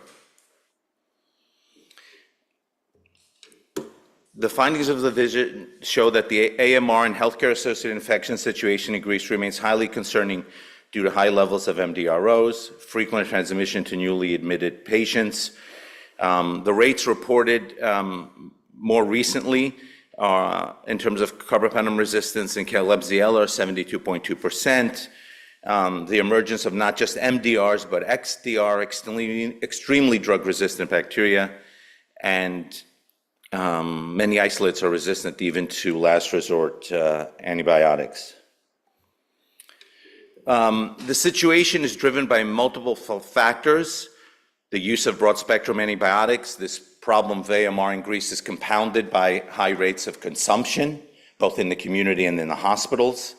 Suboptimal infection control practices, including hand hygiene, isolation, difficulty in isolating MDRO positive patients, and in general, the prevention of HAIs. One could make the case that since HAIs make up a big proportion of AMR, that preventing healthcare-acquired infections should be a goal of tackling AMR, along with antibiotic stewardship and diagnostics, et cetera. The extremely low nurse-to-patient ratio makes adequate compliance with IPC measures unachievable. And the few IPC nurses lack sufficient support in their daily work. Clinical microbiology laboratories lack the capacity for an effective MDRO screening policy, and there are structural factors in the healthcare system that promote the spread of MDROs. Specifically, this practice we have of rotating on-call hospitals. So a patient goes into one hospital one night, a different hospital another night, and the MDROs can be spread equally across the country. I think I walked in late, but my colleague had mentioned high workloads in the hospitals and make it all very challenging and difficult. I just want to show this, which shows the nurse to doctor ratio. This is data from the European Commission. And the four quadrants are the proportion, the countries where doctors are low and nurses are high. Doctors are low, nurses are low, doctors are high, nurses are high. And if you look, Greece is the extreme outlier in terms of a high number of doctors per capita or per population and the lowest number of nurses per population. So this data supports some of the observations that were made that we need to improve structural factors in the healthcare system as well. The ECDC went further and said there are disjointed initiatives in Greece, and these disjointed initiatives fail to address the extent of an alarming public health crisis.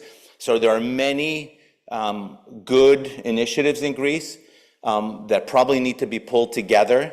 And the second point there is under a nationally coordinated effort. So there's the GRIP program, there's Reverse, there's the GAIN program. There's a number of different initiatives, and I think it needs to be all brought together and coordinated well in order to tackle this crisis. The situation represents a serious threat to patient safety, and it impacts the ability of hospitals in Greece to provide high-quality patient care. Many of you are familiar with this or some version of this. How do we combat antibiotic resistance? We prevent infections and the spread of germs. Under that, vaccination should be included in the preventing infections. Improving our prescribing through antibiotic stewardship and other actions. And understanding our infection resistance patterns in our facilities and community, which is where the microbiology laboratory and technology comes into play to provide surveillance data on resistance patterns. I submit that preventing infections is one of the greatest tools for combating antimicrobial resistance we have, and it will also save lives and reduce healthcare costs. By way of review, when we talk about healthcare-acquired infections, I always find it surprising that there's some confusion on what healthcare-acquired infections are. Sometimes I hear, oh, that patient had an infection, they had Klebsiella, or that patient had an infection, they had MRSA. But if you Google, what are the healthcare-acquired infections? These are the indicators that we need to be following and measuring. CLABSIs, central line-associated bloodstream infections, ventilator-associated pneumonia or ventilator-associated events, catheter-associated urinary tract infections, surgical site infections, C. diff, Clostridium difficile, and let's not forget nosocomial viral infections. So when we focus on AMR, we talk about the infections that are associated with bacteria and resistant bacteria, but nosocomial viral infections, the spread of flu in the hospital, the spread of COVID in the hospital, the spread of norovirus, often, besides increasing length of stay and morbidity for patients, they also contribute to AMR because a lot of those patients end up getting antibiotics. This is the ECDC survey, the point prevalence survey conducted by the ECDC, and these are the data from the PPS, the point prevalence survey from Greece. And I'm just going to show one quick number here. 12.1% of patients had a healthcare-acquired infection in the Greek hospital during the time period of the point prevalence survey. The HAI rate in intensive care unit patients were 45.7%. Almost one out of every 2 intensive care patients had a high.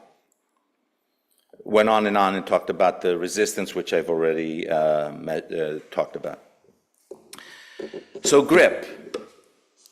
GRIP aims to prevent, reduce, and eliminate. That was the catchy goal or mission for GRIP. The actions involved in GRIP were education, the collecting of adequate, accurate, and transparent surveillance data, and then implementation of best practices. I think we all know the data on how to prevent HAIs. I think the level of evidence in terms of what works to prevent HAIs is very high. The challenge for us in this country and in many other places is implementation and compliance with practices. I think we all know it. So the first thing that was developed under this program was funded by the Stavros Niarchos Foundation in partnership with ODP, EOD, the Ministry of Health, and multiple other organizations.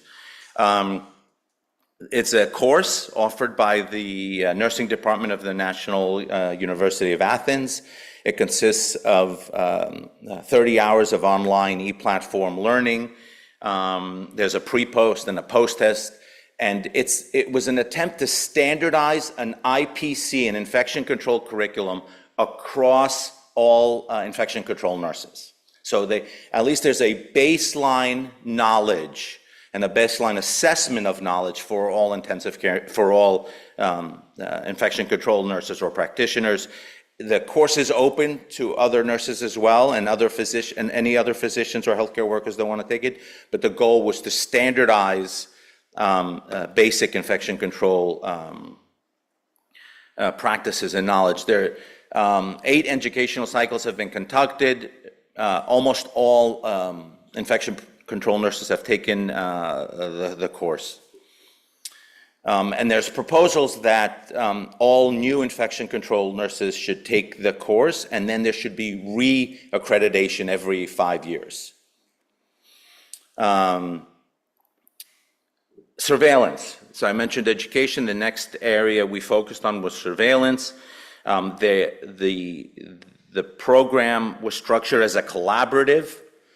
These collaboratives, these infection control collaboratives, have been used in other countries, the US for one, but in others, where you bring together a group of hospitals to work on one issue in a very coordinated and sharing and transparent way. We use CDC definitions, started out with hand hygiene compliance, CLABSIs, then added CAUTIs. We are currently started, I think about 6 months ago, collecting C. diff data and perioperative prophylaxis related to surgery. And we are not attempting to do anything around ventilator-associated events at this point in time. These are CLABSI rates by the 10 hospitals. You're going to forget I showed the names of the hospitals, but I want you to focus on the median, which is approximately 6 cases per 1,000 catheter days. So the next question you should have is that high or low? Is that bad? Bad. Is that, there's room for improvement, I should say. That's a pretty significant catheter-associated bloodstream infection rate.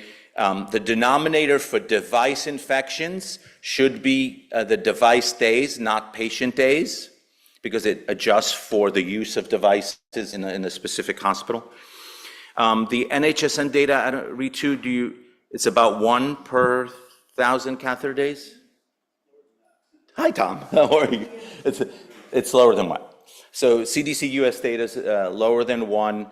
There are reports in the literature from low middle income setting that approximately 4 or 5 per 1,000 catheter days. So we are really at a place where we need to do something about CLABSIs. One of the things that we did in terms of trying to address specific CLABSI practices, we divided CLABSIs into those that occurred within the first 7 days and those occurred after 7 days. Why? Because the ones that occur within the first 7 days probably have to do with insertion practices. And there are several hospitals, and one is here at Tikon, where about a third of CLABSIs are associated with insertion. But that gives you a target. Remember, insertion is a much easier target than maintenance. Insertion is a one moment in time practice. So if you can address that, you can make significant impact on CLABSI rates. The majority of CLABSIs, though, overall did occur after a week. We did measure antibiotic use in terms of days of therapy per 1,000 patient days. Have not done much with this data at this point in time in terms of stewardship interventions. We use control charts or run charts. This is the way infection control data, this is the standard by which we present infection control data now around the globe. This is a run chart of the CLABSI rates from the beginning of GRIP, which is in 12/21 to December of 2024. And one sees a steady decrease in CLABSIs, and I'll show you the statistics around that in a minute. CAUTI rates have stayed relatively stable, but I can't say that we've invested a lot in CAUTIs initially. Here in Attikon, with Professor Pournaras and others, we are, because we're addressing some CAUTI-related issues in the emergency department where catheters are placed. Hand hygiene compliance. The first 3 or 4 months, the baseline period, hand hygiene compliance in the 10 hospitals is around 45%, pretty consistently, and now it's pretty consistently above 60% in those hospitals. If we look at the overall data collected for hand hygiene compliance, there were 92,000 opportunities observed. The overall compliance was 56%. And again, one of the things we wanted to do is identify areas to target. So the glove use in the absence of appropriate hand hygiene was 71%. And the other interesting fact is that ABHR stands for alcohol-based hand rub, that about 40% of the hand hygiene opportunities still consisted of soap and water. Why is that? There are times, as we all know, that we should be using soap and water for hand hygiene. But there's structural issues in the Greek hospitals, and I currently work in a Greek hospital. So trying to find a sink, trying to find a working sink, trying to find soap, trying to find towels makes it very difficult to conduct appropriate hand hygiene. As expected, nurses performed better than doctors, nurses at 62.2% and doctors at 53%. You see there the breakdown by moments of hand hygiene. And the lowest moment in terms of compliance was 45.1%. So I can tell you, because we just analyzed the statistics, that the difference, the increase in hand hygiene compliance is statistically significant, using both pre and post test statistics, but also interrupted time series, segmented regression. And across all the moments and the overall opportunities, there's statistically significant increase. We did not impact glove use significantly. We seem to be reluctant to change our practices around gloves.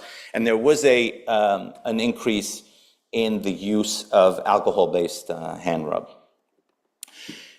For the microbiologist, these are the 10 most frequently isolated pathogens for CLABSIs. In the 10 hospitals, Klebsiella pneumoniae and Acinetobacter combined make about 30% of the pathogens. Recall that the resistance data is most significant for Klebsiella Acinetobacter, so this makes these two pathogens extremely problematic.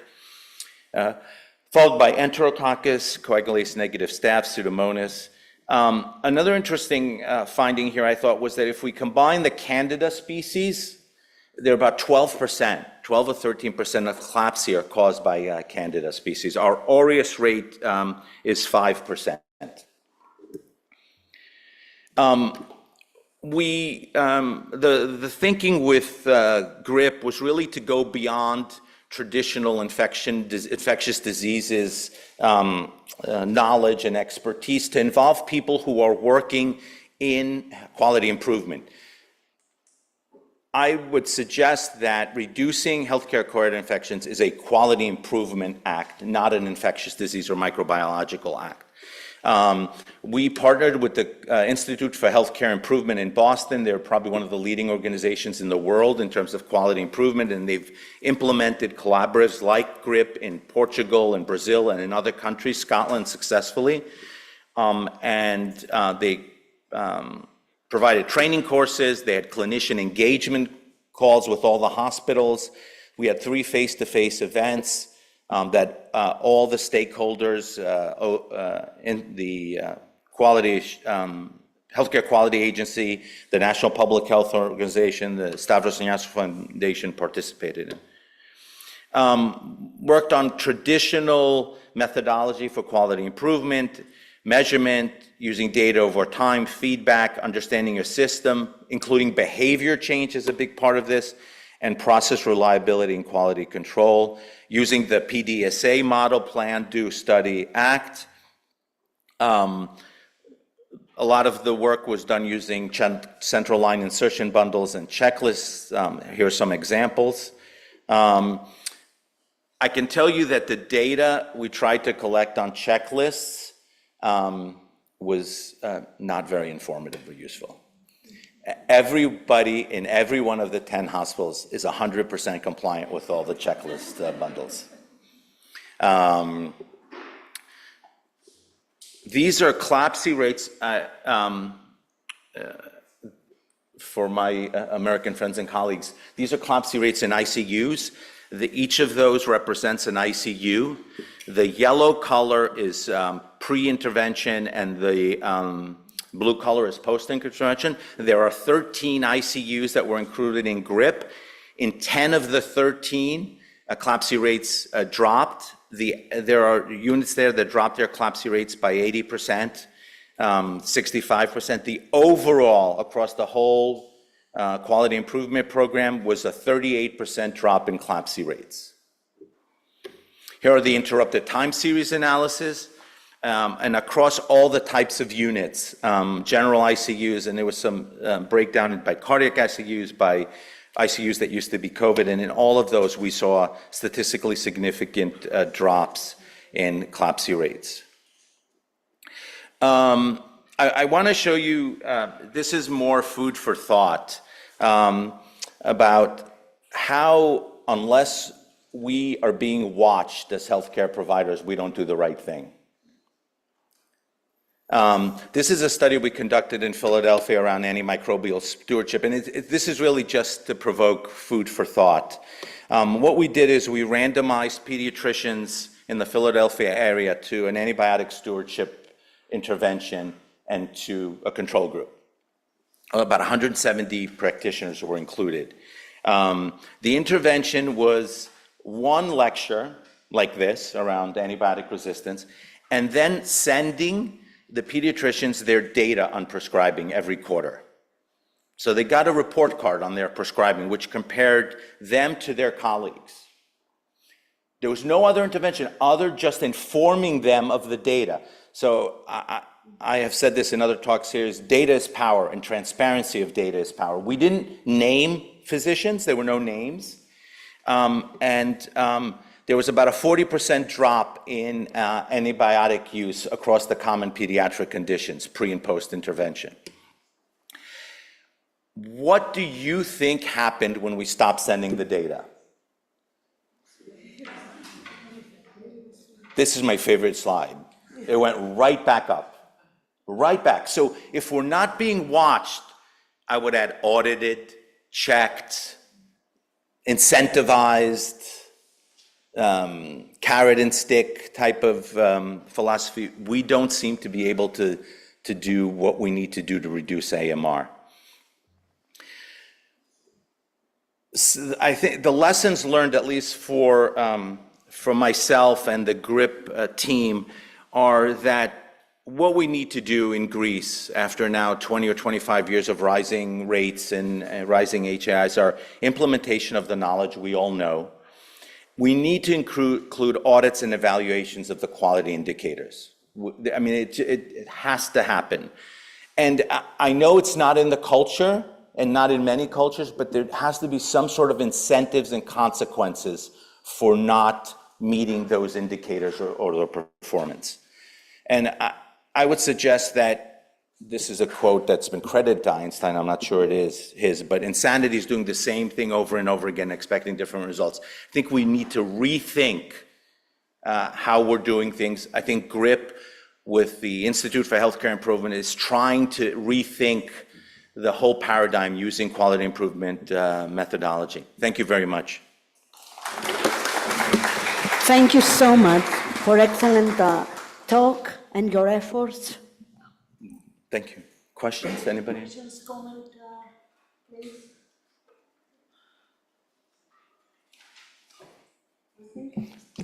So we are late. Thank you. So we are going to close this session with the national initiative, the initiative of EOD. And I have the pleasure and the honor to introduce Dr. Hatzigeorgiou. Dr. Hatzigeorgiou is an ID physician, and he's the CEO of EOD. He's also the president of the Hellenic Society for Infection Control, and he has focused his efforts on infection control for more than 20 years, if I'm not mistaken. 30. Many more. And he had also a very remarkable career as an Air Force medical officer, being director of the Hellenic Air Force General Hospital and also the Hellenic Air Force General Staff Medical Directorate. So, Dr. Hatzigeorgiou, we are waiting for your presentation. Thank you for your words. Dear professors, distinguished guests, hello again. I'm serving now, as it is said, as a CEO in the National Public Health Organization, and I'm talking actually on behalf of our president, Professor Hatzigeorgiou, who was not able to be in person here. Today I will be presenting Greece's integrated initiatives to tackle antimicrobial resistance with infection prevention and control as a central pillar, alongside coordinated actions across other sectors guided by the One Health approach. I'm sorry, I have to look at my notes because I'm not so fluent as the previous speaker. So, as it is already said, Greece faces some of the highest rates of antimicrobial resistance in Europe. For example, the resistance rate of methicillin-resistant Staphylococcus aureus stands at 39%, while carbapenem-resistant Klebsiella pneumonia reaches 72%. Both figures are significantly above the European averages and highlight the urgent need for robust interventions, particularly in hospital settings, where resistant pathogens are most prevalent and can spread rapidly.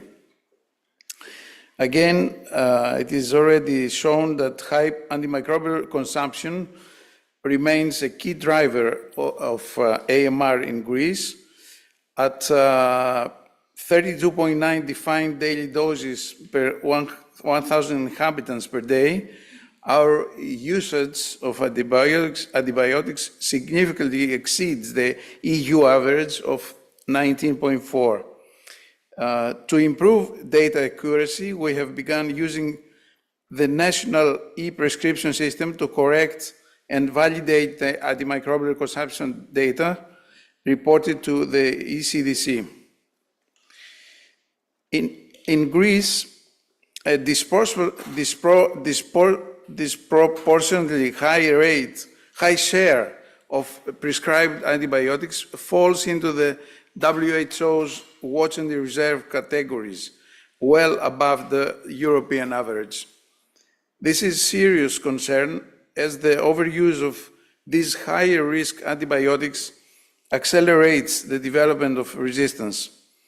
However, due to already high AMR rates and the fear of treatment failure, physicians are often compelled to use these agents as many first-line options are no longer effective or may not be effective. This reliance creates a vicious cycle of resistance, highlighting the urgent need for stronger antimicrobial stewardship to preserve the effectiveness of existing treatments.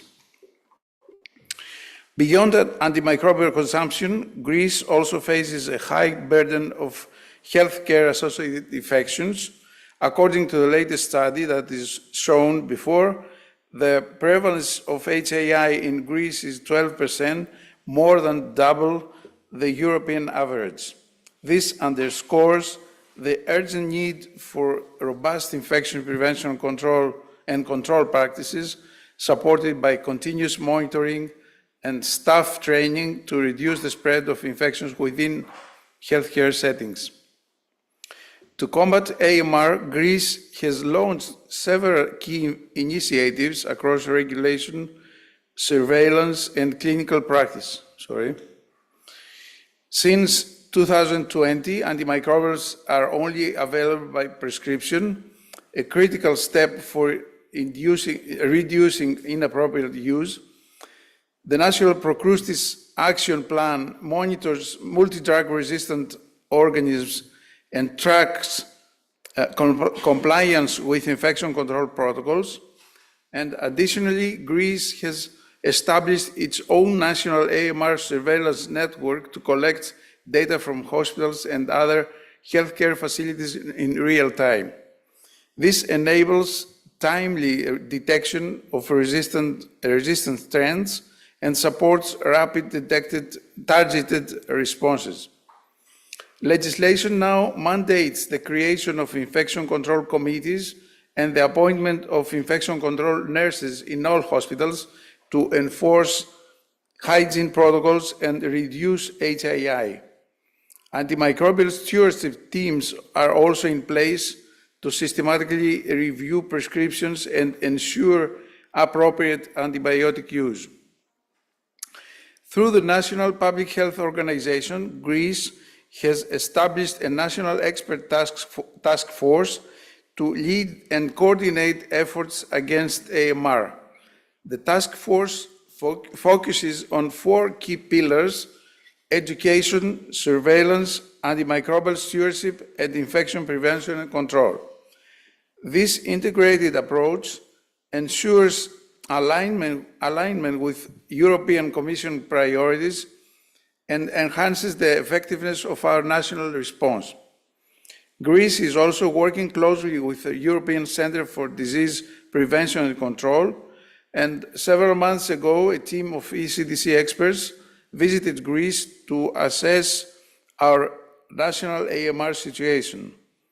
Their official report that is mentioned before, released 6 months ago, and offered key recommendations to continue to guide and strengthen our actions. This slide shows the new organizational structure of the Hellenic National Public Health Organization, reflecting our strategic decision to strengthen our institutional capacity in tackling antimicrobial resistance and healthcare-associated infections. The former unit responsible for AMR and HAI has now been upgraded to Directorate, highlighting the increased priority we assign to this area and the need for more robust coordination, planning, and implementation of national interventions. The new Directorate will have expanding responsibilities, including the design of national strategies, management of surveillance networks, engagement with international partners, and support for hospitals and healthcare professionals in implementing infection prevention and control practices. As mentioned earlier again, we have recently begun using electronic prescription data to improve our understanding of antimicrobial consumption in real time. This approach allows us to analyze usage by patient demographics, regions, and prescribing patterns, offering valuable insights for targeted interventions and more accurate reporting to the European Centre for Disease Prevention and Control. We are also advancing with further analysis of the collected data to identify trends over time, evaluate the impacts of stewardship policies, and detect areas with persistently high or inappropriate antibiotic use. These insights will inform future strategies and help prioritize our national actions against AMR. This slide presents data from the latest report by ECDC, highlighting some kind of improvement in Greece's antimicrobial consumption measured in defined daily doses per 1,000 inhabitants per day. This improvement is largely attributed to the transition from monitoring antibiotic sales to using more accurate prescription-based data through the national e-prescription system. While challenges remain, this shift provides a clearer and more reliable picture of actual consumption and reflects positive progress in both surveillance and antimicrobial stewardship.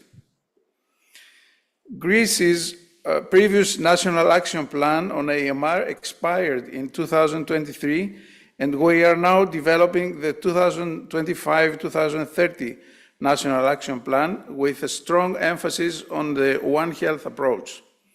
This upcoming plan aims to integrate coordinated efforts across human, animal, and environmental health sectors. While intersectoral coordination has historically been a challenge, recent developments are promising. The Ministries of Agriculture and Environment are now actively engaged in the planning process, marking an important step toward a truly collaborative national response to AMR. Strengthening and sustaining this cross-sectoral cooperation will be key to the success of the new National Action Plan. Here is the outline of the National Public Health Organization plan to reduce the prevalence of hospital-acquired infections in Greece. We wish to decrease from 12% that is now to 9% over the next 3 years. The plan, recently approved by the government and funded through the Recovery and the Resilience Facility, is built on 4 key pillars: strengthening HAI surveillance and ensuring consistent adherence to infection and prevention control practices is the first pillar. The second is the development and standardized national guidelines for HAI prevention and control.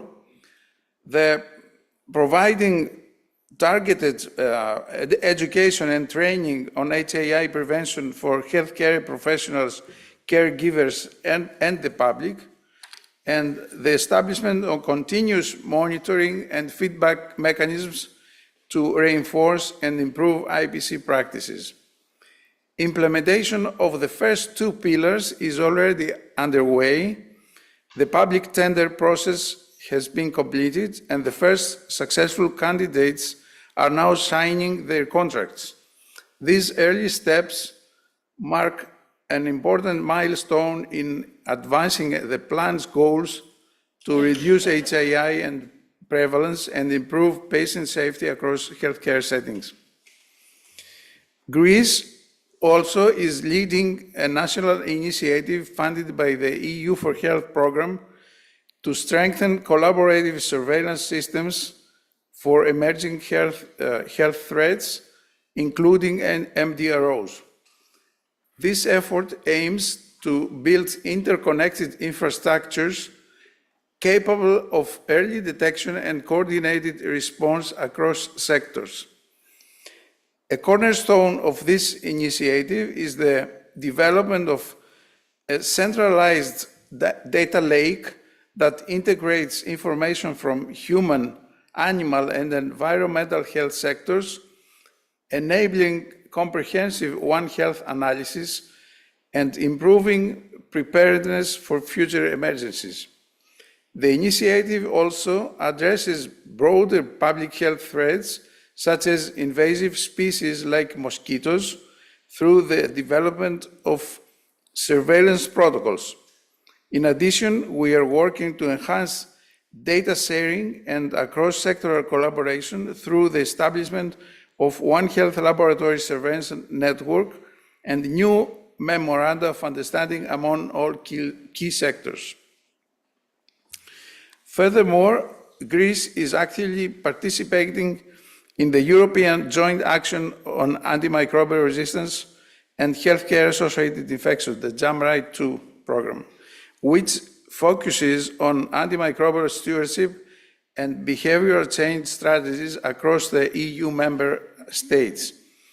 Through this collaboration, we aim to improve prescribing practices, reduce healthcare-associated infections, and strengthen our alignment with EU-wide policies and best practices. Participation to JAMRITE-2 also offers valuable opportunities for knowledge exchange, capacity building, and coordinated actions to tackle AMR at both national and European levels. To tackle inappropriate antibiotic use in outpatient care, we are implementing a comprehensive antimicrobial stewardship initiative focused on community prescribing. In partnership with the Hellenic Society for Infectious Diseases, we are in the process of developing national treatment guidelines, which will be approved by EOD and submitted to the Ministry of Health. These guidelines will finally be integrated into the national e-prescription system to support prescribers in real time. We are also planning to introduce mandatory online training for physicians, along with a mobile application to ensure easy access to the guidelines. In conclusion, Greece continues to face one of the highest burdens of antimicrobial resistance in Europe. However, through coordinated national efforts and the integration of human, animal, and environmental health under the One Health approach, we're making meaningful progress. Our priority remains clear: to keep AMR high in the national agenda and to implement effective evidence-based interventions across all sectors. With sustained commitment and cross-sectoral collaboration, we can turn the tide on AMR. Thank you.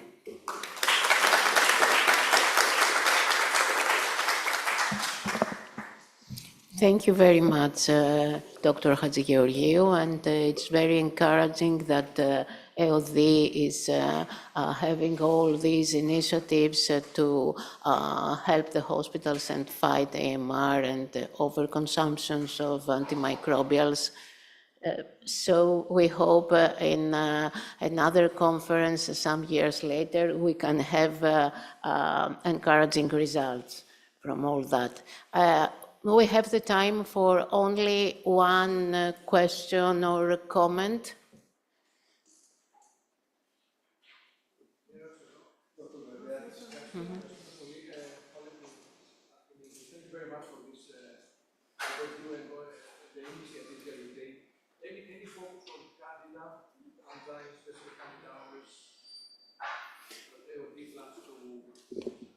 Yeah, we don't have any specific program for Candida, but I think Candida will be included in the list of all pathogens that affect the hospitals, and especially hospitals, and should be tackled.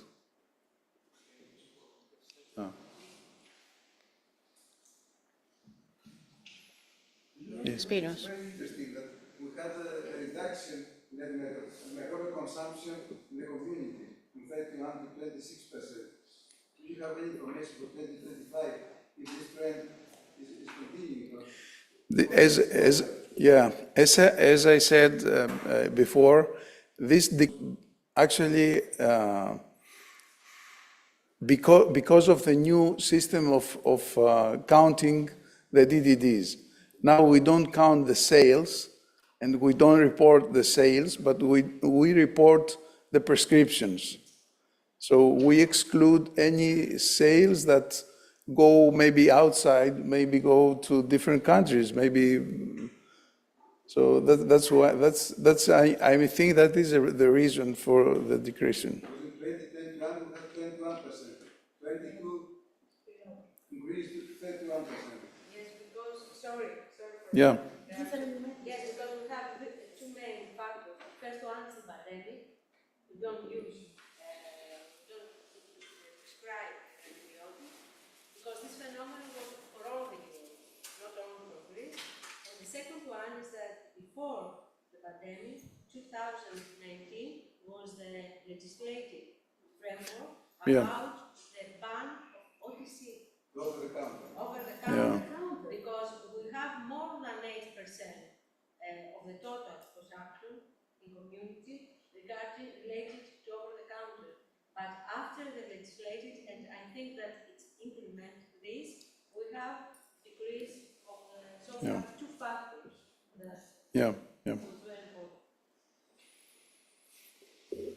Okay, so thank you. We are a little late.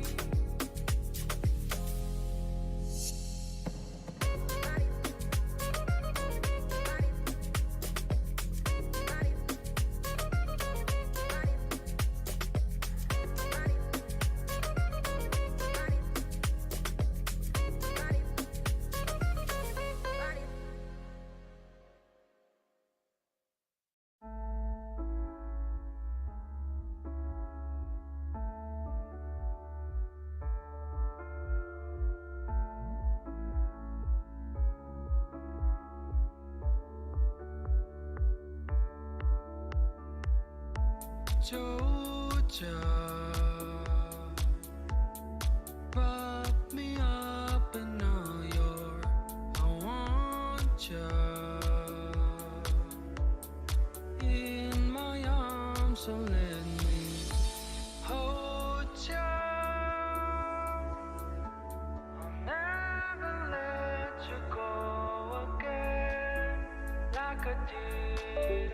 Oh, I used to say I will never fall in love again until I found her.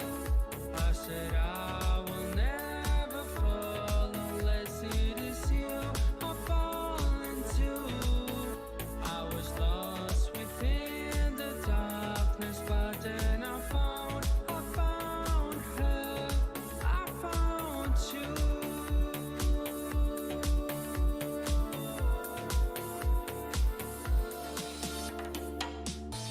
Georgia, pull me in, I asked to love her. Once again you felt like a gem.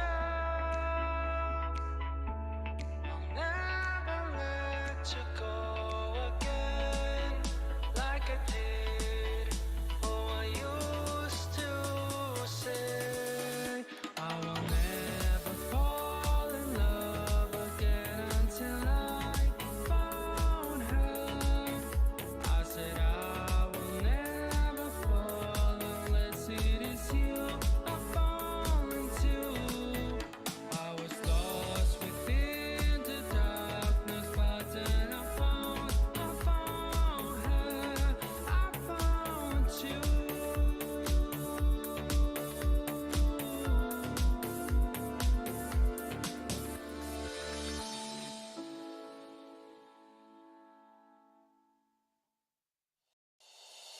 I can let it feel so good, so good, so good.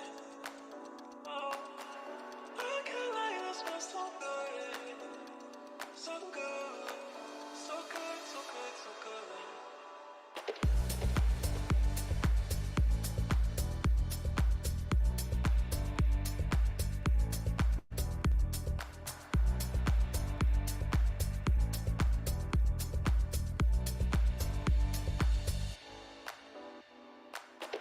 I can let it feel so good, so good, so good.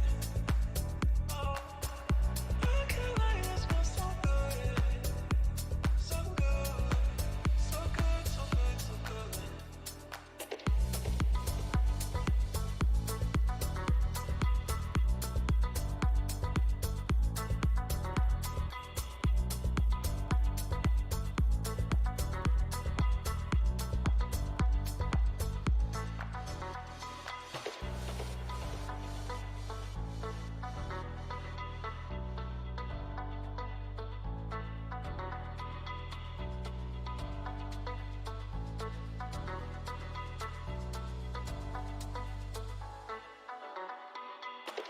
I can let it feel so good, so good, so good. Oh, I can let it feel so good, so good, so good, so good, so good.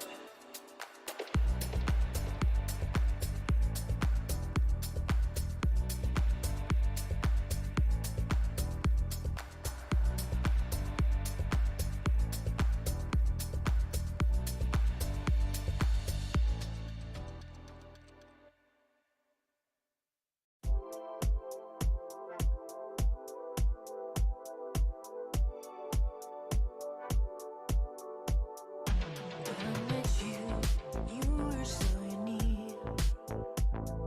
You held me, I think I want to keep. Every movement carried much mystique. But you were right there, carry on. To you and you, my heart belongs. And on you, you give me something, something that nobody else can give. And my heart started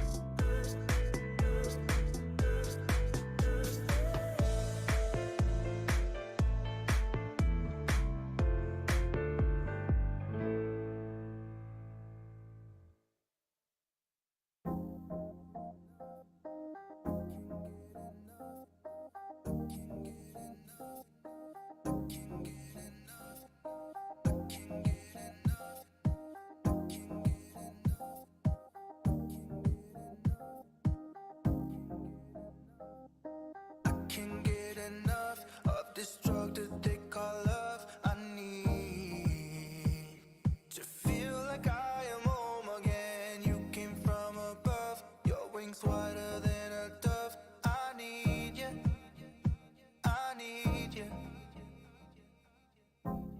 I can wait another minute, I can wait another second to be with you for an eternity. I feel like I am in a daydream. Every moment that I spend with you, won't you take me home and give me wings to fly? We can be alone in a castle in the sky. We can run away and leave this world behind. Please just take me home to a castle in the sky. Castle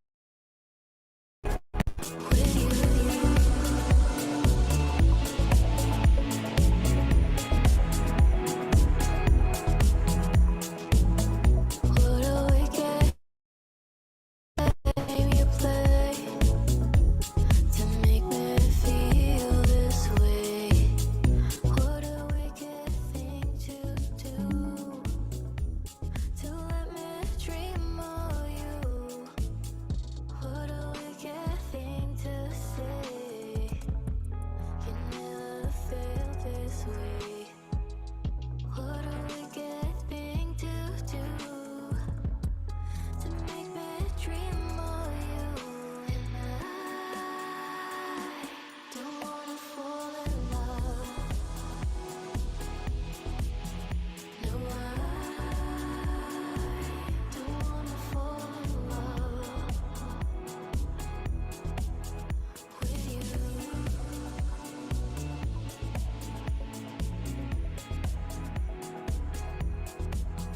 With you.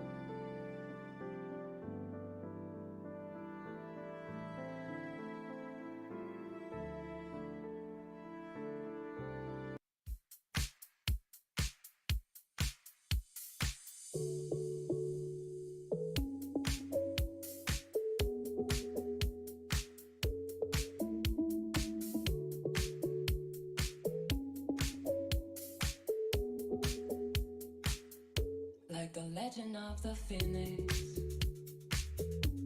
All ends were beginnings. What keeps the planet spinning? The first from the beginning.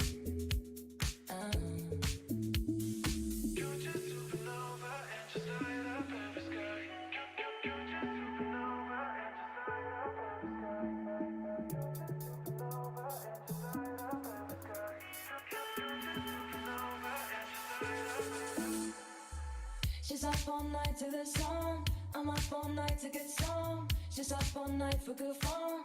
I'm up all night to get lucky. We're up all night to the song. We're up all night to get some. We're up all night for good fun. We're up all night to get lucky. You just supernova and just light up every sky. You just supernova and just light up every sky. You just supernova and just light up every sky. You just supernova and just light up. The present has no rhythm. Your gift keeps on giving. What is this I'm feeling? If you wanna live, I'm with it. You just supernova and just light up every sky. You just supernova and just light up every sky. Supernova and just light up every sky. You just supernova and just light up every sky. She's up all night to the song. I'm up all night to get some. She's up all night for good fun. I'm up all night to get lucky. We're up all night to the song. We're up all night to get some. We're up all night for good fun. We're up all night to get lucky. You just supernova and just light up every sky. You just supernova and just light up every sky.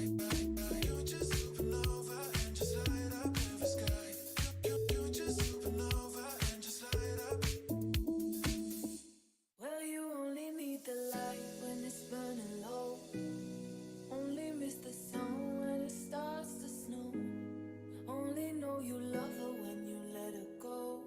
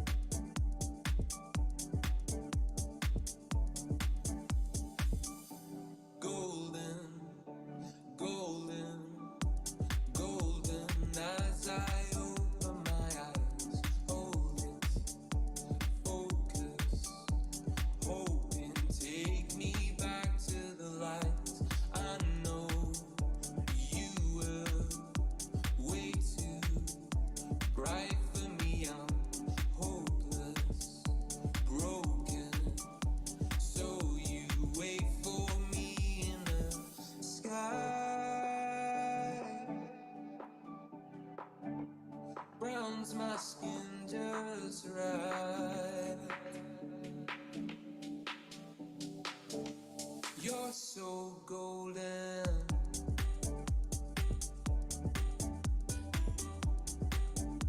You're so golden. I'm out of my head. Know that you're scared, 'cause hearts get broken. I don't wanna be alone. I don't wanna be alone. When it ends, don't wanna let you know that I don't wanna be alone. But I can feel you take a hold. I can feel you take control of who I am and all I've ever known. Loving you's the antidote, golden.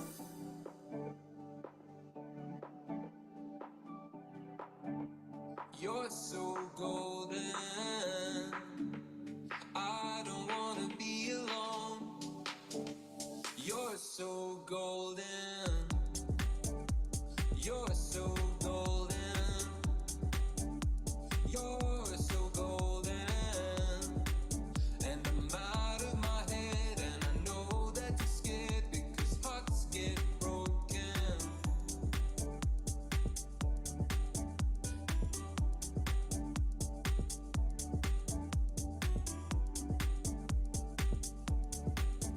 I know that you're scared, because I'm so open.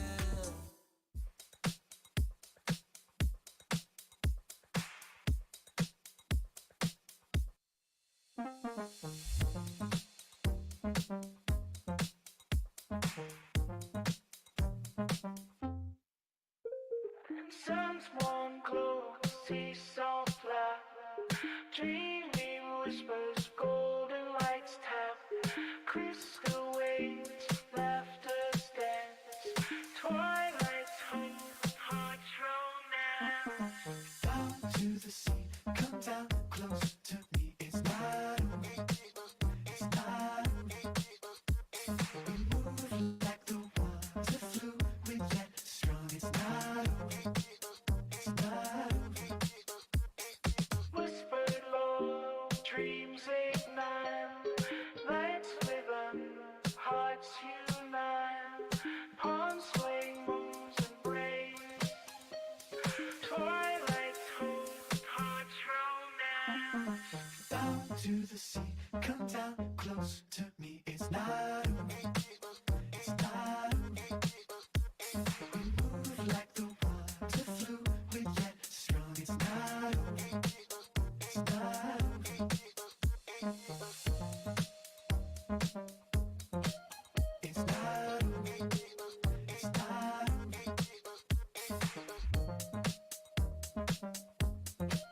It's not over, it's not over. Down to the sea, come down close to me. It's not over, it's not over. We move like the water fluid, yet strong. It's not over, it's not over.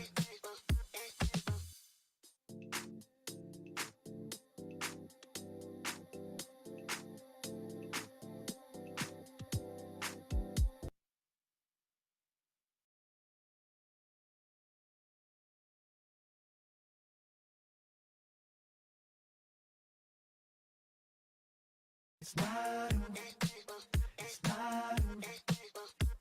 We move like the water fluid, yet strong. It's not over, it's not over.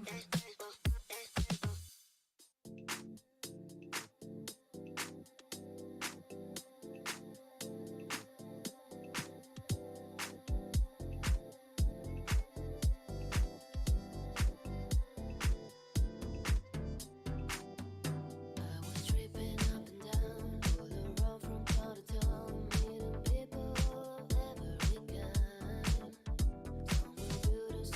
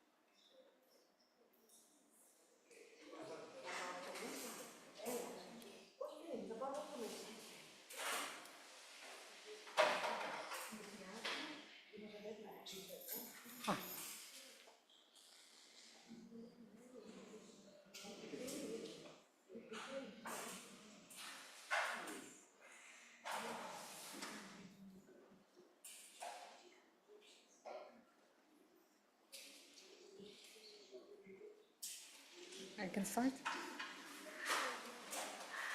Okay. Oh. Perfect, yes, of course.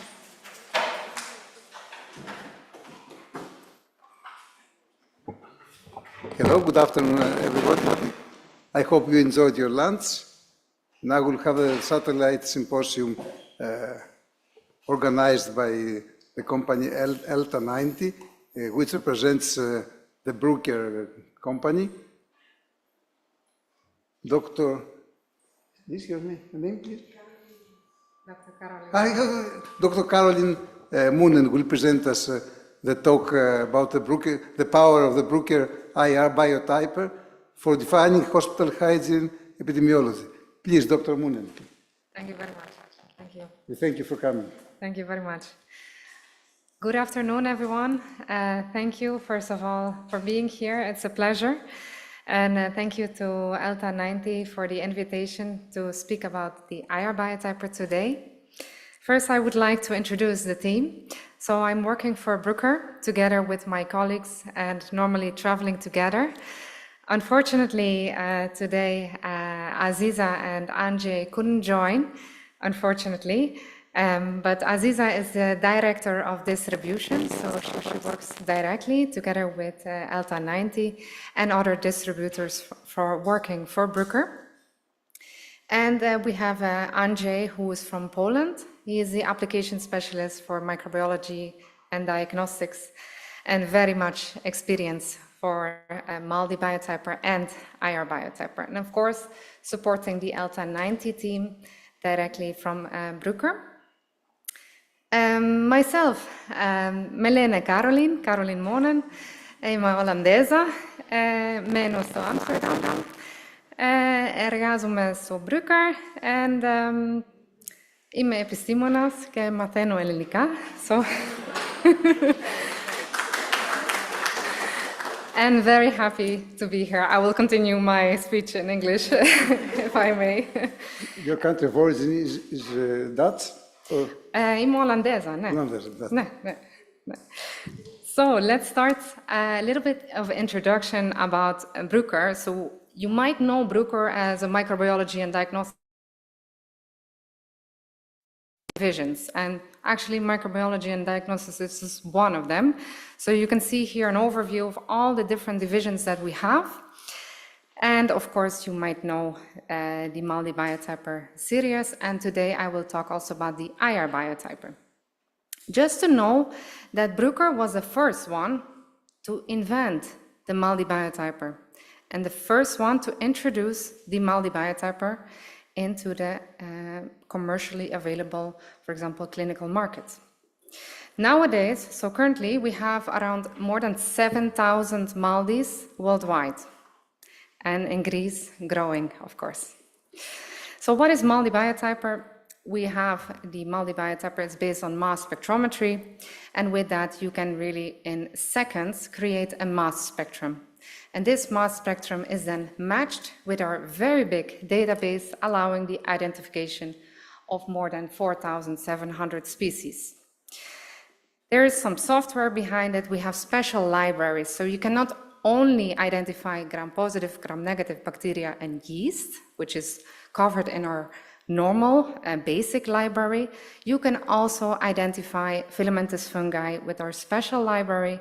You can identify mycobacteria, and one special attention here that I saw this year from ESCMID is that you are using the MALDI biotyper and also using our sepsityper kit. So these are the three posters that caught my attention, focusing from this year on sepsis. So this was from the University Hospital of Yanina, and two from AHEPA Hospital.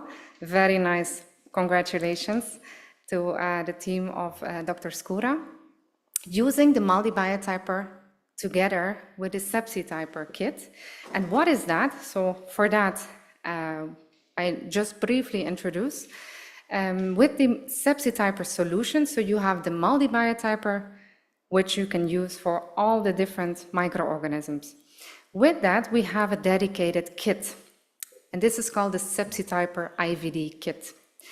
With this, from a positive blood culture, you can isolate the bacteria. It's a very short procedure, it takes about 7 minutes.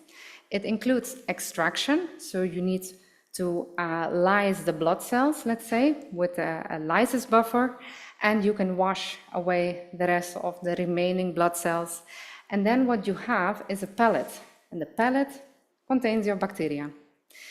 And you know the principle of MALDI. You take just with a toothpick and you smear it onto a target. And with that, you can identify very quickly any microorganism. The beauty of this Sepsityper kit, together with our software, is that it doesn't only identify very quickly, but it also shows you a matching hint or a culture match, meaning that whenever there's one or more microorganism that is being identified, it will show you a matching that there is 2 microorganisms. So this means that it can not only identify monomicrobial or blood cultures, but also polymicrobial blood cultures. Furthermore, we have the workflow for the identification of filamentous fungi, and this is directly from mycelium. So you take the fresh mycelium. This is also possible. With that, we have created a new workflow. So you dip your toothpick into formic acid. You take the mycelium, and the earlier, the better. So that means that whenever you see the mycelium on the mold, you take with a toothpick and you smear it onto the target. And with this, you can identify, we have 222 species in our filamentous fungi library. So with that, I just wanted to introduce a little bit about the MALDI biotyper.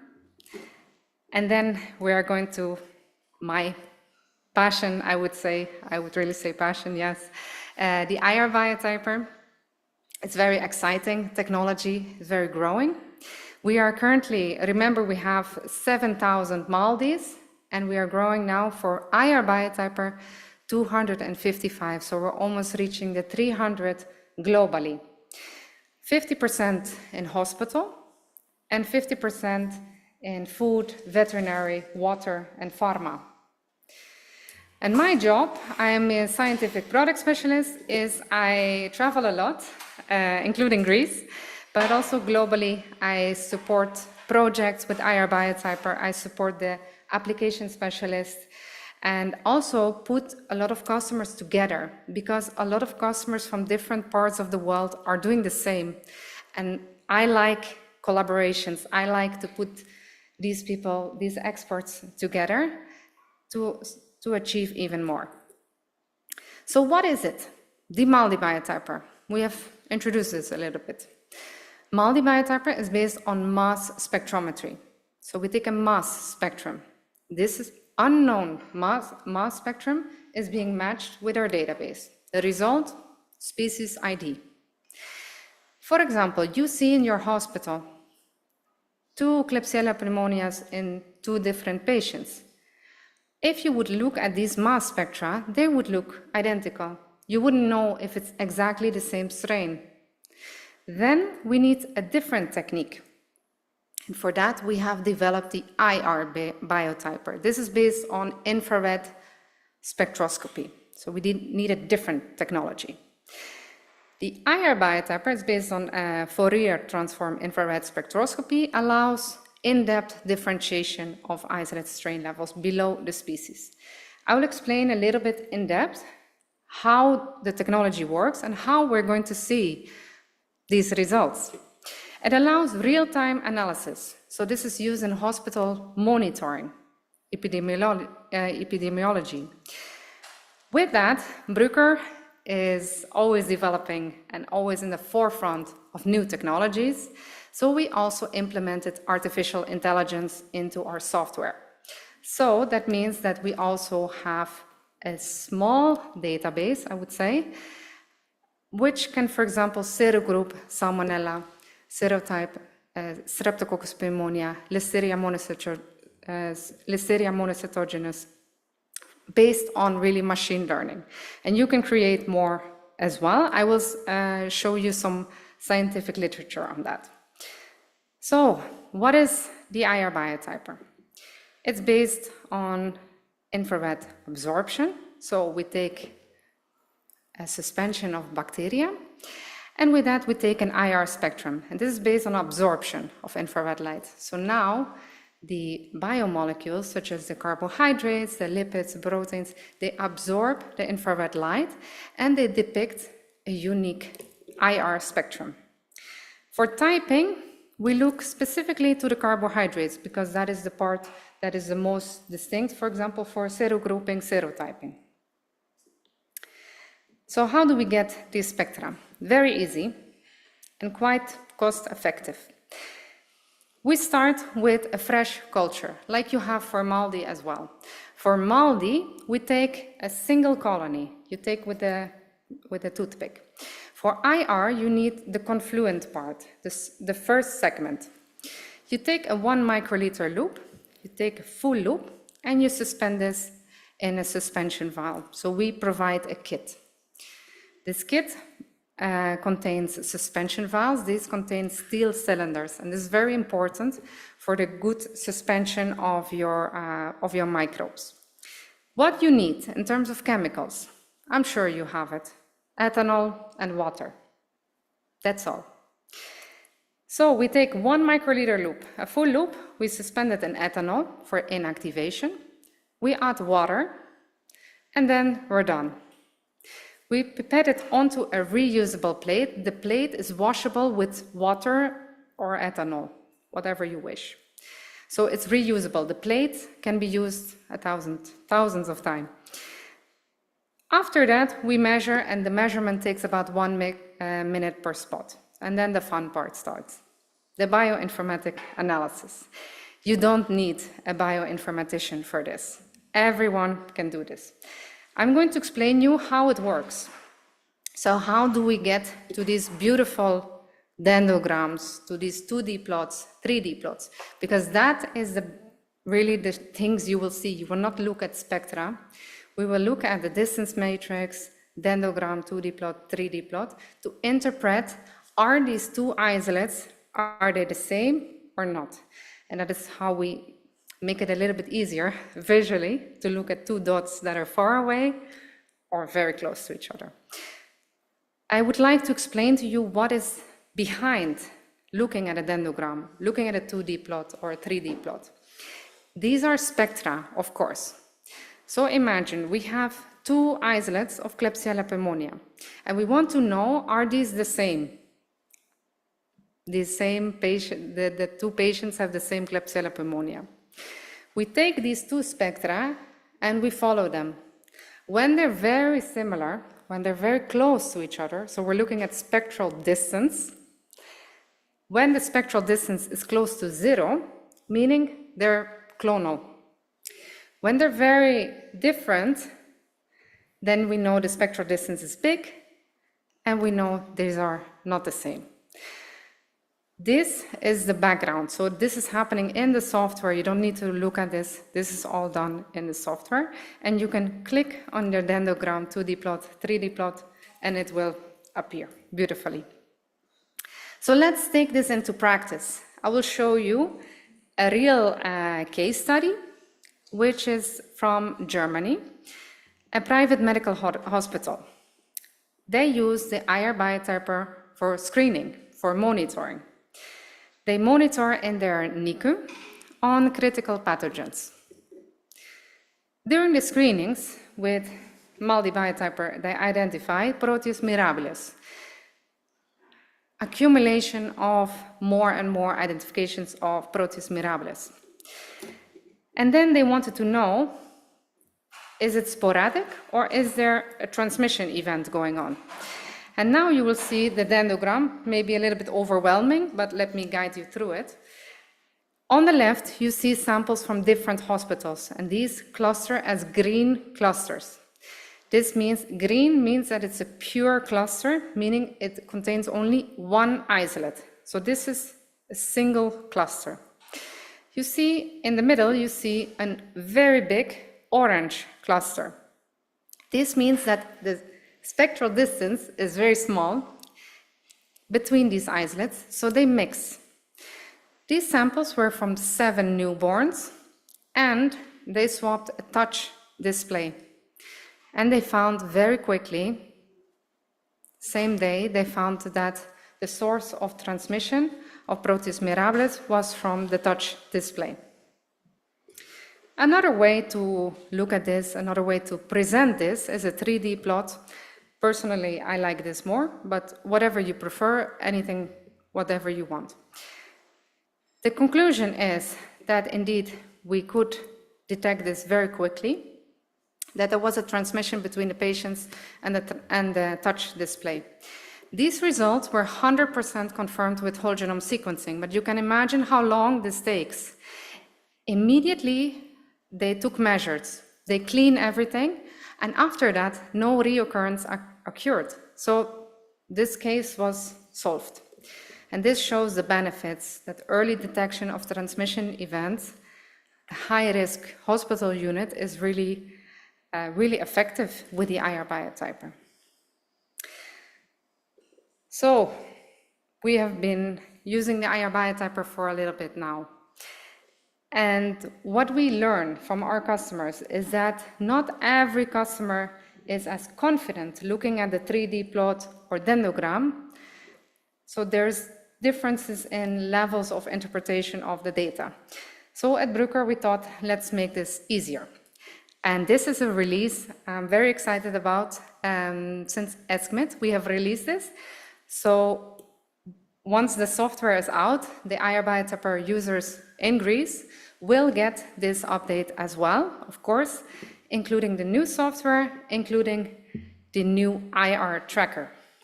And this allows automated spectral analysis.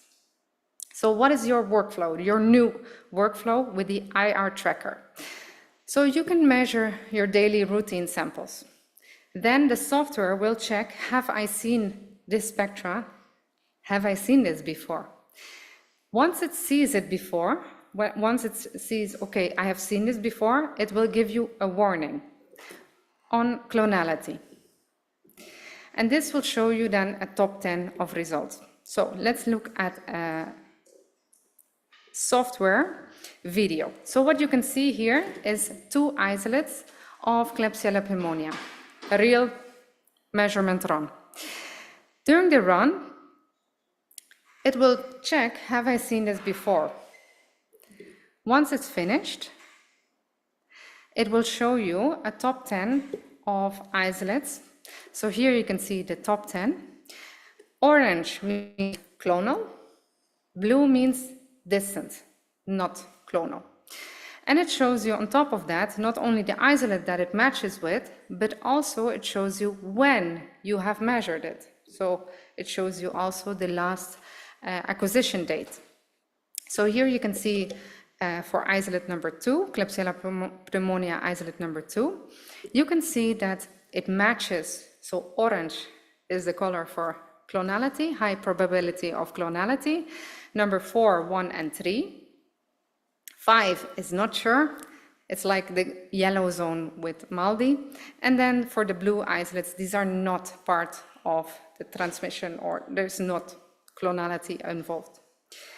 So it's not only important, I think, to see the matches, so the isolates that really match, but also to exclude it's not part of this outbreak, for example. So for which species will we offer this? So including, of course, the escape species, important for clinical, for hospital hygiene monitoring, and more. And we are developing at this moment more and more. So we can also support, for example, veterinary, food, and pharmaceutical monitoring.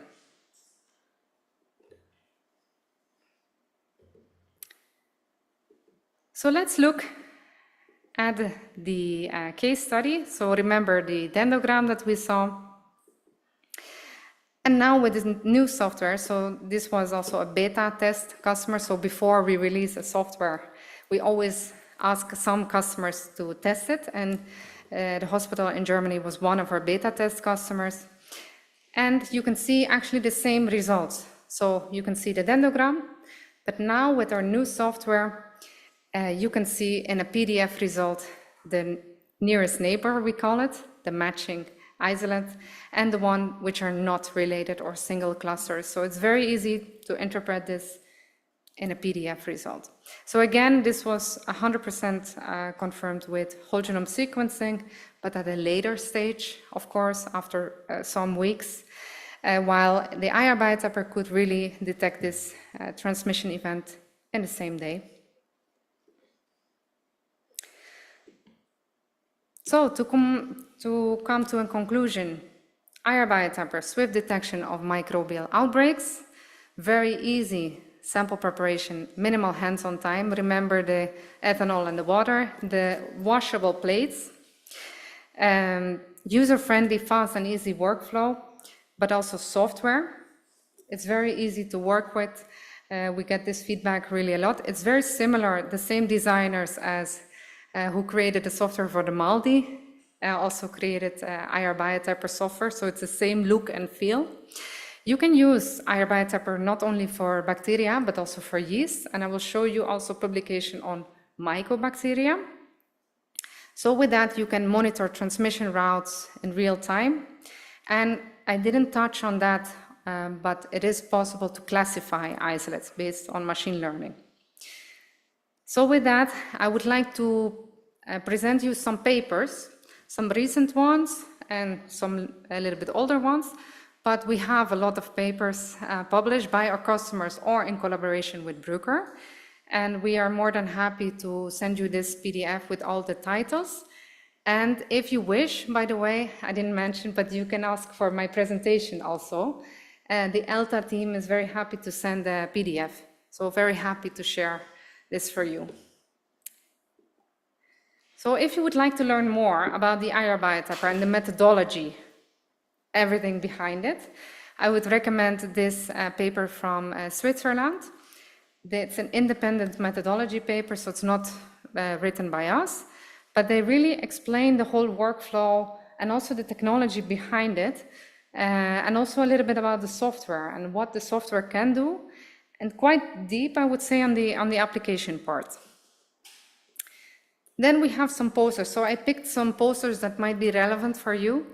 One is from last year, from ESCMID, where we differentiate E. coli from Shigella.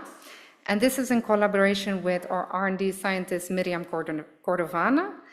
And I'm happy to hear also from her that hopefully this year, the end of this year, we will also give a classifier for E. coli Shigella differentiation.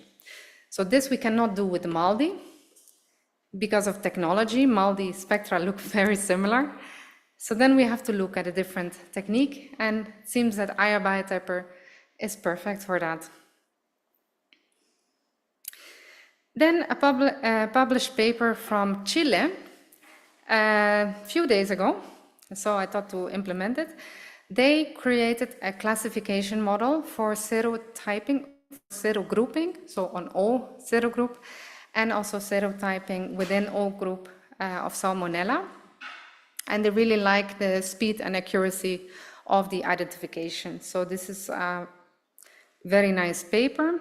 Then a collaboration that you see a photo on the right of me in Brazil this year, that I visited a lab in North Brazil in Recife.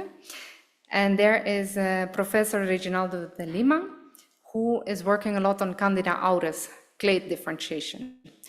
I'm very happy that after this webinar that he gave in November, now we have established a collaboration between UK, so in London, with Brazil, so they can collaborate to create really a bigger database of Candida auris.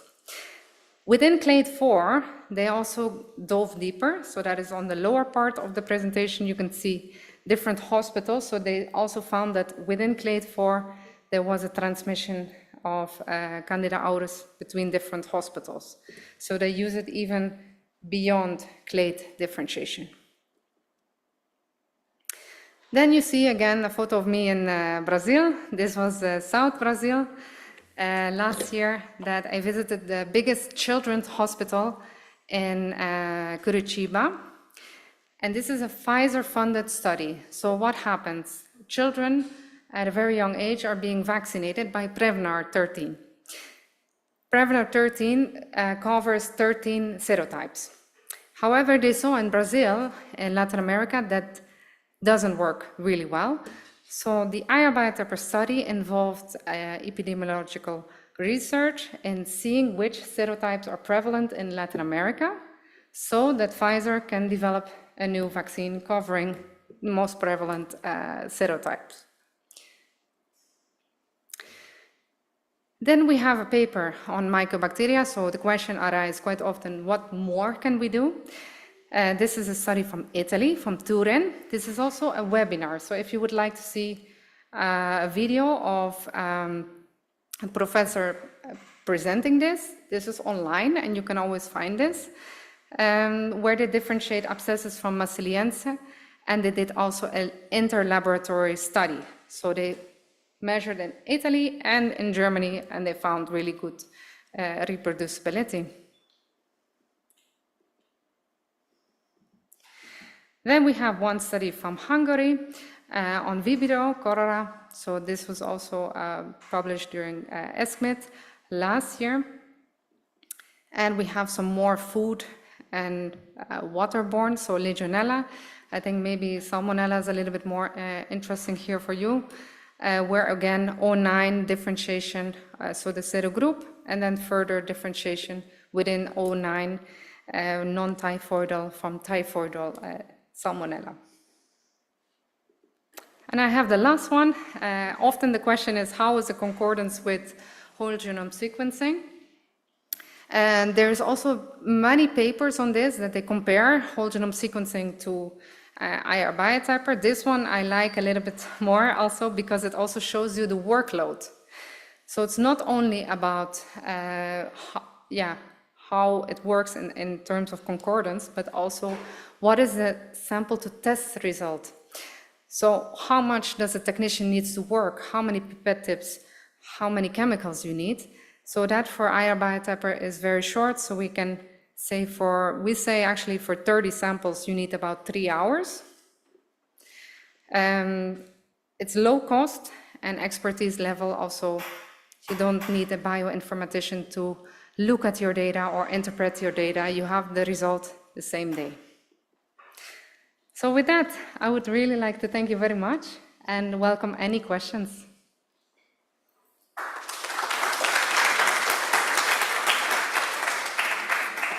Thank you very much for your clear presentation and quite concise and straightforward. For us that have been grown up using molecular epidemiological techniques requiring time and expertise and ambiguous results, this is so easy and so clear and so cheap, I could say. I do not understand why you say 15 euro. I saw 4 euro. Please go to the previous slide with the cost of it.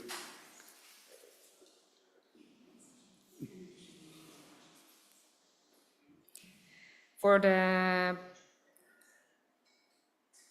the price, I would say this is a publication from Israel, and the price is 4 euro.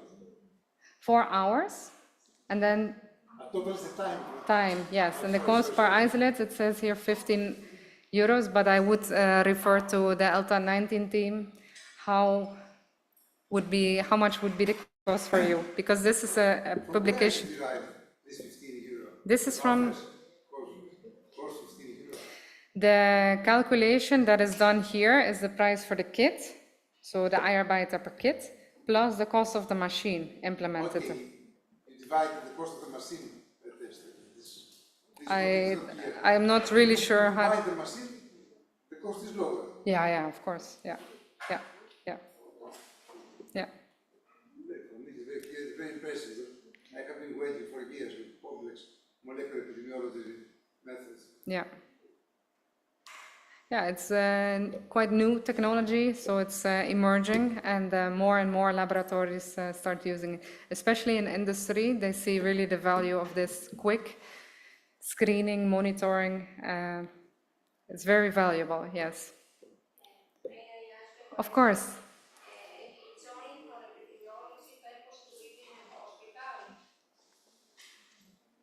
So the question is if it's only used in epidemiology for hospitals. No, it's used also in different markets, so in veterinary, food, water, and pharmaceutical industry. They use it also for monitoring, but they also use it, for example, for classification. So they want to know which serogroup or serotype, for example, Salmonella or Listeria monocytogenes is. For example, also pharmaceutical industry, they use it. For example, they have a freezer with strains, and what is written on the label of the strain, they want to check if it's really inside what is written on the label, so they do an extra check with the IR biotyper. Yeah, so there are studies that we could share that we can, that these studies really compare whole genome sequencing to IR biotyper. I know that, for example, for Klebsiella pneumonia, there has been a study, and the concordance to whole genome sequencing was 92%.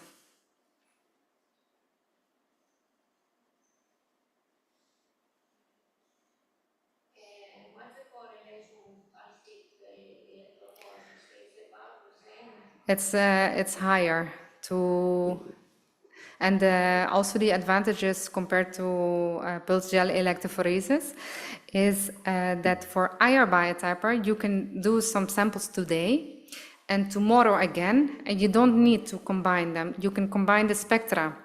And you can also, this is also done, you could combine with different hospitals. So there's, I know in the Netherlands, there's a monitoring program that they monitor for different hospitals, and they combine the spectra to see if there's even transmission, because some patients move in between different hospitals. So they want to know if there is a transmission event between hospitals.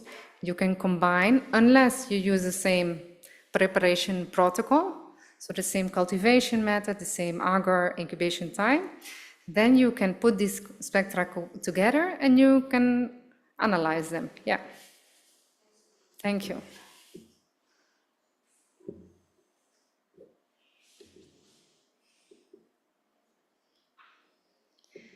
I will be here today as well, so we are here at the ΕΛΤΑ stand. So if you have any further questions you would like to discuss, I'm very happy to meet you. And okay, thank you very much.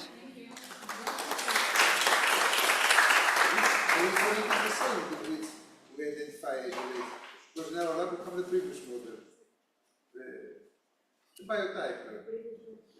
You have the previous version of the multi-biotyper. Yes, this one that I present today is the 4th generation. But it's the same instrument. Yeah. It works in the routine. Only the software. The hardware is different, because with this model, I didn't touch on that. You can also analyze lipids. It's needing a negative ion mode. And the software is indeed much faster. It's not an independent instrument, only for epidemiology. It's the same instrument. To identify isolation from cultures in the daily routine. Yes, MALDI. Independent instrument. Yes, you need MALDI. We need to have two instruments. Yeah, the MALDI biotyper is a different instrument than the IR biotyper. Yes. What is the cost for the IR? You can ask the team of ΕΛΤΑ. Yeah.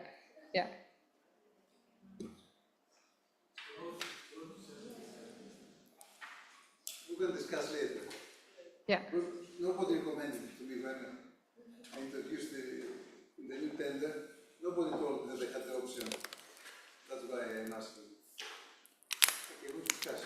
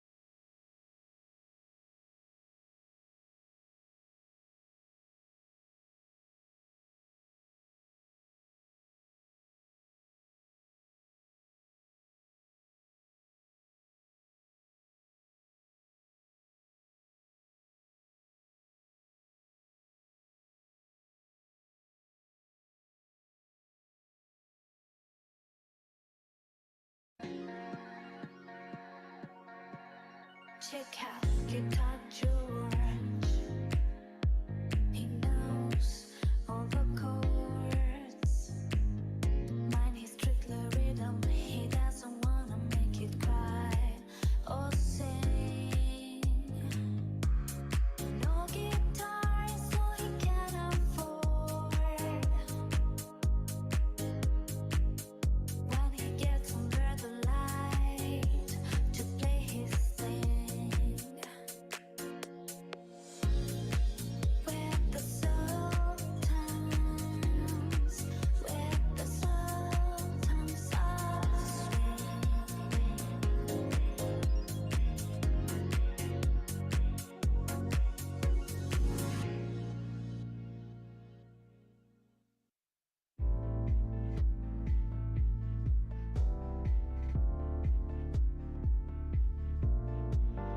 You and I in a little toy shop, buying bag of balloons with the money we've got. Set them free at the break of dawn, till one by one they will come. Like I pay sparks in the software, flash the message, something's out there, floating in the summer sky. 99 red balloons go by.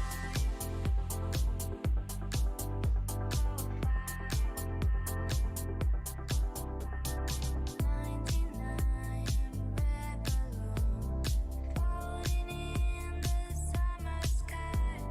Panic bells, it's red alert. There's something here from somewhere else. The war machine springs to life, opens up one eager eye, focusing on the sky. 99 red balloons go by.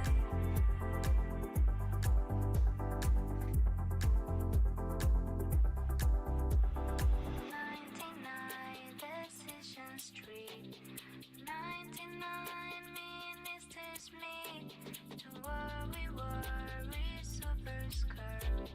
Call the troops out in a hurry. This is what we waited for. This is it, boys. This is war. President is on the line as 99 red balloons go by.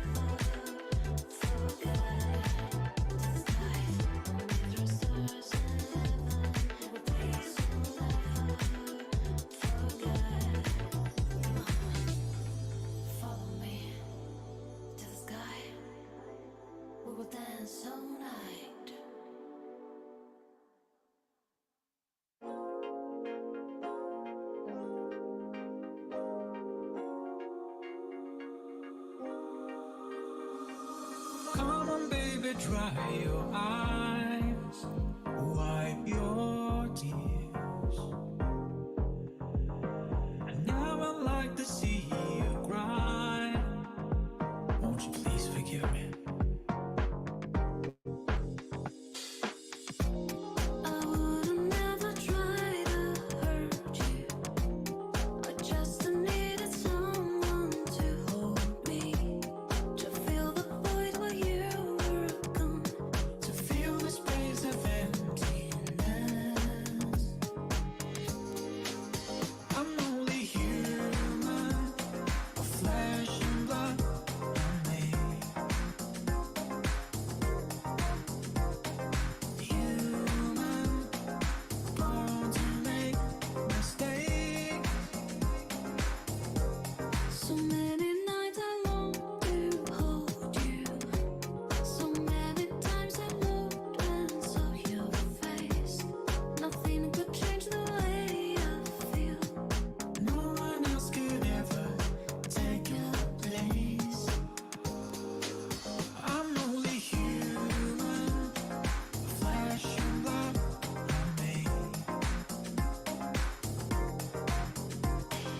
Human, born to make mistakes. The tears I cry aren't tears of pain. They're only to hide my guilt and shame. I forgive you. Now I ask the same of you. But we were apart. I was human too.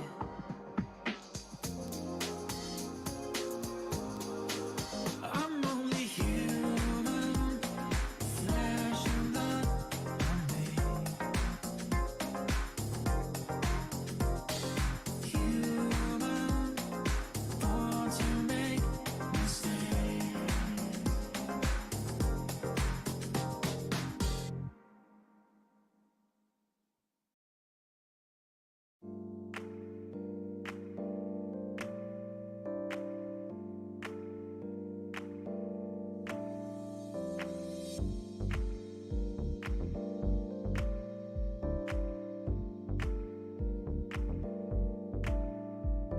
Tonight, I wanna give it all to you. Into the darkness, so much I want you.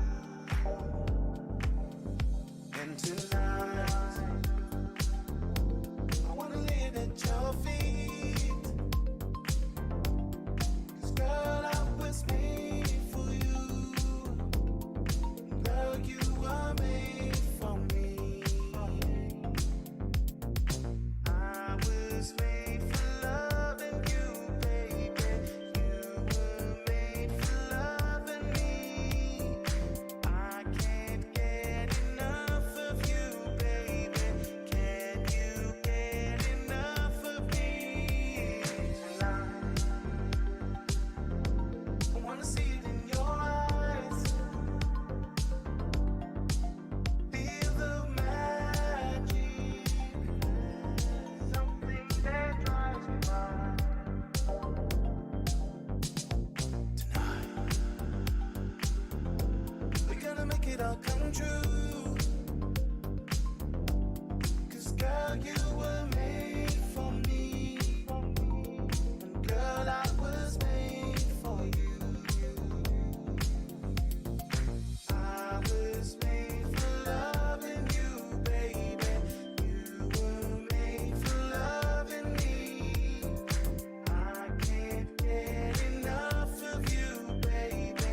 Can you give it all to me?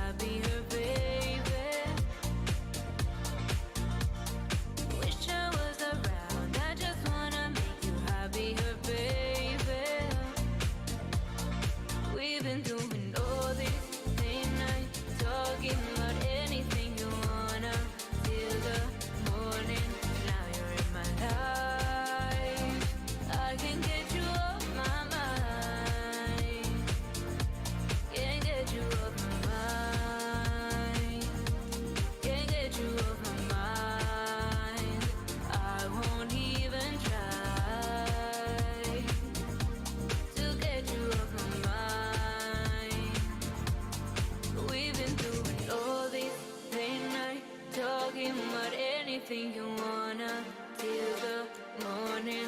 Now you're in my life. I can't get you off my mind. Can't get you off my mind. Can't get you off my mind. I won't even try. Can't get you off my all these late nights talking.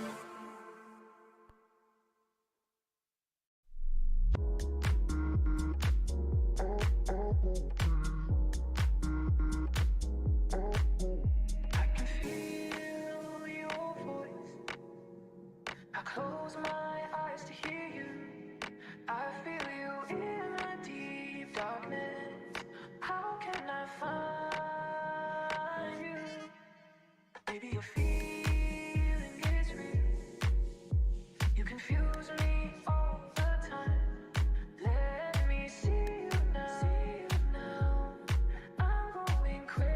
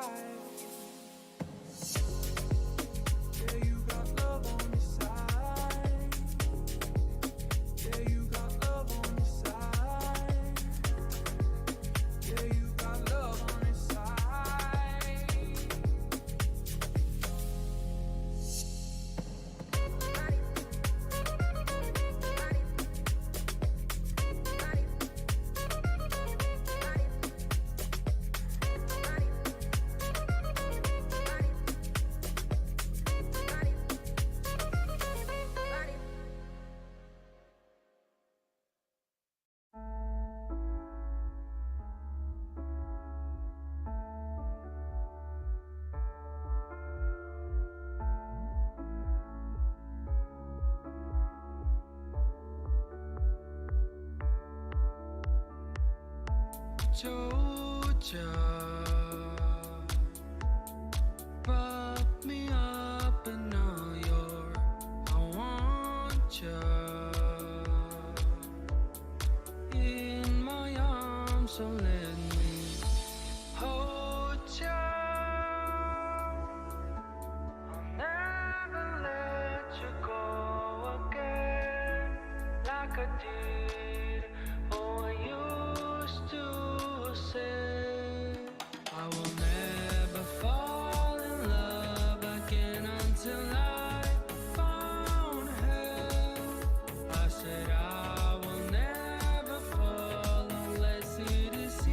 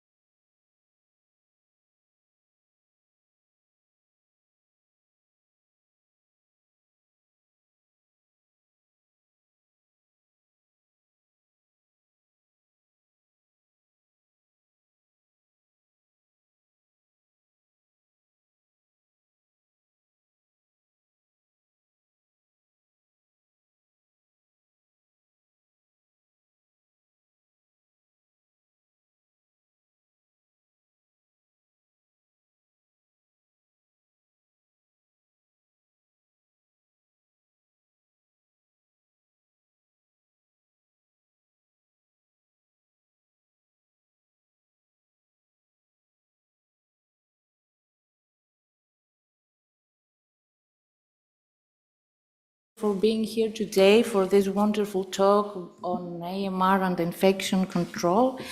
And as everybody pointed today, hand hygienes, laboratory screening for CROs and DVS are among critical points in order to combat hospital-acquired infections, especially in Greece. We have this problem.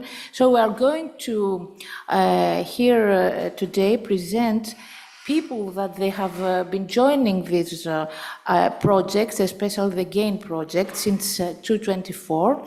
And we are starting with Mrs. Pournaras, who she is, infection control nurse in the Department of Nursing in University Hospital Attikon, and she's going to present the implementing EVS audits at Attikon Hospital. Mrs. Pournaras, you have the floor. Hello, everyone. I want to thank the organizing committee and Professor Pournaras for inviting me to speak in this seminar. And today we're going to talk about a very important topic about how we're implementing our EVS audits here in our hospital in Attikon, specifically in our ICU units. And some of you may be wondering, what is EVS? So let's talk about that.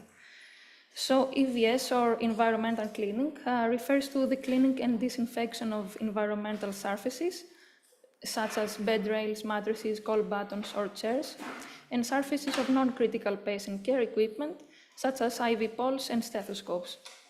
It is part of the standard precautions which should be applied to all patients in all healthcare facilities, and it's also part of the key infection prevention practices, alongside with hand hygiene and contact precautions, that we also monitor in our program GAIN-R. So why is EVS important? As we all know, healthcare-associated infections are a significant burden globally, with millions of patients affected each year. It is well documented that environmental contamination has been significantly associated with the transmission of pathogens and the increase of healthcare-associated infections.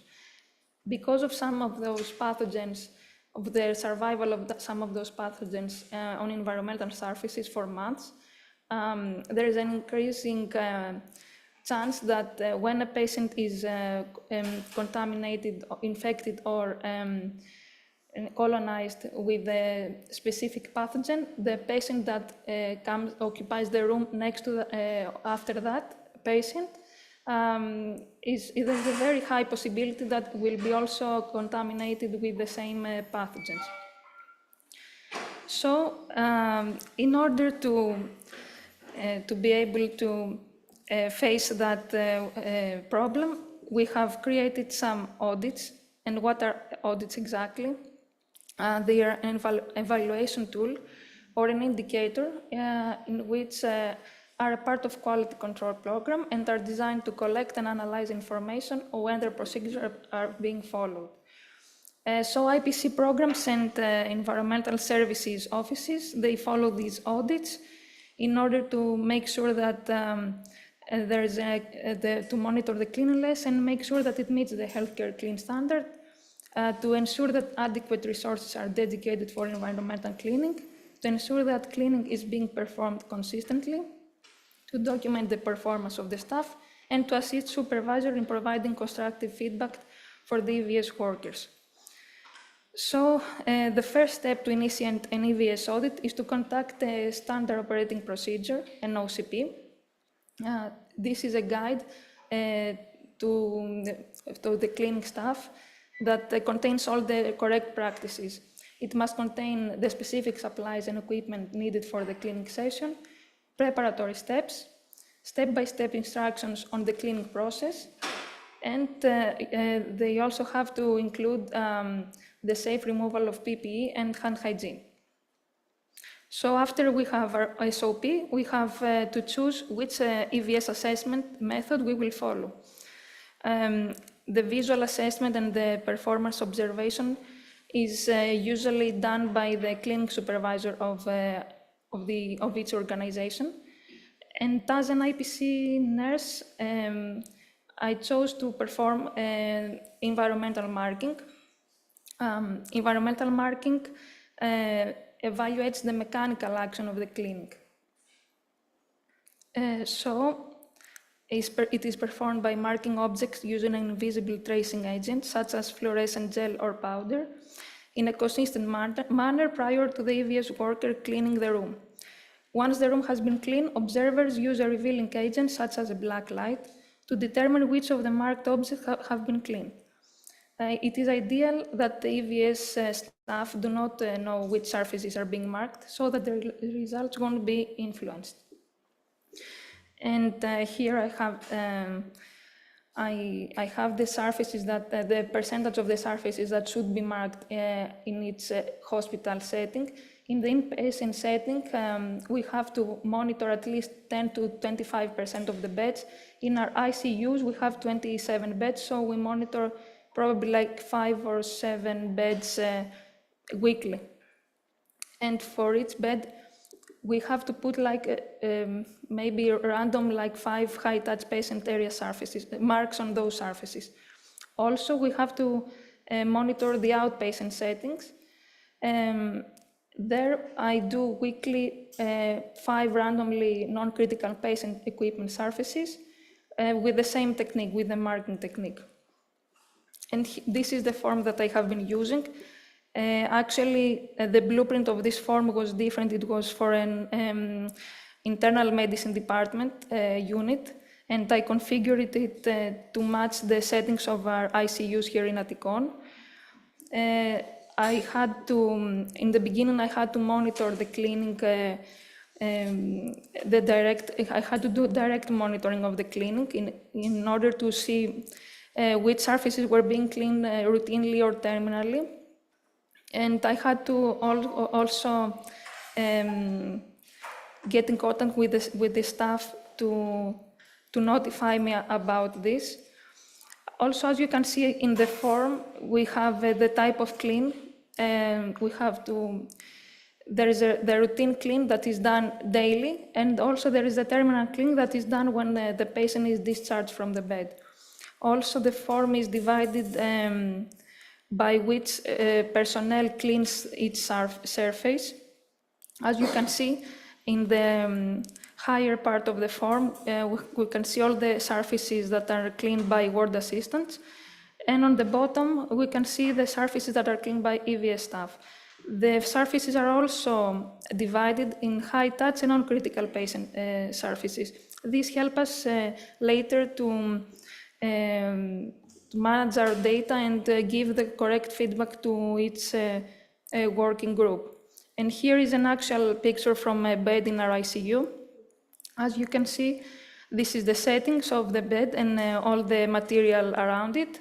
And when we use the glow germ and the UV light, those are the surfaces that we mark. I have put them in a red circle. As you can see, we don't mark the surfaces that are directly in contact with the personnel's hands because they can remove the substance and the results won't be reliable. So we prefer to do it on the side of each device, such as the monitor or the ventilator panel or the nursing card drawers. And this is our system, our red cap. This is where we input all of our data.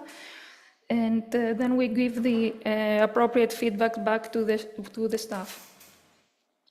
So in Attikon, we prefer to do real-time coaching. And also we do a regular verbal debrief monthly and sometimes also daily. It is very important to give the correct feedback back to the staff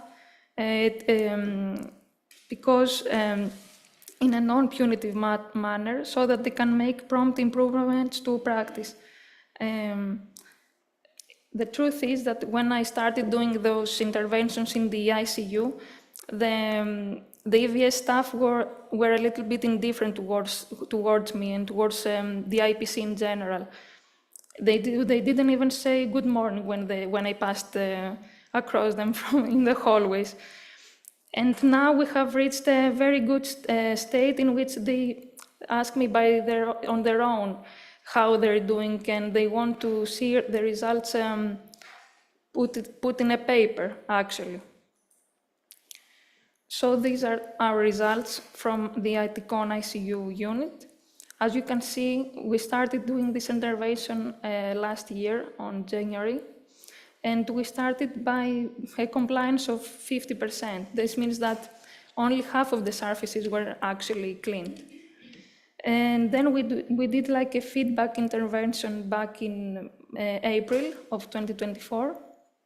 And since then, as you can see, we have improvement that is steadily. And now, a year later, we have a 73% compliance on EVS.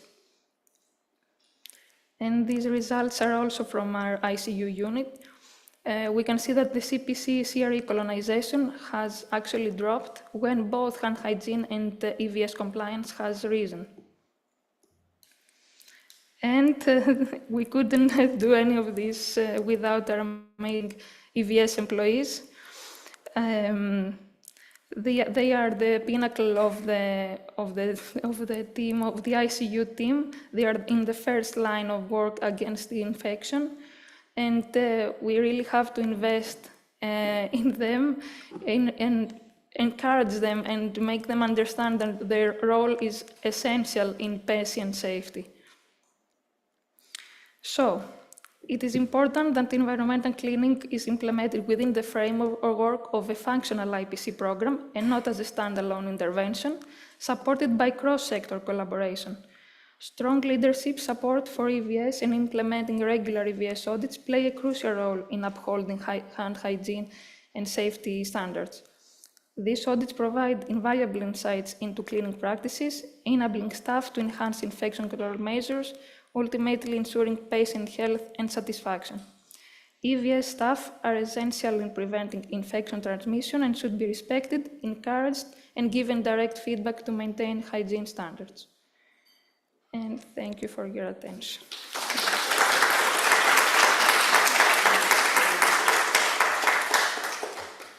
Lady, that was wonderful. Wonderful. Thank you. I think I want to commend you in particular. I think your last points about the respect of the EVS team and treating them as colleagues and how you've created that partnership is really important. And so just thank you for that. I was curious, as you look at your data broken out by the who cleans the surfaces, do you see a difference, or are they tracking about the same? I think that usually the cleaning ladies are doing a much better work, but the surfaces that they have to clean are easier to get to. So yeah, so kind of, I think being able to break your data down to then direct and then help the ward clerks that what they need to clean will be really important. Yes, and the feedback is given divided each time to the ward assistants and to the cleaning staff. Yeah, that's great, great work. Any other question? Any questions? Oh, Dr. Banerjee. Thank you. I am so intrigued by how you customize the audit tool that you're using. And I wonder if the other hospitals in Maine have similarly customized their audit tools, or if you have shared with each other how you... I think I have shared it, right? Yes, we did. We are in a constant communication. Yes, and the thing is about the EVS work is I said that they were indifferent at first. You have to really show them that you respect them and that you're also part of the team, that we are all a big team together and we are fighting the same enemy. Because they see you as a figure of authority sometimes, and yet they are reluctant on talking to you and working with you. But if you keep this stance against them, I think that I can see from my experience that they collaborate very well and they are very dedicated. That's that. Any other questions? So are these data from ICU or also from? It's only from the ICU. And so the 73% is from the ICU? It's from the ICU, yes. Have you made any audits in non-ICU departments? Yes, too? I had. It didn't have the same result because the staff there is very overworked. The staff shortage is extremely, there is only one cleaning lady for the entirety of the unit. In the shift? Yes, and they don't have, the assistant actually helps with the patient care and doesn't help with the cleaning at all. So it's only one person and the results are not that good. And as for ICU, the cleaning ladies, how many do you have in the shifts? And are they during the weekend also, or only 5 days a week? The cleaning ladies are also during the weekend. I think we have there are 2 ICUs actually. In the one that is bigger, we have 2, and in the other one, we have 1 in the morning shift. And there are also 2 in the evening shift and 1 in the... So you have also cleaning ladies at night? At night, no, in the evening in shift. The evening shift. Yes, and the ward assistants are also 2 in the bigger ICU and 2 in the smaller ICU. So you have also ward assistants? Yes, but the ward assistants only work Monday through Friday. Okay, and how many beds? 27 in total. We have 18 in the bigger ICU and 9 in the smaller one. So the numbers are very important, high compliance. This is very important. I hope the rest hospitals can reach up to this. The problem, of course, as you know, we have shortage of cleaning ladies. In our hospital, we don't have cleaning ladies during the weekend. This is a very important issue. I don't know if you want to make a comment towards this. Yeah, I know several of our hospitals have had some success using the data to try and get some more support if possible. And that's, I think it's kind of like we talked with hand hygiene, kind of setting the goals that are realistic and kind of moving them, and I think forming that partnership so they know they're part of the team. I was going to ask a question. So you've been doing this for almost a year and a half, right? If you could go back to yourself last January, what one thing that you've learned would you teach yourself? What is one thing that surprised you or something that you would teach yourself at the beginning? I think I would just told myself not to give up because the results are shown right now. Yeah. But when I was like a year ago, in the beginning, I don't know, I didn't have much faith into it. I mean, the personnel didn't even talk to me at all. Yeah. And now they are asking on their own daily, how are you doing? And they are dedicated now. They are motivated also. Yeah, that's fantastic. That's fantastic. Motivation is very important. Oh, question, yes. Thank you for your talk. It was an excellent talk. Thank you. I would like to ask you, the cleaning ladies are personnel from the hospital or from the private sector? They are from the private sector. And they collaborate well? Yes, they collaborate. The private sector, people are a bit afraid they lose their job? I think it has to do more with the people that work and with the relationships that you build with them. So, and you talk to the cleaning ladies themselves, not with their supervisor? I talk with everybody. Thank you. Thank you very much. Thank you.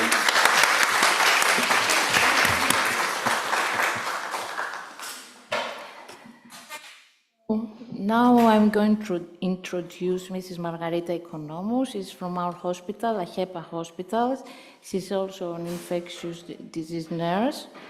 And she is going to have a talk about improving hand hygiene compliance at AHEPA Hospital. Mrs. Margarita, you have the floor. Thank you very much. Thank you very much. Thank you for the invitation. Thank you for the opportunity to talk about something that we all in the GAME program have been working for a year and a half. It's improving, my experience, improving hand hygiene compliance at AHEPA Hospital. Now, we all know here that we put such a high priority on hand hygiene since it is a cost-effective method to lower the rates of healthcare-associated infections. Now we talk about colonizations in the GAME program, but there is more to that.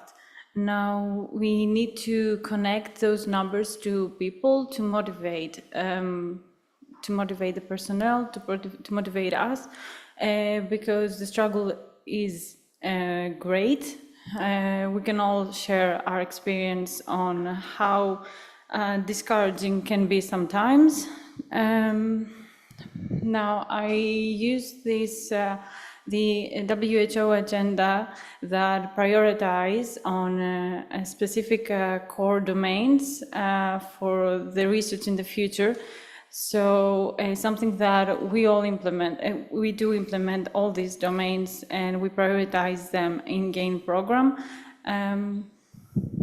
So we can take it step by step. For the ICU, I want to first introduce you to the units that I've been surveilling. It's a small ICU, 13 active beds. Sometimes it can be more, sometimes can be less. We can always talk about the patient-to-nurse ratio. One nurse is in charge of at least 2 patients. Sometimes it's 2.5, sometimes it's 3 patients. Some lucky ones have one half patient. And we need to talk about the trainees. There is new staff, new hires, nurses who are under training, are less experienced. Now we can all agree, and it's mentioned before, that new staff, new nurses are easier to train them, to get to know good practices at the beginning, and can be helpful, but we need to talk about the stress that they have, the not experience with the whole, first of all, the practices, but the environment, they need to first take into consideration how they can take care of the patient, and they do not prioritize that much the hand hygiene, because as you can see the impact of hand hygiene, you can see it even later. It's not something that direct. Before I go on to the non-ICU, I want to also state the fact that it is also lack of space in this unit. So this is definitely something that it's not something to do a lot with the hand hygiene, but with the whole structure of the ICU and the rates of the healthcare-associated infections, colonizations, CLABSI, anything. Now for the non-ICU, of course I'm gonna go and say again with the understaffed situation, there are 55 beds and 6 nurses in the morning shift, 4 in the afternoon and 3 at night shifts. Now, that can be triggering, or can be it can be triggering to some of you, or it can be just a reality to most of them who have a clinical experience. I think it's the situation to all Greek hospitals, if not even further. Now, this is our compliance in our hospital. Now, we're talking about improvement. It is small, but there is there, and it is only a program going on in 1.5 years, so the chances of it having that great of difference from the beginning to the end, it is something that we work towards too. Now, the audit tool that we use is the all we know WHO form. We tried the apps. We tried to create our own forms to be digitalize it, and in order to automate the export of the data that we can work. But it's not perfect, and we don't use it until we find something better. Now we focus on definitely the training and education of the physician, nurses, and the rest of the healthcare workers who are working, and not only in the departments that we are surveilled as a GAIN program. The IPC nurse from the hospital has been doing a great job to routinely train all the personnel in the hospital. Now, let me just state, this is our numbers from our ICU. We have been trained 90% of the physicians and 70% of the nurses. Now, the issue is that we need to do more trainings regularly because new hires are coming in the departments in general, and some of the trained ones are leaving. So we need to update the training material and to update the training sessions. And something that really helped us, and I'm going to go and talk more about that, is our champions. Our physician champion, who definitely keeps the training going and keep reminding everyone that they need to be in the training session. And now for feedback, if something that I've learned in the GAIN program is that feedback is important. Feedback is useful, not just to us, but to the ICU and the non-ICU, the personnel who we surveil. We can surveil all we want. If they're not aware of the data, there is no use of or no reason for auditing. So we also, this is two curves, one with the nurses, one for physicians. In order, we do that for competitive reasons, something Dr. Talbot really gave us that idea, that it can be useful if it's in a healthy manner. Yes, and it really actually helped, because the first comment that we hear is, are the physicians better than us? No way. So there's definitely something there. And these are the compliance rate for the non-ICU. They are lower, but they are lower. We don't share it from different departments. Like the ICU is not aware of the non-ICU data, because it's nothing that we can compare really. The situation is completely different. What we are actually also trying to do is to focus on specific moments that are not that compliant. So in previous speakers actually said that we need to focus on things that are actually the bigger issue, rather than saying you need to be more compliant. This has no use, because they will be compliant to the steps that are already compliant, or just trying to remind themselves to be always compliant to the fourth step, let's say. But the truth is that we need to focus more and to find ways to get better to those specific moments that they are not. And we heard it before, the first and the second one steps are important and are most often skipped. This is something, this is the steps that are skipped in non-ICU. As you can see, before the aseptic procedure is not that often, since actually in the non-ICU it's not that often that they will do any aseptic procedure. But if they were to do, I don't think they would be compliant either.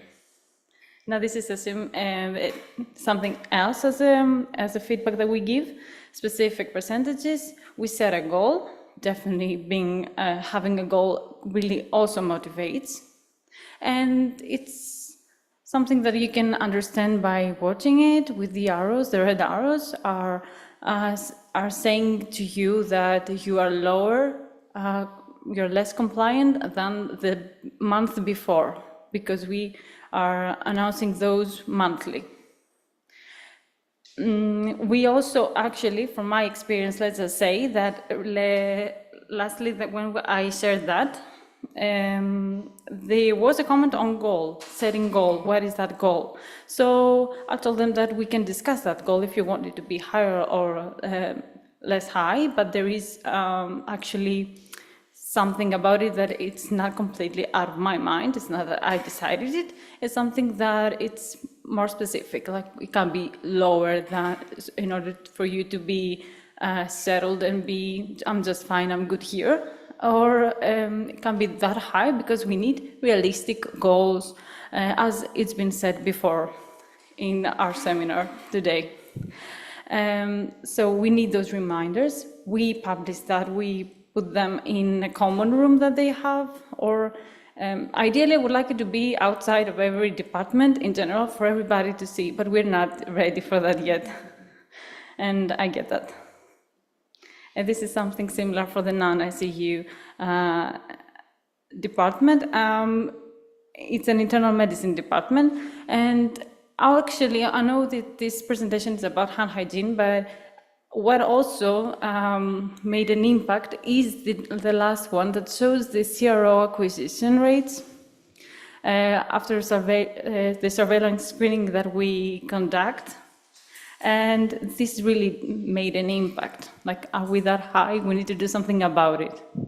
Once again, competition definitely motivates, and not just from physicians and nurses, not just the one department to another, but in the one hospital with the other. Now many excuses and reasons for that can be said, like what is your staff, what is your patient to nurse ratio, and I get that. Of course, it makes an impact, but we can see a bigger picture here. And I want to say that to me, it is very important, the institutional safety climate. I think we're doing it well in HEPA hospital, that we need to give the positive feedback. Before you see all these red arrows in a table, in a chart, you need to remind that you're doing an effort, we are doing an effort, and it's not even that realistic that it can be done that soon to reach a goal. So we need the positive feedback. We also need to focus on barriers, but don't be don't feel like you can make any excuse that you want. We just need to focus on the barriers. If they are solvable, if they're not, just move on and just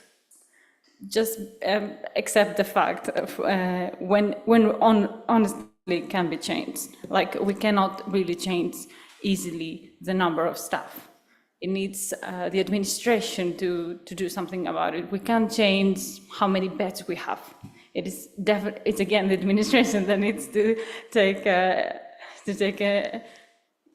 do something about it. Let's see what we can do, and we can do hand hygiene. We can wash our hands. Now, the role of champion definitely helps to have someone in the team, in our team, to make an effort to motivate, to remind, it takes to train, to make presentations about specific scenarios of people who acquired a CRO and probably led to eclampsia or led to even a septic shock. Like, it happens every day. Unfortunately, in our ICU and non-ICU, it is a reality. We all know it. We just need to remind ourselves that we can do something about it. And it's as simple as washing our hands. And last, it is the long-term cultural change that actually happens only when the culture is changed, which is the hardest part, of course. But later I will talk about sustainability plan, how we can actually make sure that this needs to be adopted from the teams, from the ICUs, from the departments, in order for them to, I don't mean that they will do the audits, but they will keep on having reminders. They will remind their colleague to wash their hands.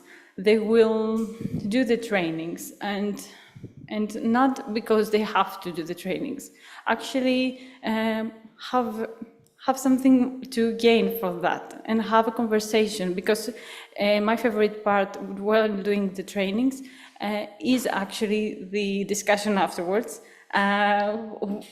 because then you can people say they're barriers. Like, we can't do that. This is the issue here. And this is my favorite part. And definitely embedding hygiene practices into routine protocols. Now, I know that physicians do not have that as training in their school, the medicine school, but I know the nurses do have it because they do learn specific protocols, and it's a specific step. So we are lucky to do that, and it's probably the head nurse could motivate, and when they are learning specific protocols to do specific things, practices, they can emphasize on the hand hygiene part. Definitely the leadership engagement, again and again, it is not an issue, it's an opportunity, I'd like to say, to engage the leadership and the administration into our efforts. The champion participation, it is, for me, from my experience, it's been a struggle to find a champion that cares, to actually do things, but when they do, things go smoother and faster. Thank you very much. I'm just gonna show you a last video.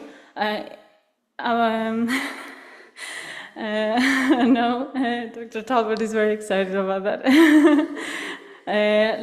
Before it starts, I'm gonna just tell you that is from our IPC team in AHEPA Hospital and the Department of Training in our hospital. They've done a great job doing that. And thank you very much for giving me the opportunity to share it with you today. Thank you very much. Oh my God, sorry. Let us play it again. Okay.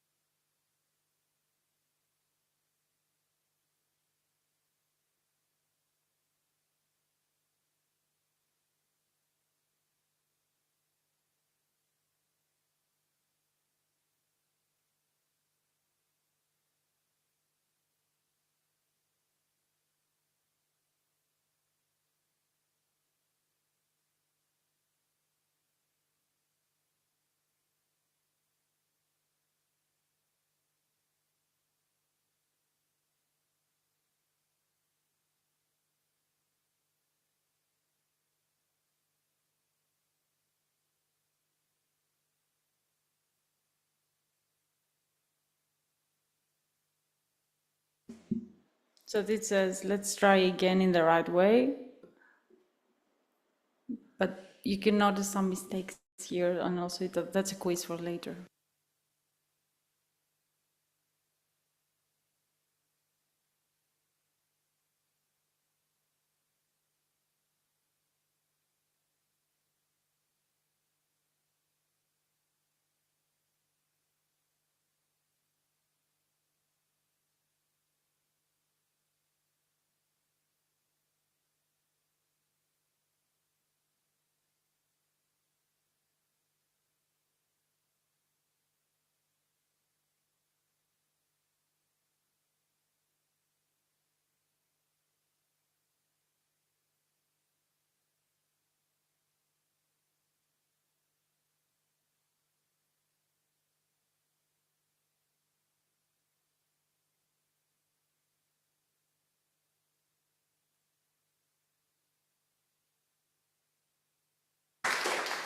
I've heard so much about the video with the orange goo. That's so great.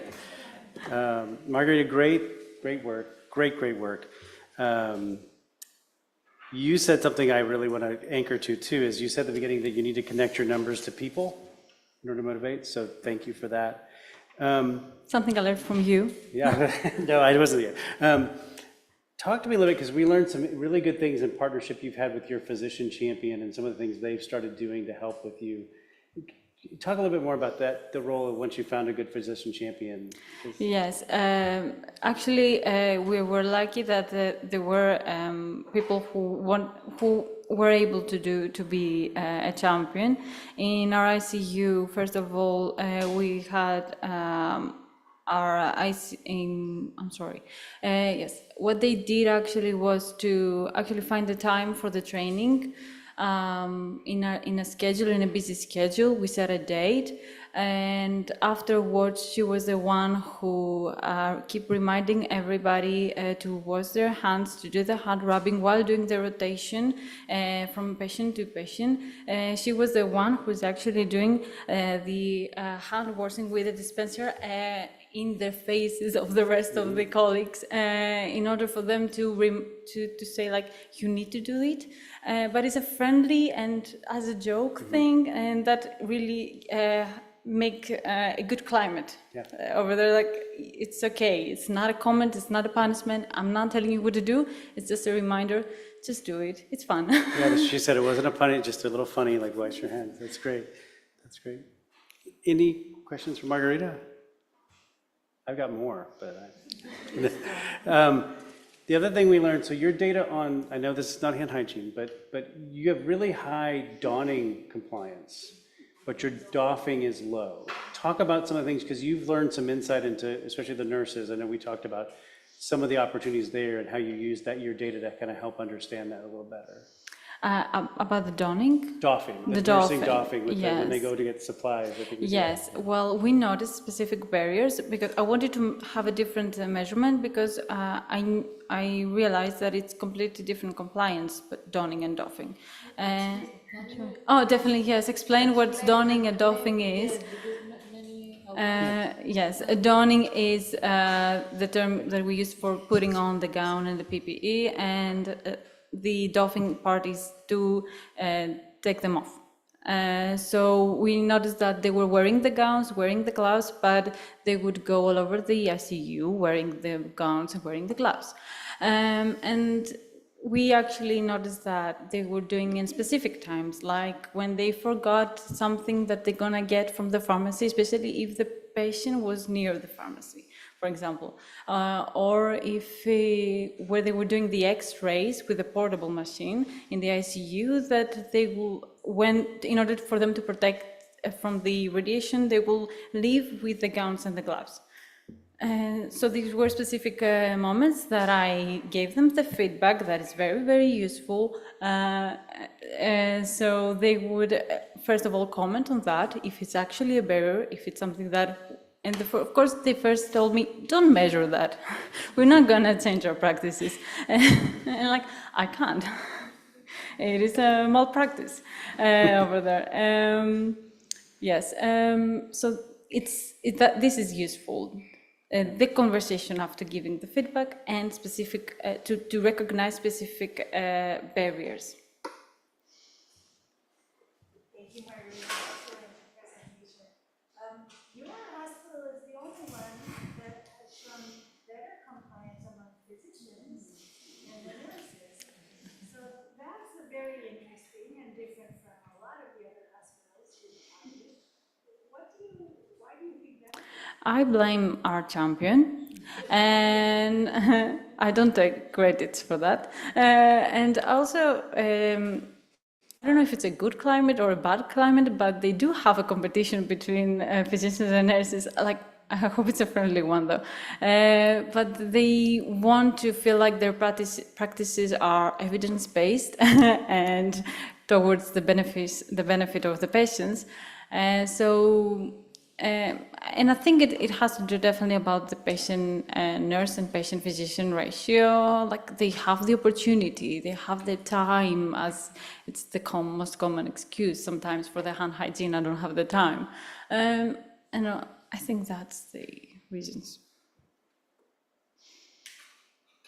My last question. You've been doing this a year and a half. If you could go back to yourself, what's one thing you've learned that you would tell yourself back last January? Yes, thank you for the question. I think it's the feedback, giving earlier the feedback, giving the feedback monthly, be persistent, and I think that because all these tables that I show you, it's work for the last months, and I should have done it sooner, I think. Yes.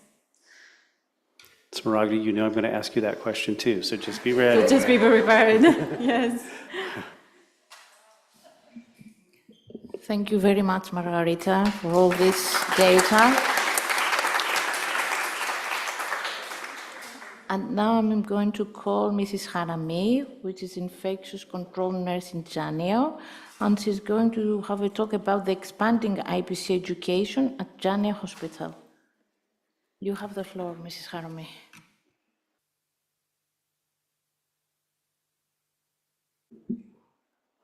Do you hear me now?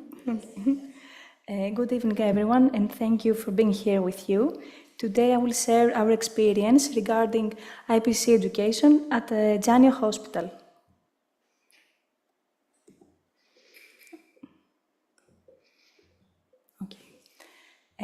Let's begin with the foundation of minimum requirements for a strong and effective IPC program at a facility or a national level from WHO. Among guidelines, surveillance, monitoring, and feedback, education consists one of core components.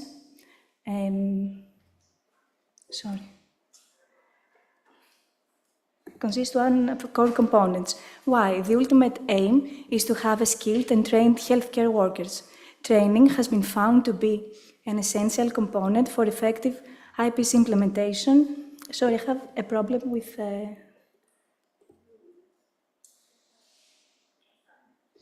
Okay. For effective IPC implementation, contributing to prevention of hospital-acquired infections and AMR. The target audience at the facility level includes pre-service, students from medical and nursing schools, postgraduate healthcare workers, including new employees, continuous education to ensure basic knowledge. How? How we can accomplish that? By building a comprehensive training program with curricula at all levels. Another significant core component are multimodal strategies according to WHO. A multimodal strategy includes several elements or components implemented in an integrated way with the aim of improving an outcome and changing behavior. It includes tools that take into account local conditions such as bundles and checklists. In other words, the WHO multimodal improvement strategy addresses these 5 areas. The first one, build it by making a system change. Second, teach it by training and education. Check it by monitoring and using feedback. Sell it with reminders and updated communication skills. And leave it by driving a culture change. According to this systematic review and network meta-analysis, adding supplemental interventions including goal setting, rewards, and accountability to the WHO 5 multimodal strategy leads to additional improvements in hand hygiene compliance. Even though it was observed that education as a single intervention leads to improvement in hand hygiene compliance. This publication comes from our ICU and indicates the negative correlation that was observed between ICU BSI incidence rate and the percentage of personnel attending educational sessions. So what we have to do before we start the training, we have to identify the behavior. For example, if we want to conduct a training regarding hand hygiene compliance, what action is needed to address capability? Do healthcare workers know the 5 moments for hand hygiene? What about motivation? Is there a campaign and reminders to promote hand hygiene? And what about opportunity? Is hand rub available at the point of care? When the training is completed, we have to evaluate the training impact. Regular monitoring, auditing of IPC practices paired with regular feedback is effective to achieve behavior change, document progress and impact, assess the extent to which standards are being met, goals accomplished, identify aspects that may need further improvement, and create a monitoring and learning culture. Understanding these core components, it is essential before we move on training strategies. We build our training action plan according to WHO training strategies. The first one, inclusivity. We use a full range of teaching approaches to enable learning that suits to everyone: physicians, nurses, EVS staff, ICU or outside ICU. Accessibility, small groups, especially for nurses, whenever it's possible between shifts, until everyone attends the training. Authenticity, trainings are conducted in ICU, reflecting real-world practice. Collaboration, participants are asked to elaborate on IPC trainings and give us suggestions on training topics. Engagement, participants are encouraged to actively participate in training process, elaborate on their practice. All these principles were translated into training methods. I would like to share with you the educational approaches and tools that we used at Zanio. Of course, we use PowerPoint presentations regarding contact precautions, action plan for prevention and control of hospital-acquired infections. We also use PowerPoint regarding environmental clinic and disinfection, IPC feedback to TPU staff and staff empowerment, and the last train that we have conducted is a CLAPSI bundle. And actually this topic was asked by our TPU staff. Since GAIN AR initiated, we have conducted 14 trainings so far. We also use the hand hygiene knowledge questionnaire that it is answered 2 times, one time before and one time after the training is completed, about 1 or 2 months, in order to assess the training effectiveness. We also show, like Margarita, a video presentation regarding transmission route in healthcare settings, but we do not play to this video. Video reflects horizontal transmission through healthcare settings. Participants were asked to recognize the correct moments and missed opportunities for hand hygiene. We also use the simulation method, a fluorescent gel, glow germ, that is provided by GAIN. It is also used, apart from monitoring and audits, it is also used for hand hygiene demonstration, self-reflect, and practice improvement. It is also used for EVS training during clinic and disinfection procedures. We have created reminders that we place them at the point of care and replace them on a regular basis. For example, we have created a contact precautions reminder or the 5 moments for hand hygiene. We love to use real case scenarios from our hospital. Let me explain more about this. At Zanio, our ICU has 2 different areas. As you can see, the general ICU and the ICU Niarchos.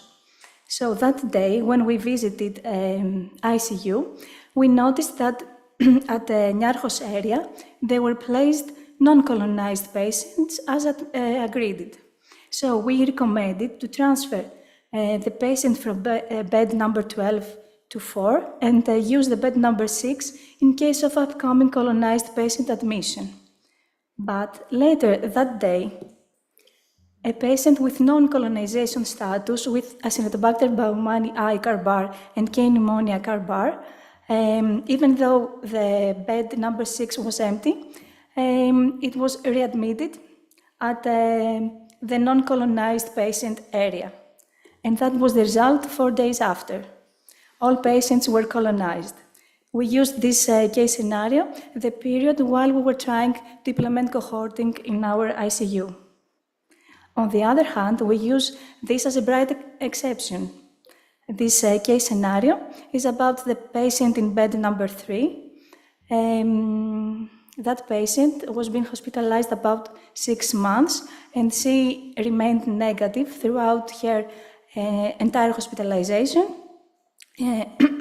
even though she was exposed at a high-risk area among colonized patients. So that case stands out because it highlights that even though her placement was at a high-risk area, she did not acquire MDRO.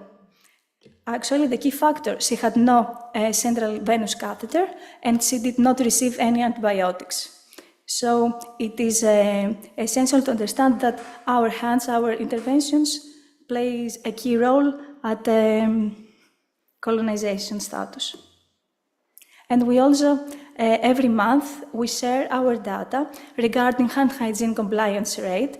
We post them at the nurses' station and in the physician's room in comparison the rates between nurses and physicians. And also we post the colonization at admission and colonization during hospitalization, followed by discussion. Even though healthcare workers may not believe that the inappropriate practice on their part may have resulted in increased risk of hospital-acquired infection, every month we appreciate their efforts and we constantly encourage them for further improvement. After applying all these strategies and methods, we observed both successes and challenges. I'm going to start from successes. All healthcare workers attend at least one training every 6 months. We actually have trained all staff from TPU. Our rates, our BSI incidence rate and colonization rate during hospitalization have been decreased. Hand hygiene, EVS and contact precautions compliance rates have been improved. We have managed the last 2 months to engage physician champions as liaisons. And we have built a sense of respect and engagement, especially among nurses and EVS staff. The challenges. We face some barriers regarding the space for meeting, consistency of attendance, and budget limitation for staff reward. Many times I was asked from TPU for a small reward whenever a goal is achieved. It would be ideal that we could offer to them a small reward. It is always hard to motivate overburdened personnel to actively participate in educational process and follow IPC policies. I would like to highlight that due to serious staff shortages, IPC policies are often deprioritized, increasing AMR burden. In our ICU, the ratio at night shift is 1 nurse to 3 patients, and in morning shift, 1 nurse to 2 patients. And sometimes there's a lack of team spirit among different groups of healthcare workers. Solution-focused approach supports us daily to face these challenges.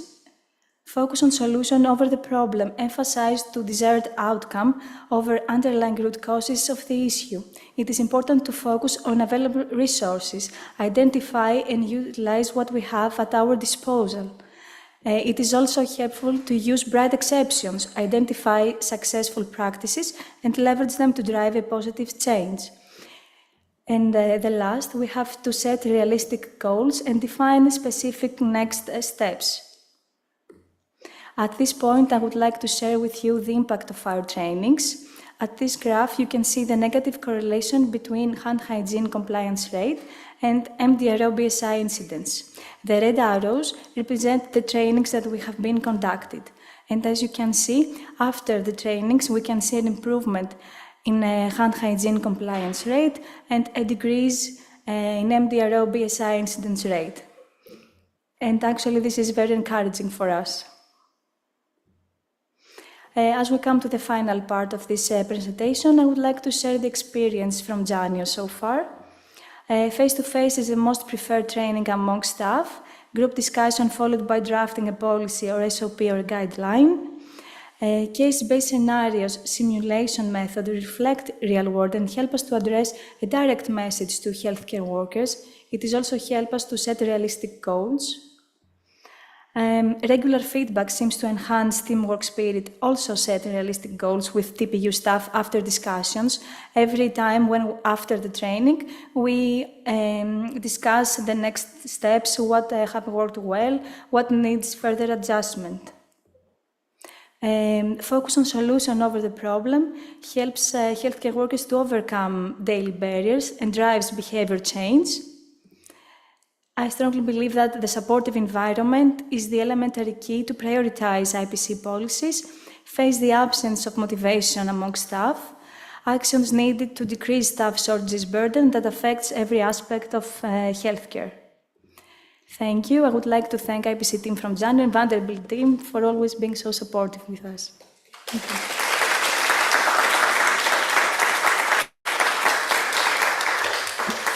That was excellent, excellent. I'm not going to ask the question yet, but I will. I'm prepared. I will. I just want to highlight a couple of things. So that's the first drawing. I think we heard the story of the patient who'd been in the unit for 6 months and never. That's a great story. Like just to tell, I think that's a really good use of the. She didn't have a CVC catheter and she didn't receive any antibiotics. But she got touched. She so was left touched her. in the right area. Yeah. That's great. I also want to commend you too, because I think you noted a success was that the team members have a sense of respect. And I think it kind of the theme of driving that culture, that's really important. Mm-hmm. I think I'm going to ask you the question. So you've been at this for a year and a half. What have you learned now that if you could go back to January of last year that you would teach yourself? What one thing? It takes time. Yeah. At first I was very disappointed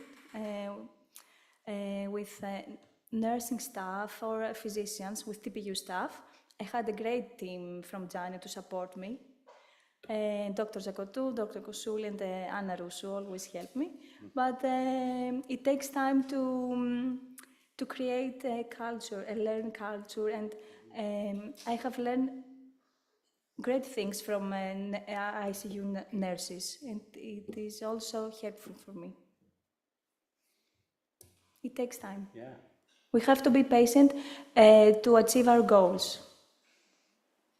I feel like a proud father, like with the three. But I think all three of you professionals, each of your talks talked about culture, and I don't think you realize the impact you are making in the culture. All three of you. So I think it's really important to remember that the training and learning. And so as you go forth, as you impact people on your teams, you're going to spread that culture. And it's slow, but just all three of you had really good threads of culture change that I bet a year and a half ago you never thought would even be something you think about. So really good work. Thank you. Any last questions? Anything else? All right. Good job. Good job.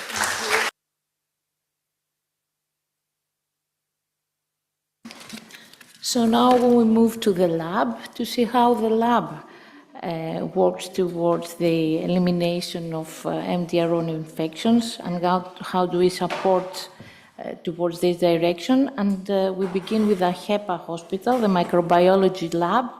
And the first talk will be presented by Mrs. Sereni, who is going to present the laboratory surveillance of CRE colonization from our hospital, HEPA. Thank you. Mrs. Sereni. Hello, good evening, everyone. I would like to thank the organization committee for the invitation and for giving us the opportunity to present our work.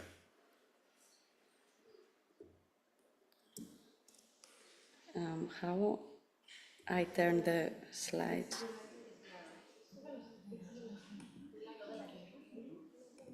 Okay, so the laboratory contributes to the surveillance of the hospital's clinics for multi-drug resistant organisms through the collection of carrier samples.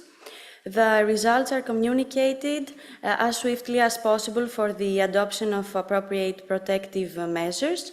The GAIN-AR program has contributed positively to the improvement of the surveillance screening since October 2023.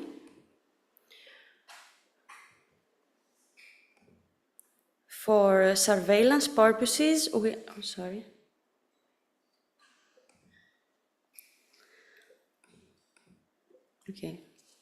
so sorry.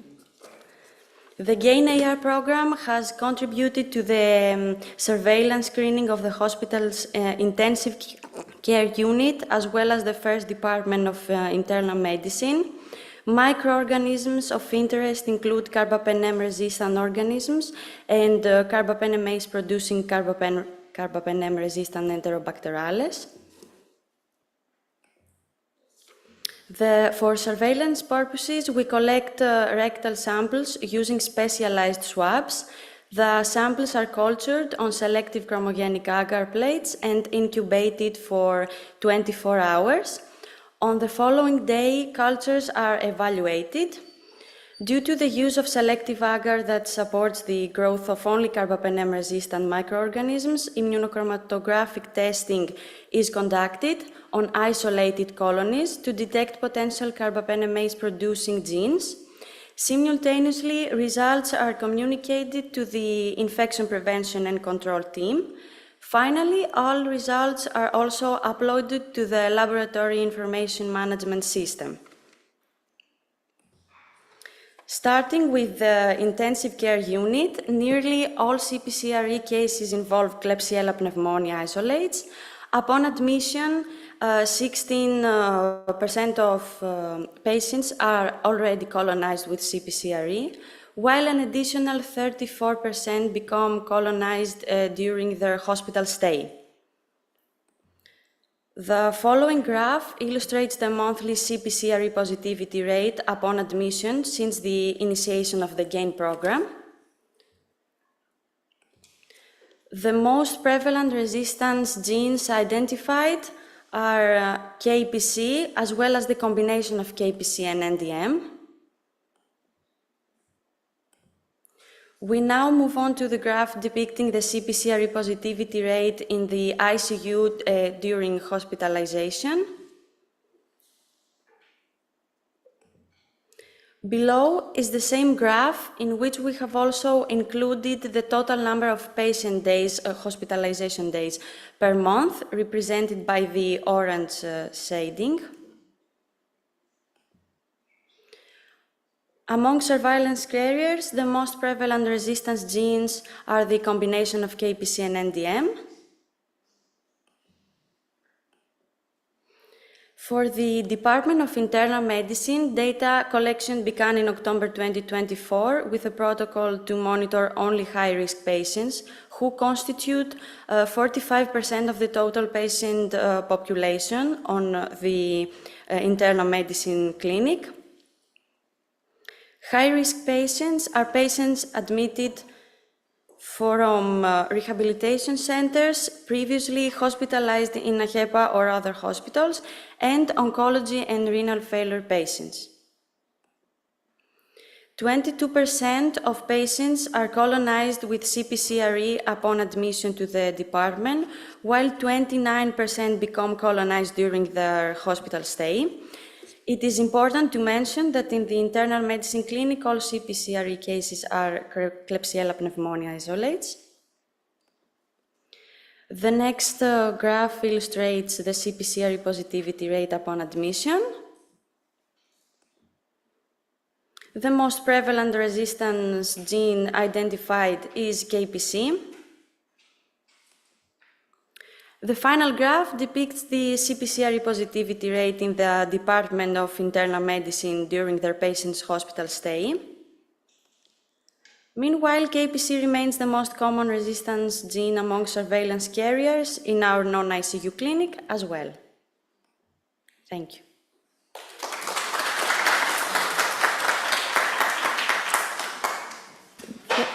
Zoe, please. I would like to thank you, Zoe, for all this data sharing. It's very important to say here that it was a shock to us that also then in high-risk patients in non-TPU, the burden of colonization was much higher than in ICU. So what is very interesting, and I think it also happens in many other hospitals, is very important to screen also among high-risk patients, like patients from other hospitals or rehabilitation centers, etc. That's a very, to me, that was a very striking point. So, after, yes, yes, Spyros, yes. In the non-ICU, the high-risk patients at admission, during the hospitalization, you screen the same patients or all the patients at surveillance? The high-risk patients. The same high-risk patients? Yes. After 15 days, if they stay. Let's say 10 patients, how many million were being screened? Probably 10? 10. Yes. Or Yes. less 10, sometimes. yes. Let's say 8 to Yes. 10 patients. followed up by surveillance stats each week or each 2 weeks. Each 2 weeks, if they stay. Yeah, we had talked to, when we visited, about looking at the clinical cultures in the non-high-risk patients to make sure you're not seeing signals of these organisms popping up in those who aren't being screened to suggest that there need to be a change in the screening criteria. That's one thing that we were throwing around a little bit to look at that. Yeah. I think I should have asked Zoe the question. Zoe, is there anything you've learned that you would teach yourself? Yes, that this definitely has to take time to see an improvement on CP, CREs, and CROs in general, I think. Yes. I saw you had improvement in the colonization in the non-ICU. Yes. You had an increase in CRE in ICU, if I distinguish well. You had more at the end of 2025, more CRE in the ICU and less in the non-ICU. Is it correct? It's very important to postpone that after we see that someone is screened, we inform immediately now the IPC and they go and they try to put together people that they are colonized with the CRE. So this is something that, yes, it has helped. And also, in my opinion, I think that we started on October 2024, so we don't have a lot of data before. Yes. Yes. We will see. Really nice work. Thank you, Zoe. Thank you.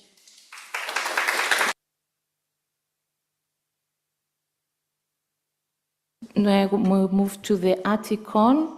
Mrs. Georgiou. Yes, am I right? Yes, she's going to speak about the surveillance of CPCRE colonization in Atticon Hospital. Hi everyone, my name is Tsioutis and I'm going to talk about the laboratory surveillance of CPCRE colonization. We will focus on the methods, the outcomes and the highlights of our surveillance results. One brief of the objectives of this presentation, a small introduction, an overall of GAIN project, results from our point prevalence study, and a small discussion. Why is it important to have surveillance of MDROs? Because of the faster detection, that's the key. If we have fast detections, we have early intervention, which enables contact precautions, isolate of patients, cohorting of these patients that have similar infections, which leads to reduced hospital burden by preventing outbreaks. Also, surveillance protects high-risk units, such as ICU, oncology, and etc. Why it is important to monitor CRE? Because CRE have been characterized as critical priority pathogens by who? Because of the increasing resistance, the ability of horizontal gene transfer, and of course, the high morbidity and mortality rates. GAIN is a global collaborative network working together to address critical emerging antimicrobial resistance threats in healthcare settings through rapid detection, prevention, and response. Our target group is ICU patients, a group that has high colonization and infection cases by MDRO pathogens. Our samples are rectal swabs. The targeted pathogens that they are being described in this presentation are CRE. I have to say again that through GAIN we monitored also generally CROs. And the targeted mechanisms are, of course, the big five carbamazepines, KPC, IMP, NDM, VIM, and OXA. Also, we had protocols in the cases we had a suspected novel carbamazepine mechanism. When we did it at admission and repeated in prolonged hospitalization.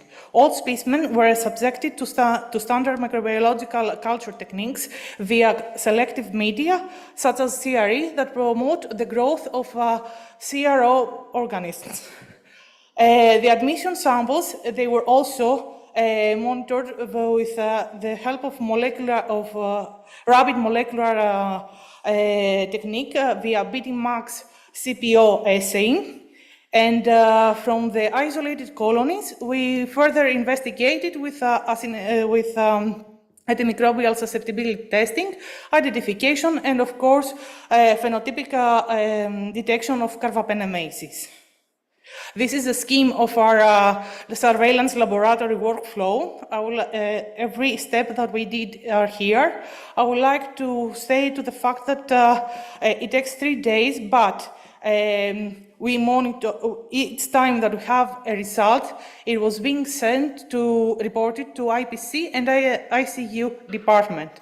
And as you can see from this graph, the BT-max results, they were being reported on the first day that we had the samples in our hands. Monitoring the eligible patients that they actually screened is of great importance in order to have the early detection and the early intervention. That's why we have this graph that shows with the dark blue bars the eligible patients for admission screening, the light blue bars the tested for admission screening, and the red line shows the percent of eligible ICU patient screens at admission. It is spread through each month. The GAIN project started early in January of 2024, so we are here in the middle of the graph. And as you can see, the improvement of screening rates of eligible patients at admission from below 60% to above 85%. Moving on, as you can see also, because for the BT-max we had to change one norma. We used, instead of the typical swabs, we had to use other kind of swabs. And thanks to Eleni, we also had improved BT-max testing rates among eligible patients, starting from 50% to 100% full compliance. At admission. I have to note that it's at admission. Okay, last but not least, we saw also an increased percent of patients screened during ICU stay from below 60% to above 90%. It's a little bit different in the slide. That's my mistake, sorry. So, moving on. We also monitor the turnaround time because it is important to see how much time it takes to inform IPC and ICU departments, because the collaboration between the departments is great importance. I have isolated in this graph the results of the preliminary BT-max, and I want you to see that the molecular testing led to a marked decrease in the turnaround time for reporting the results from admission samples. And as you can see, the general preliminary results take almost 2 days, but with the molecular testing, in the first day we have, unless we have the results. So, in this graph, we can see the percent of ICU patients with CRE colonization at admission and ICU stay. As you can see, we started in October 2022 from almost 50%, went to the last month being less than 20% almost. CRE colonization rates at admission represent the existing exposure burden upon ICU entry, while the percent of positivity during ICU stay reflects in hospital acquisition.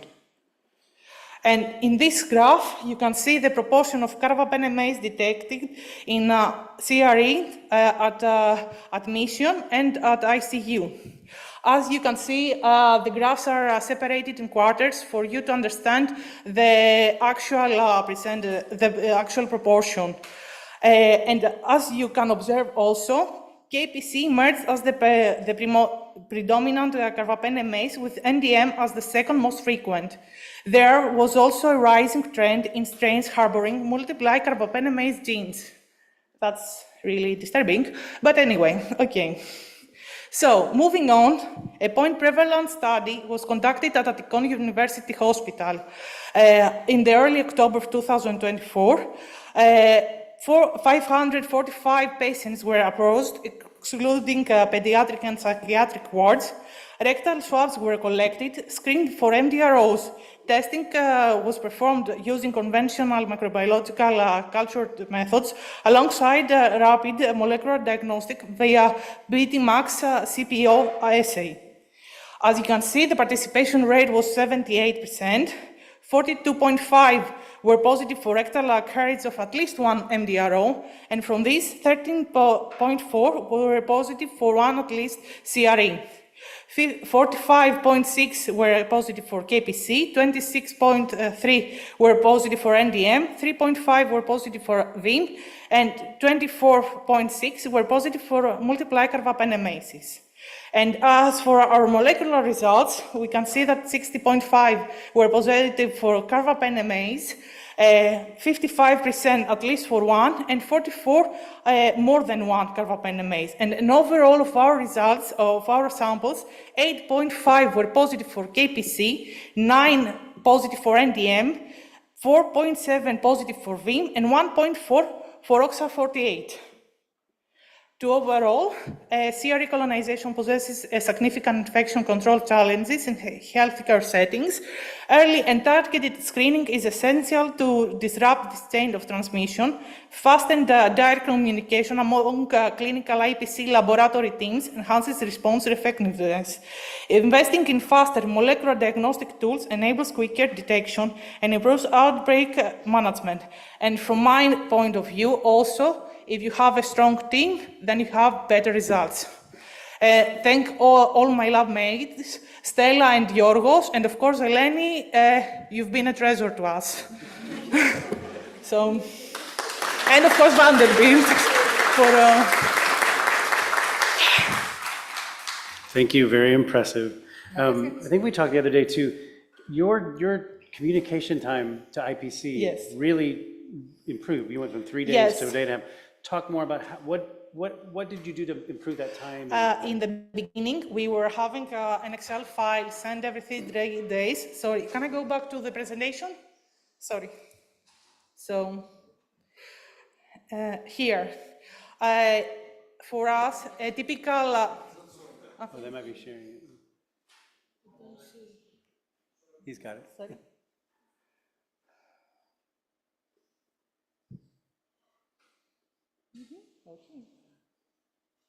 Το γέλισα, ωραία. Ορίστε. It's okay.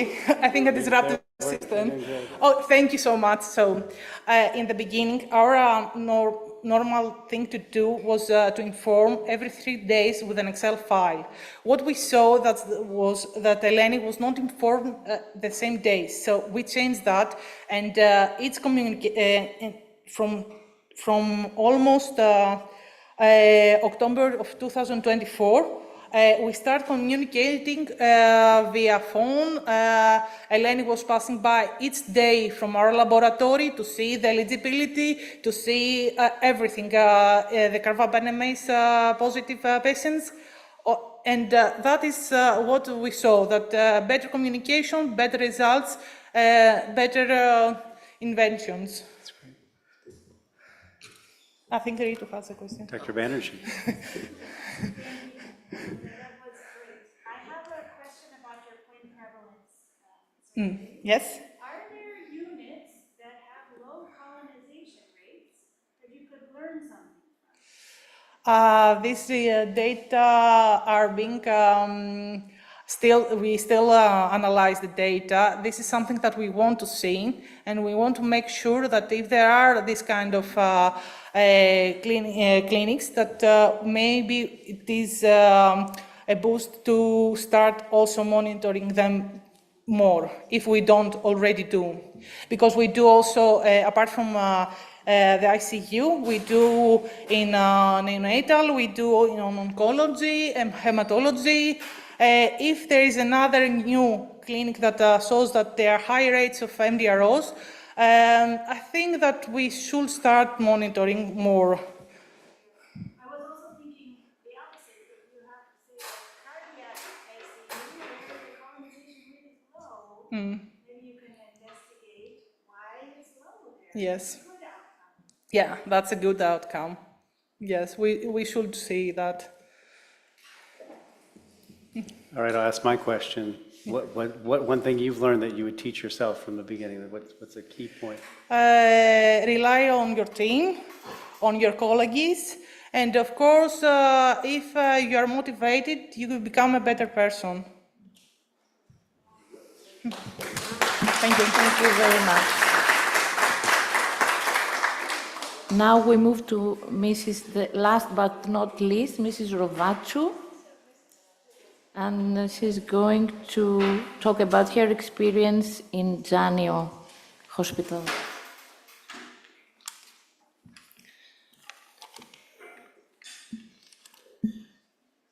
Good evening to all.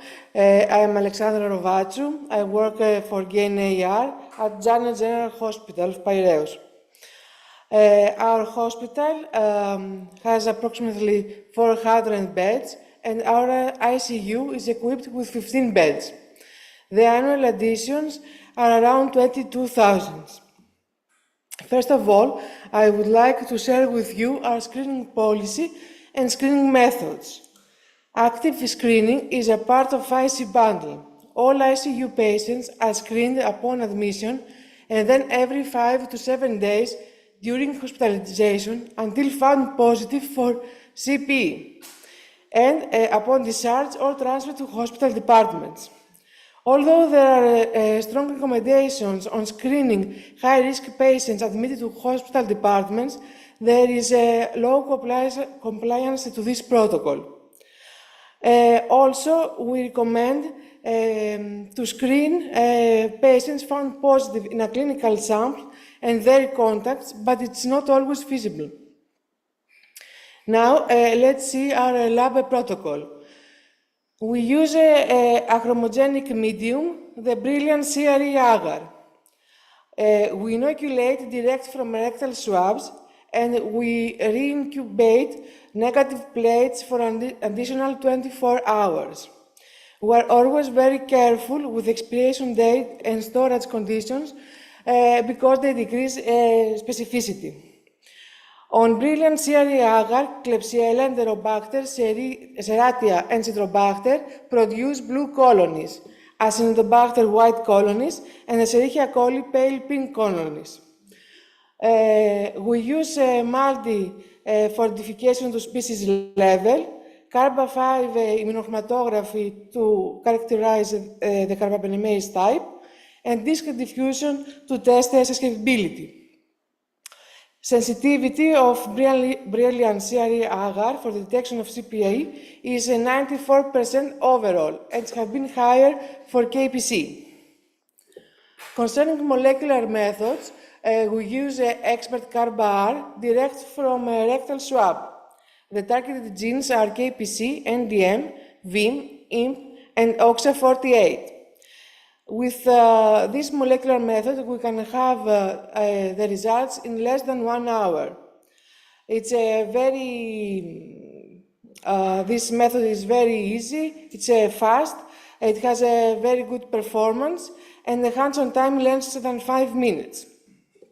Now, let's review our results from January 2024 to April 2025. On this slide, we can see the number of swabs tested per month by conventional and molecular methods. We can observe that the number of specimens tested by PCR since December 2024 has been increased. Before December 2024, molecular testing ordered by physicians according to risk factors. However, there was a low compliance on this protocol, so we decided to perform molecular testing for all new admissions and patients previously tested negative. This has as a result the dramatic decrease of turnaround time, and we can see that turnaround time of IPC notification decreased from 34 hours to 6.5 hours. On this slide, we can see the colonization screening. We can see that both admission and surveillance screening rates are very high, and in certain months, they approach 100%. On this slide, we can see the percentage of CR pathogens isolated by rectal swabs. Klebsiella pneumonia prevails, followed by Campylobacter baumannii, and then Pseudomonas aeruginosa. Regarding the carbapenemase type, in Klebsiella pneumonia isolates, almost half of them produce KPC, almost 1/3 of them produce KPC and NDM, and 12.9% of them produce NDM. Among the Pseudomonas aeruginosa isolates, most of them produce NDM or VIM, and in 10.5% of isolates, we didn't find any carbapenemase. We have isolated 3 Escherichia coli strains. One of them produced KPC, 1 NDM, and 1 VIM. On this slide, we can see the results of CP colonization screening on ICU for 2024. We can see that only 7% of the patients were positive at admission, but half of them were colonized during hospitalization. Although colonization during hospitalization rate has been decreased from January 2024. On this slide, we can see that on 2023, the colonization during hospitalization rate was a little bit lower, maybe due to efforts to implement cohorting.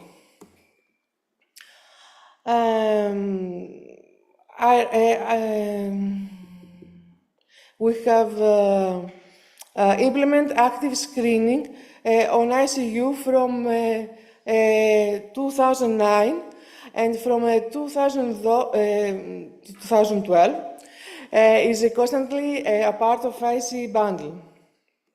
Beyond ICU, we did a pilot study on a medical department. The study period was from March 2024 to June 2024. All patients admitted to the second medical department were screened as part of the GAIN-AR. High-risk patients were screened molecularly. 13% of the patients were positive at admission. Most of them have had a recent hospitalization and comorbidities. Most of the patients were co-colonized with VRE, and almost 1/3 of them developed infection with the same CRE strain. Most of the patients were colonized by KPC or NDM Klebsiella, producing Klebsiellas. We have noticed that there was a significant increase in colonization rate with CRE compared to previous study in our hospital in 2008.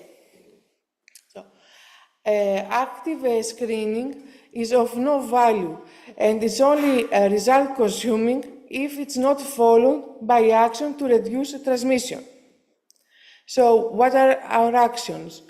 Immediate notification of IPC team, immediate notification of medical and nursing staff, flagging system is in place, contact precautions, hand hygiene, monitoring of compliance, and information leaflets for patients and visitors. Now, let me show you an example where the protocol was not followed. A patient transferred from ICU to a medical department. The IPC team was not informed, so they couldn't make a recommendation about the patient placement, and neither to inform the need of contact precautions. This results 3 roommates to colonized with the same strain. The road so far has been rewarding, but challenging also. We have faced a lot of challenges, such as obstacles to achieve high compliance to screening protocol outside the ICU, Obstacles to implement cohorting strategy in ICU despite immediate notification for colonization status. It may be difficult to implement molecular screening without GNAR support due to high cost. And of course, there are a lot of lab staff shortages. However, there is a silver lining. Almost all eligible ICU patients are screened for CPE. There is a remarkable decrease of turnaround time and colonization during hospitalization, and there is an excellent collaboration with IPCT. Active screening allows early identification of asymptomatic carriers, so we take the appropriate measures earlier, and this helps reduce transmission. We need to implement it in endemic settings, tailored to local resources and priorities, focusing on high-risk patients and high-risk departments. Now, before I finish my presentation, I would like to thank all the GNR team, the IPC team, everyone in the lab, and most of all, Mrs. Zarkotou for support and guidance. Thank you.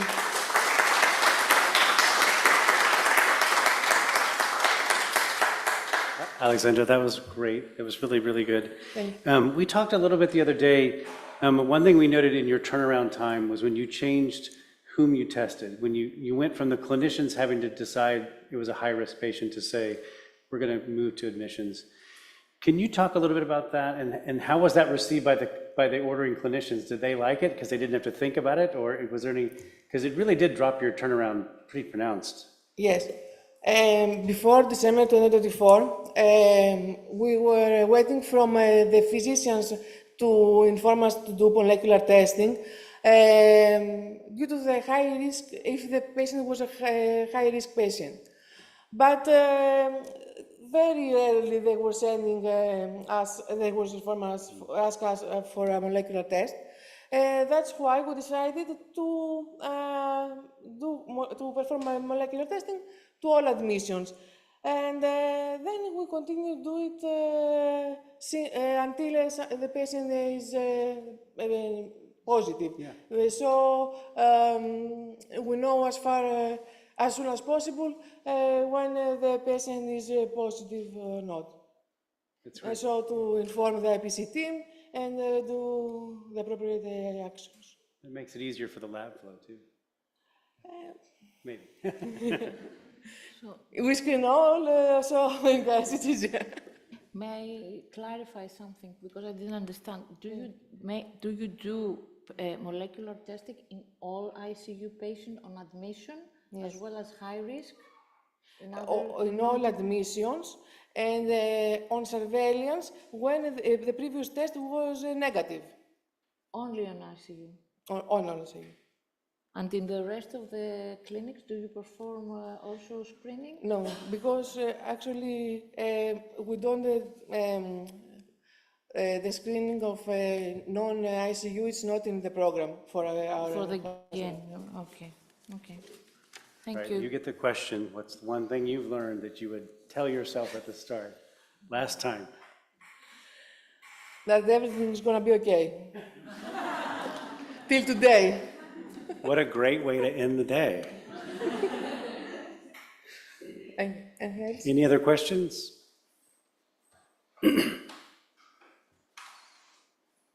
Well, thank you to all of our presenters on behalf of...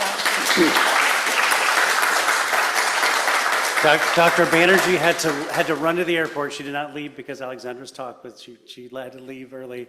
But just on behalf, again, we thank everybody. It's so exciting to see these results. So. Great day. Thank you. Thank you very much.